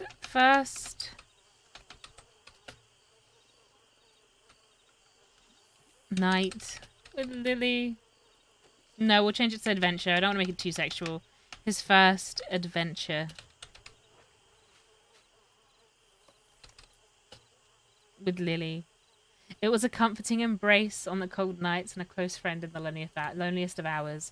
When he could no longer stand to be away from his love any longer, El Coyote returned home. He bathed in sweet rosehip water and paid extra for his shirt to be whitened. He rode into town with the most beautiful bouquet of flowers in hand, proudly wearing his beloved coat.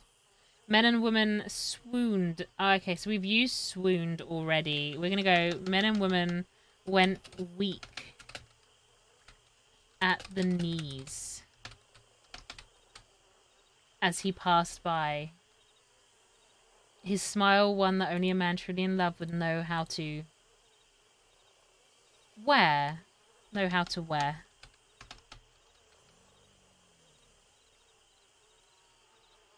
Through the town he went, calling out for his soulmate. He searched high and low for Lily, yearning to see her sweet face once again. Once more. I always thought Herbie was really like Dennis Hopper's character in Apocalypse Now when Vasquez was around. Now it's different, but what's going on still reminds me of the Heart of Darkness story mixed with the Lord of the Flies. Woofed. Maybe. Little did the great El Coyote know that when he found his love, she would be in the arms of another! Exclamation mark. The world as he knew it fell apart around him. His heart... full stop. His heart that could survive a Titan's grip shattered into pieces small enough to thread through the eye of a needle. No, it doesn't need that there. That's overly done. Poor El Coyote wandered the streets, rejected and destroyed, with nobody to turn to. No mama to hold him close. Mama! He removed his coat. He removed his coat.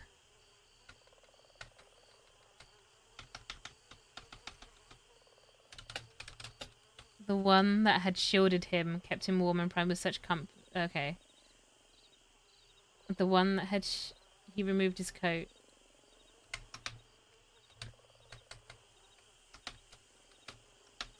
The same coat that had shielded him.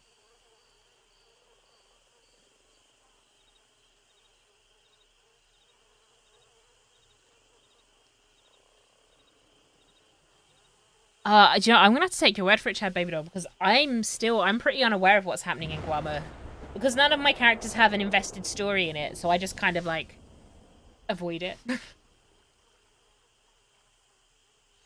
Where are we? The same coat that had shielded him kept him warm and fired him with such comfort and happy memories of his moments with Lily, now only a painful reminder of the betrayal he felt. It no longer provided the warmth it once did. Falling to his knees, he dropped the coat into the Valentine schmud, raised his face to the heavens, held his arms open and howled. His cries of internal agony echoed throughout the crossing. His coyote brethren joining him in a chorus of heartbreak and despair. Even the most unfeeling wardens of Sisika shed a tear. That day, as the pure, unadulterated emotion swept... hiccups. Swept across the land. For one short moment, all happiness had.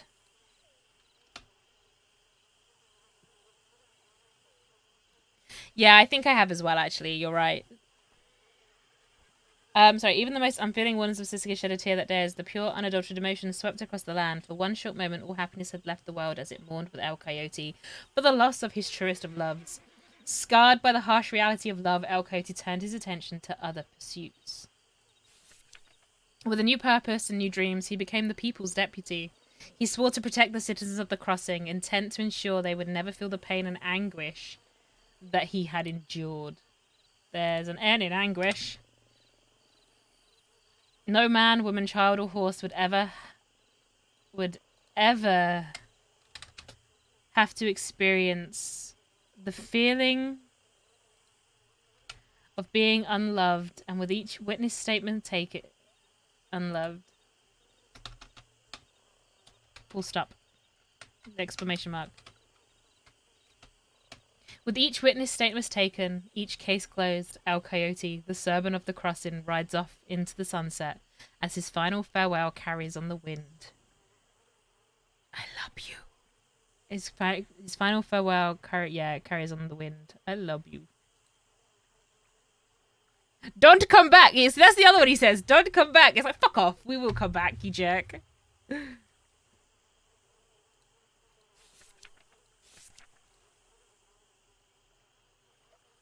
empty page. I think that's it. I think we've got another story, guys. 2 stories, 1 night. Let's go. Okay, what we will do is we're going to screenshot these ones as well, because I'm not losing these ones.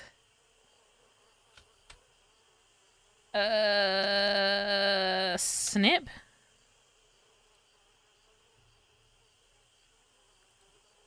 Amazing. Love to see it. Don't we all? Only took how many months, guys? Robin wrote more than Cecily did in the space of 3 days. Okay. We want to save this. Save as. We want to go into there. We want to do a new folder. This one can be called...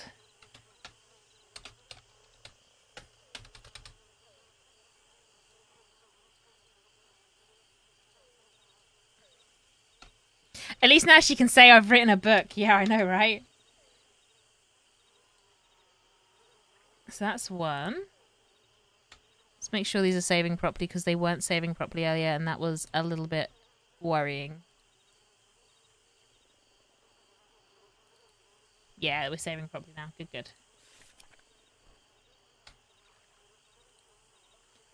Okay. New. Oh.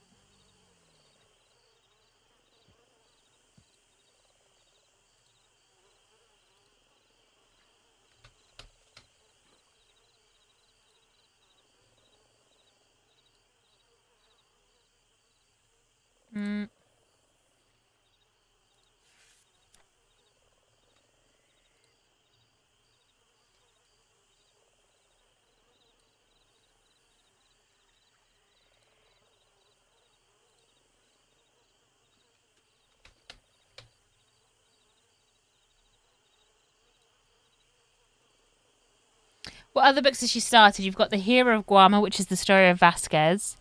She started her own book at one point. Enough people told her that she should, and then she kind of just keeps dropping it, because I keep dropping it, because I'm like, I'm not ready for her story to be told, I don't think, like, in a book form. There is a book that she's writing to Dustin, which is more answers to questions he once asked her, and she never really answered properly, so now she's, like, really answering them, which she'll give to Dustin one day. Which probably has quite a lot of incriminating admissions from her in it as well. So if that ever gets into the wrong hands, it's another thing to put out into the world that'd be quite nice. Her own book would be good for Sissika, like a summary. Yeah, I think that would be. I think that's when we write that. We'll sit in Sissika and do it. Joy! Joy, thank you for the subscriptions, the gifting. Joy! My beloved, my sweet... joyful joy. My bundle of joy. Oh my goodness. Well, welcome to all you that now have no ads. Thank you.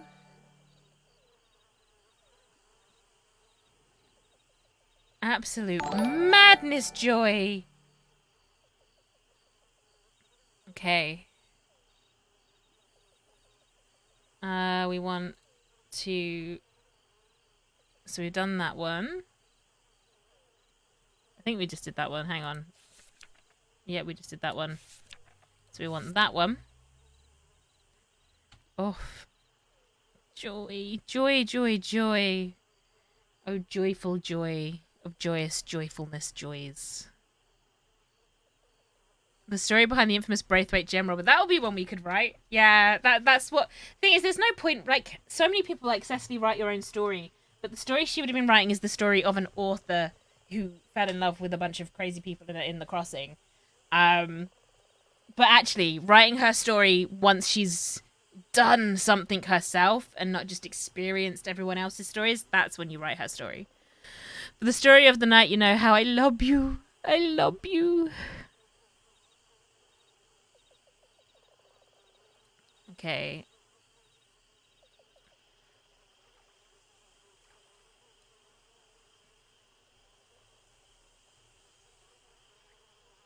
File, save as. Sorry, guys, we're just getting this saved so we don't lose it forever. 6 to 7.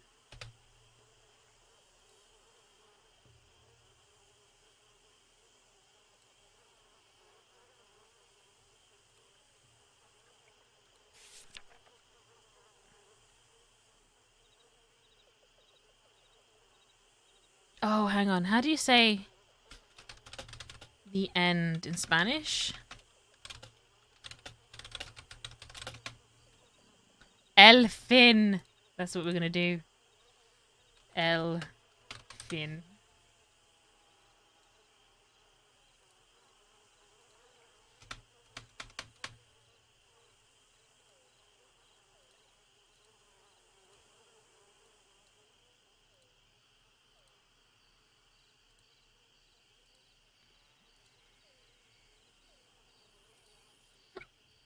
Perfection.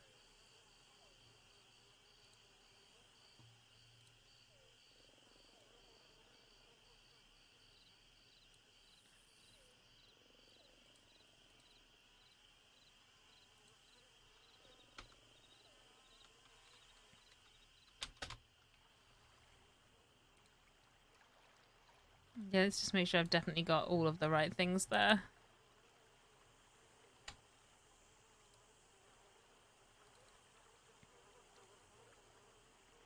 And other pursuits. And then that is that one there with Elfin. Perfect. Locked.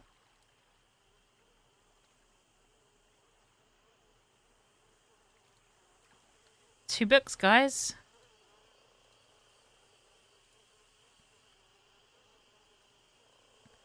Oh, I was wondering ages ago when the solo bank was a possibility. You talked about a calling card. Do you think the drawing moustaches...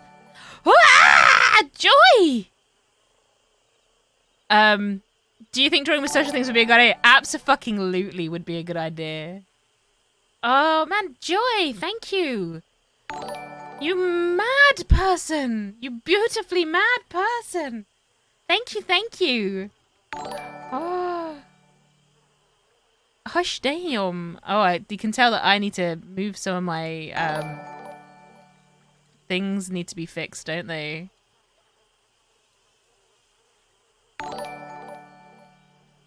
There we go. Fixed.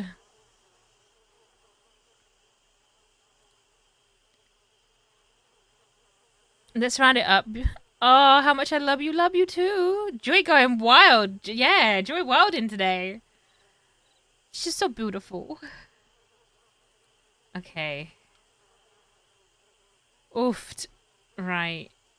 What we got? So we've got Puppy Love by C. Caldwell, and then we've got the other book. Do we go and hand them off? Should we go see if we can find the Irish now?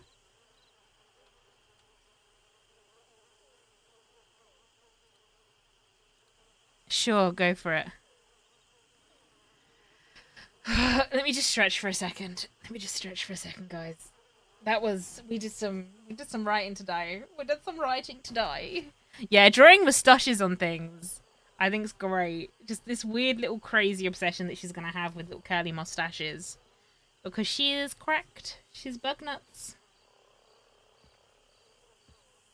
Oh wait, I can't remember if I locked that book or not. Read. We locked it, it's fine. Just drive Bud fucking crazy with the mustaches and never tell him. Poor Bud. Poor Bud. Okay. Let's walk away. It's dark again, so we might need to wait for a moment, but... Ugh. Thing is, I love how he leapt to that conclusion purely because it was the most absurd thing he could think of, and it just so happened to be true. That's what makes me so happy, is the absurdity of it. Like, no one else would ever make that connection but him. Like, he doesn't know it's Cecily. We want to go across bridges. But yeah. Only Bud. Oh, there's a gator. You're right, they do spawn in.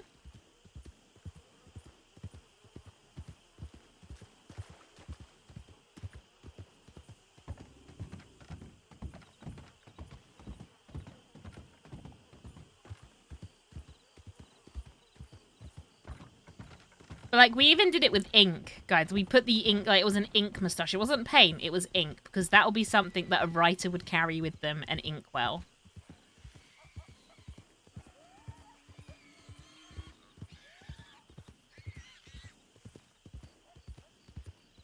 Oh, it's getting light. Okay, let's ride into town.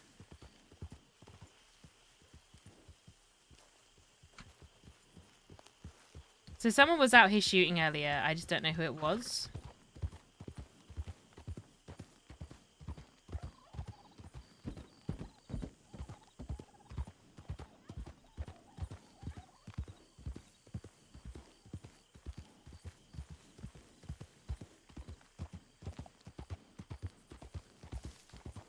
Maybe just a cop or something.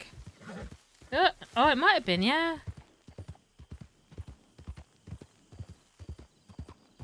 Well, I'll tell you what, thank you for following me around today for the writing stream rather than roleplay, in all honesty. We just roleplayed being an author, guys.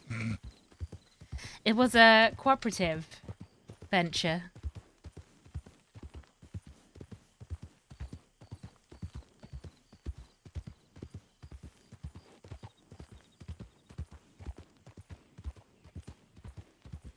No, it was fun. I'd sit through more. You would. I don't think if I've got more in me tonight, but we're going to have to do more. Because we've got to get rid of the books. We've got to get rid of them. Sometimes it's nice just to have a chill kind of thing, though, isn't it? Like, I love watching people's stuff, but it doesn't have to be all action all the time. Not for me, anyway. I enjoy a little bit of, you know... What does Cecily do outside of running a gang or learning to run a gang? She writes. You know, what does Andy do when she's not being a gremlin? She goes and digs potatoes to make things. That horse, his legs look really in pain. Okay.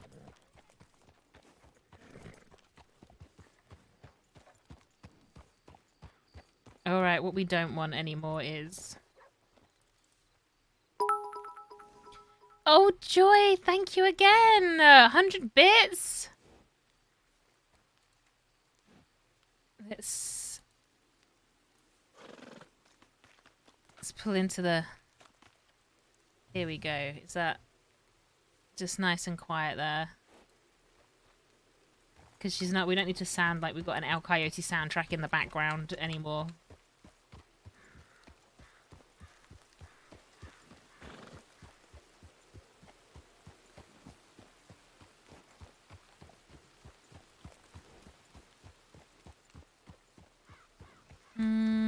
Questions. Are they up there?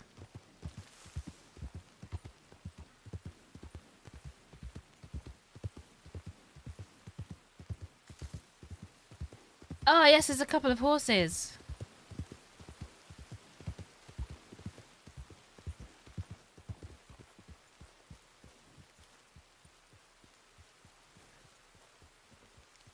I don't want to just walk in if they're having a meeting, but...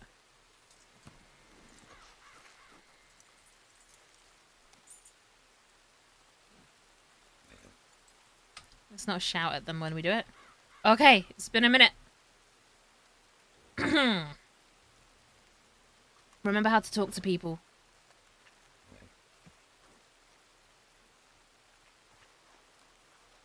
Oh, has he been... Oh, hello. Hey, ma'am. No shoes. Hmm? Do you happen to have a box? I have a box on my horse. Why? Well, these fellas had given me a box, and I lost it. Oh, I'm so sorry. I'm afraid mine's actually currently full of a lot of things. Otherwise, I'd let you have it. It doesn't happen to be lemons and sugar, right? No, it happens to be a lot of books. Too many books. Oh, I love books. You do? Well, I'm actually about to go and talk to the nice people here because I think they buy books. Well, yeah, they also buy sugar and lemons. Oh, they do, but you lost your box. Yeah, it's actually their box. Oh, so you've already given them the box of sugar and lemons? No, I walked about 100 feet from their camp to my horse over there, and I lost the box already. You have? Yeah. That sounds absolutely awful. Maybe go see if the stable boy has it. Okay. Hopefully I can make it up to them. Hopefully. But maybe go take it back and see if the stable boy has picked it up for you. All right. Thank you very much. You're very welcome. Oh, good luck. Thank you.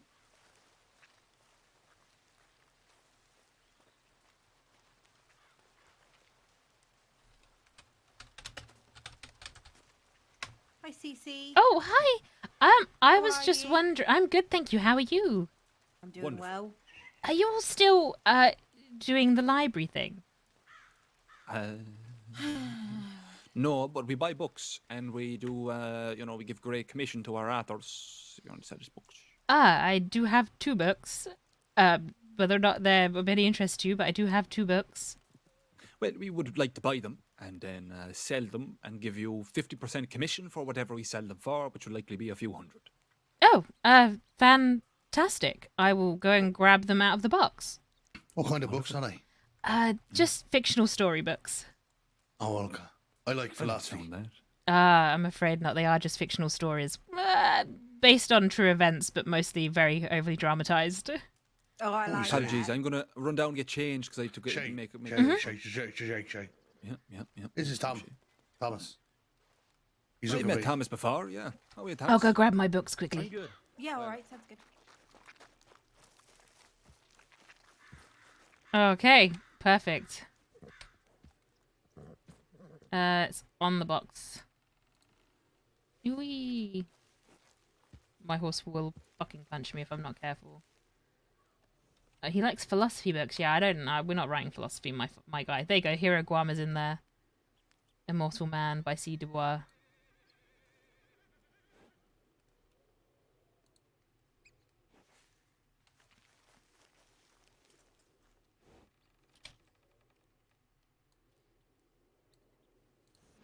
Just make sure we definitely lock them so no one can change our words. Definitely locked. Cool. And definitely locked. Definitely locked.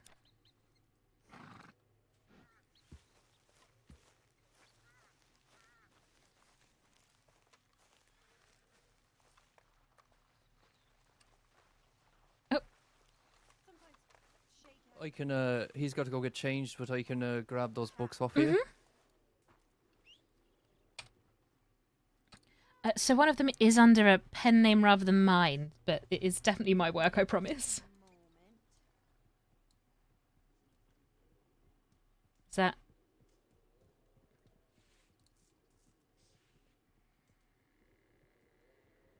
All right, and then this is sorry, I'm just catching up on the deal here. So Shay said we pay you commission once they're sold, right? I think he said 50%.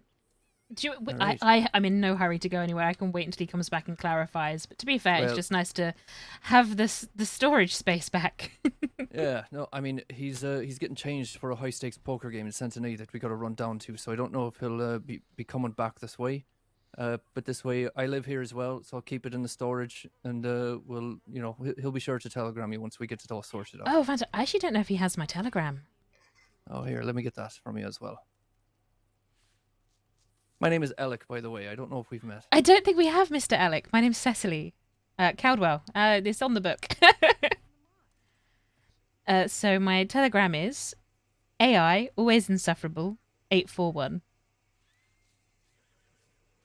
AI841. Mm-hmm.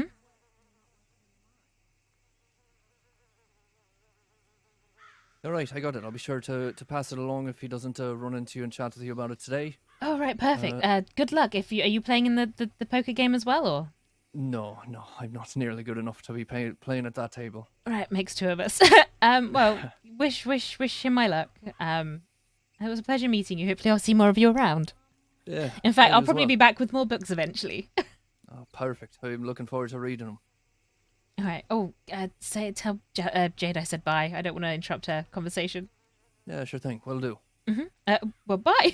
All right, bye-bye. Cecily being all nervous.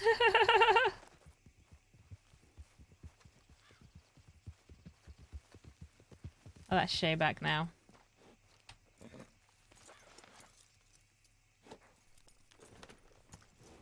Alright, that's 2 spaces that we've made clean for books. I'll let them go off and get on their way.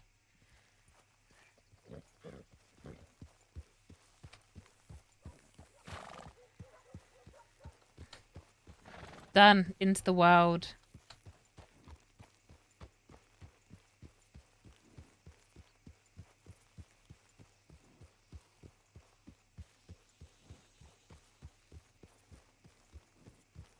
To be fair, I think the El Coyote one was my personal favorite. I think that was the best. There's a dead horse. Of course there is, because there's the bathhouse.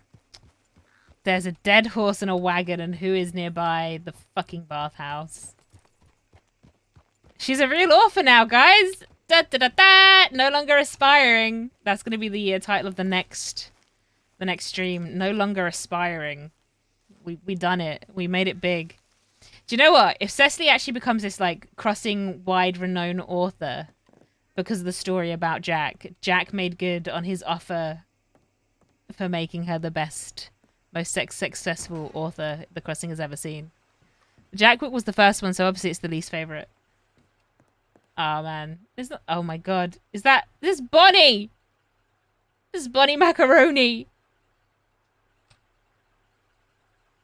Have we had any telegrams? We have not. Right.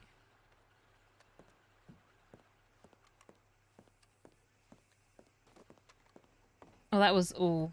I'm glad we've done that. We're getting there. In fact, are we going to be able to get the crate off the back of our horse yet? What is in the crate now? Crate. That's the first time no telegrams has felt like a relief, right?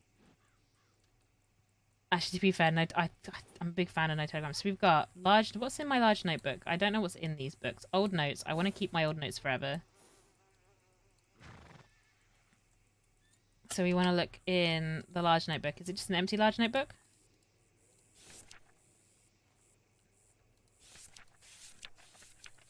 Is any of this... Oh, yeah, okay. So that's that.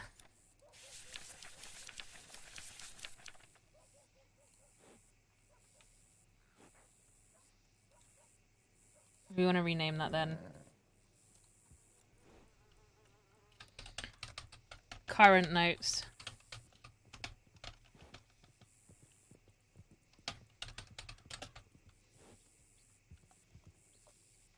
Uh, 1902. Yeah, this year's notes, clearly. Because then we've got old notes and a notebook. Yeah, that's what I mean. It'll be good to get rid of the box at some point. What's in this one?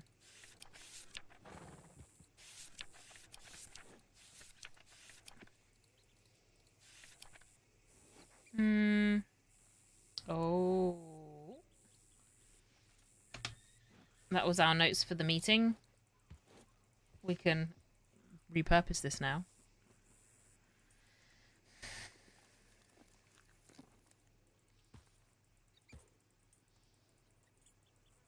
Because that was all done.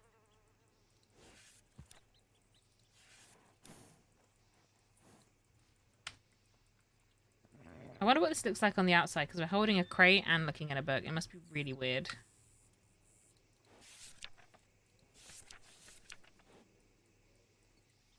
And then this is just... Do you know what we'll do? We'll write the business. Business.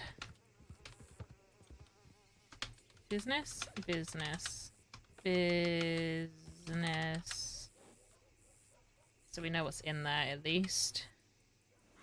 Notes, and then that's old notes, and that's the hero of Guam. And this, what do we have in the crate now currently? A bunch of fucking medical supplies. But that's not a bad thing. We can put that over in the manor, in all honesty. Oh, okay, actually.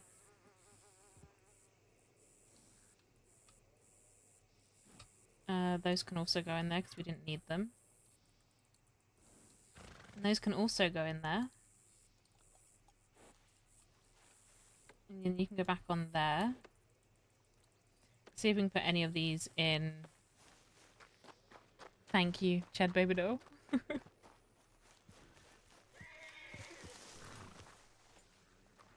Oh. Don't worry. Let me. Sorry. Did Hold somebody on. grab those books from you? You wanna? Yes, you it wanna was. Just, like take the goals out of that, and then Began with an E. I think it was that gentleman in the flat cap on the horse. Alec. Alec, that was the one. Yeah, we'll get them sold and then we'll send you a telegram. They're very popular in the shop there. So I'm so glad if I you write caught you more guys or today, anything like actually. that, Wait, do we people will take them carry these anytime? around? Is there generally a sort of a demand and supply for books? Absolutely. It's probably like the quickest thing to come in and then leave the shop. Like as soon as you say I got a book, people are all over it.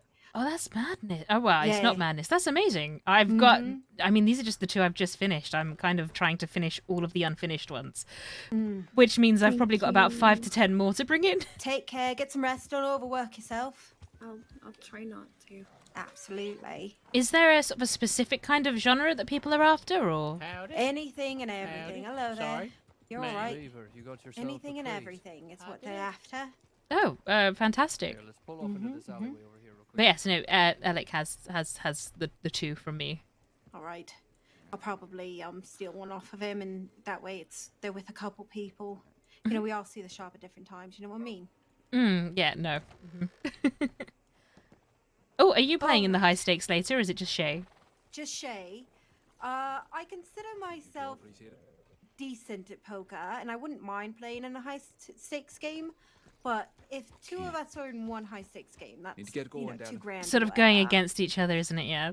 Sorry. Oh, good luck. All right. All right. We'll be seeing you around soon. Have fun.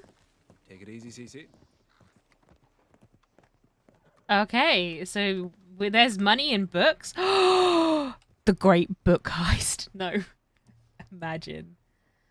Okay, so we've got that can come out. That's the gift for Jack. If he ever comes back, we are going to give it to him. Means you guys make more copies too if any do well. That's true actually, and we've got a copy of it at the moment. So let's put the Hero of Guarma can go into the bank, and Old Notes can go into the bank. These two I should probably keep on my person for now.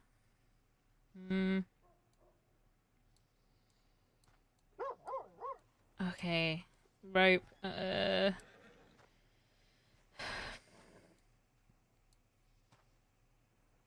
think Evil said that's what's gonna happen. She's gonna end up using the pipe with the very old Guamean tobacco. That's nice that we got a little space there though for a second. I'm sure we'll use that for something later.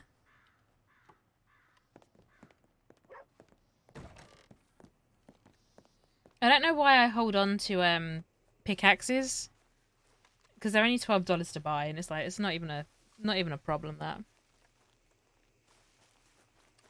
Oh, 2 books, guys. Okay, I'm gonna post those screenshots, by the way, in my Discord. I'm still rubbing the greys of tobacco every day.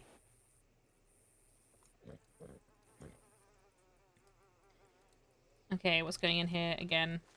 Don't kick me, horse. We will fall the fuck out. Ba-bum-bum-bum. That can go in there.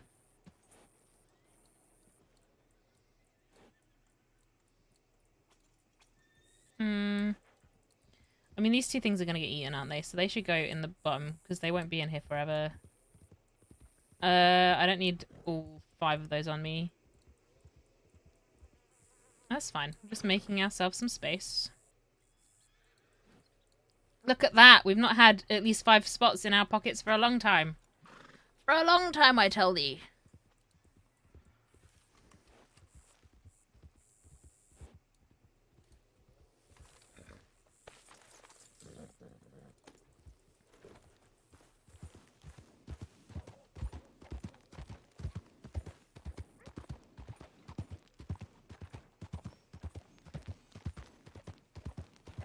Oh, that feels like a mild relief to have that book done. I never thought inventory space could be so satisfying. Do you know what? One of the most satisfying things is that, and I found this out in Guarma when Cecily was out there. Every time I went down and had to take a local doctor, like, you know, had to pocket wipe, Oh, it felt so nice just to see the blankness of it. So I'm a big fan of just throwing stuff away. Like I love the feeling of putting things in the bin. When you're just like, I haven't touched this in so long, why am I holding on to it? Who's chasing after me? That's just my own horse, I can hear echoing. Okay, great.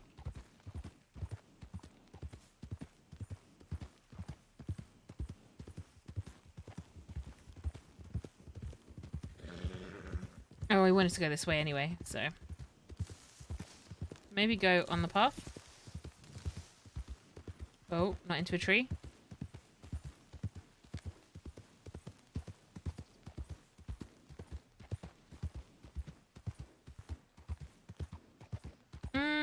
This way.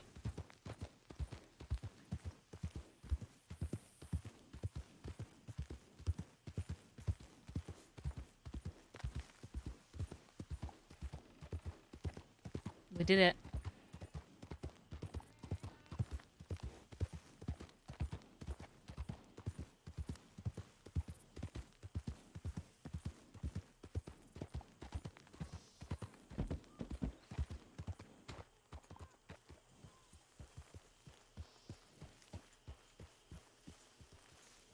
I'm actually generally surprised that people really buy the books.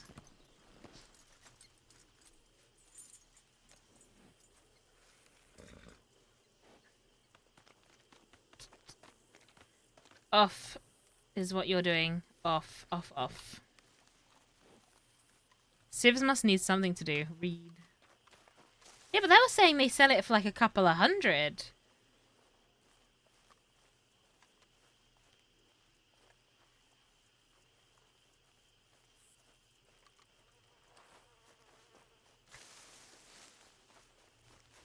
This was a good place earlier, so... The only reason we lost what was in here was because I stopped sticking my hands in it.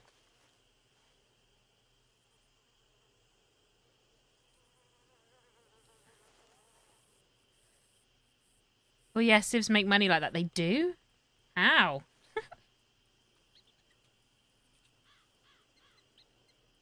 Bum, bum, bum, bum, bum. Close, we're good.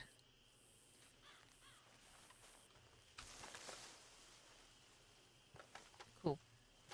No more box on the back of Moriarty! 5 pocket spaces. In fact, I'm gonna eat that because we stopped eating. Even more pocket spaces.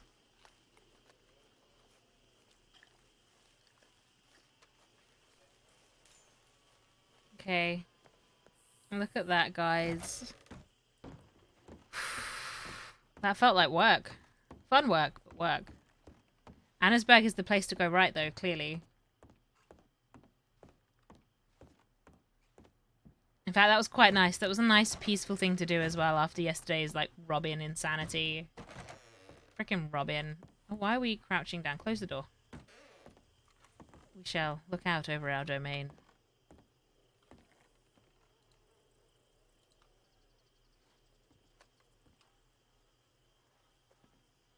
Okay.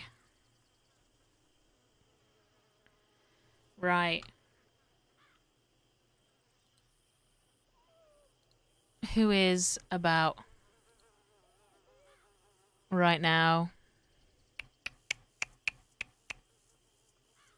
Let's go into... Oh, we will do. We're gonna go... We'll go this way.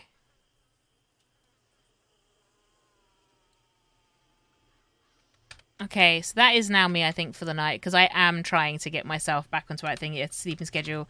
We're going to go raid into Ferrets. Let's go give her some love. Some love, because she's playing Annie. I'm so sad the rest of the mana's not around tonight, because we could have done the apology. Like, I would have pushed to be awake for a bit longer for that. But hey-ho, it is what it is. We are going to go and give Alice some love, or Annie Braithwaite some love. And I will be back probably tomorrow. Love you, miss you, bye.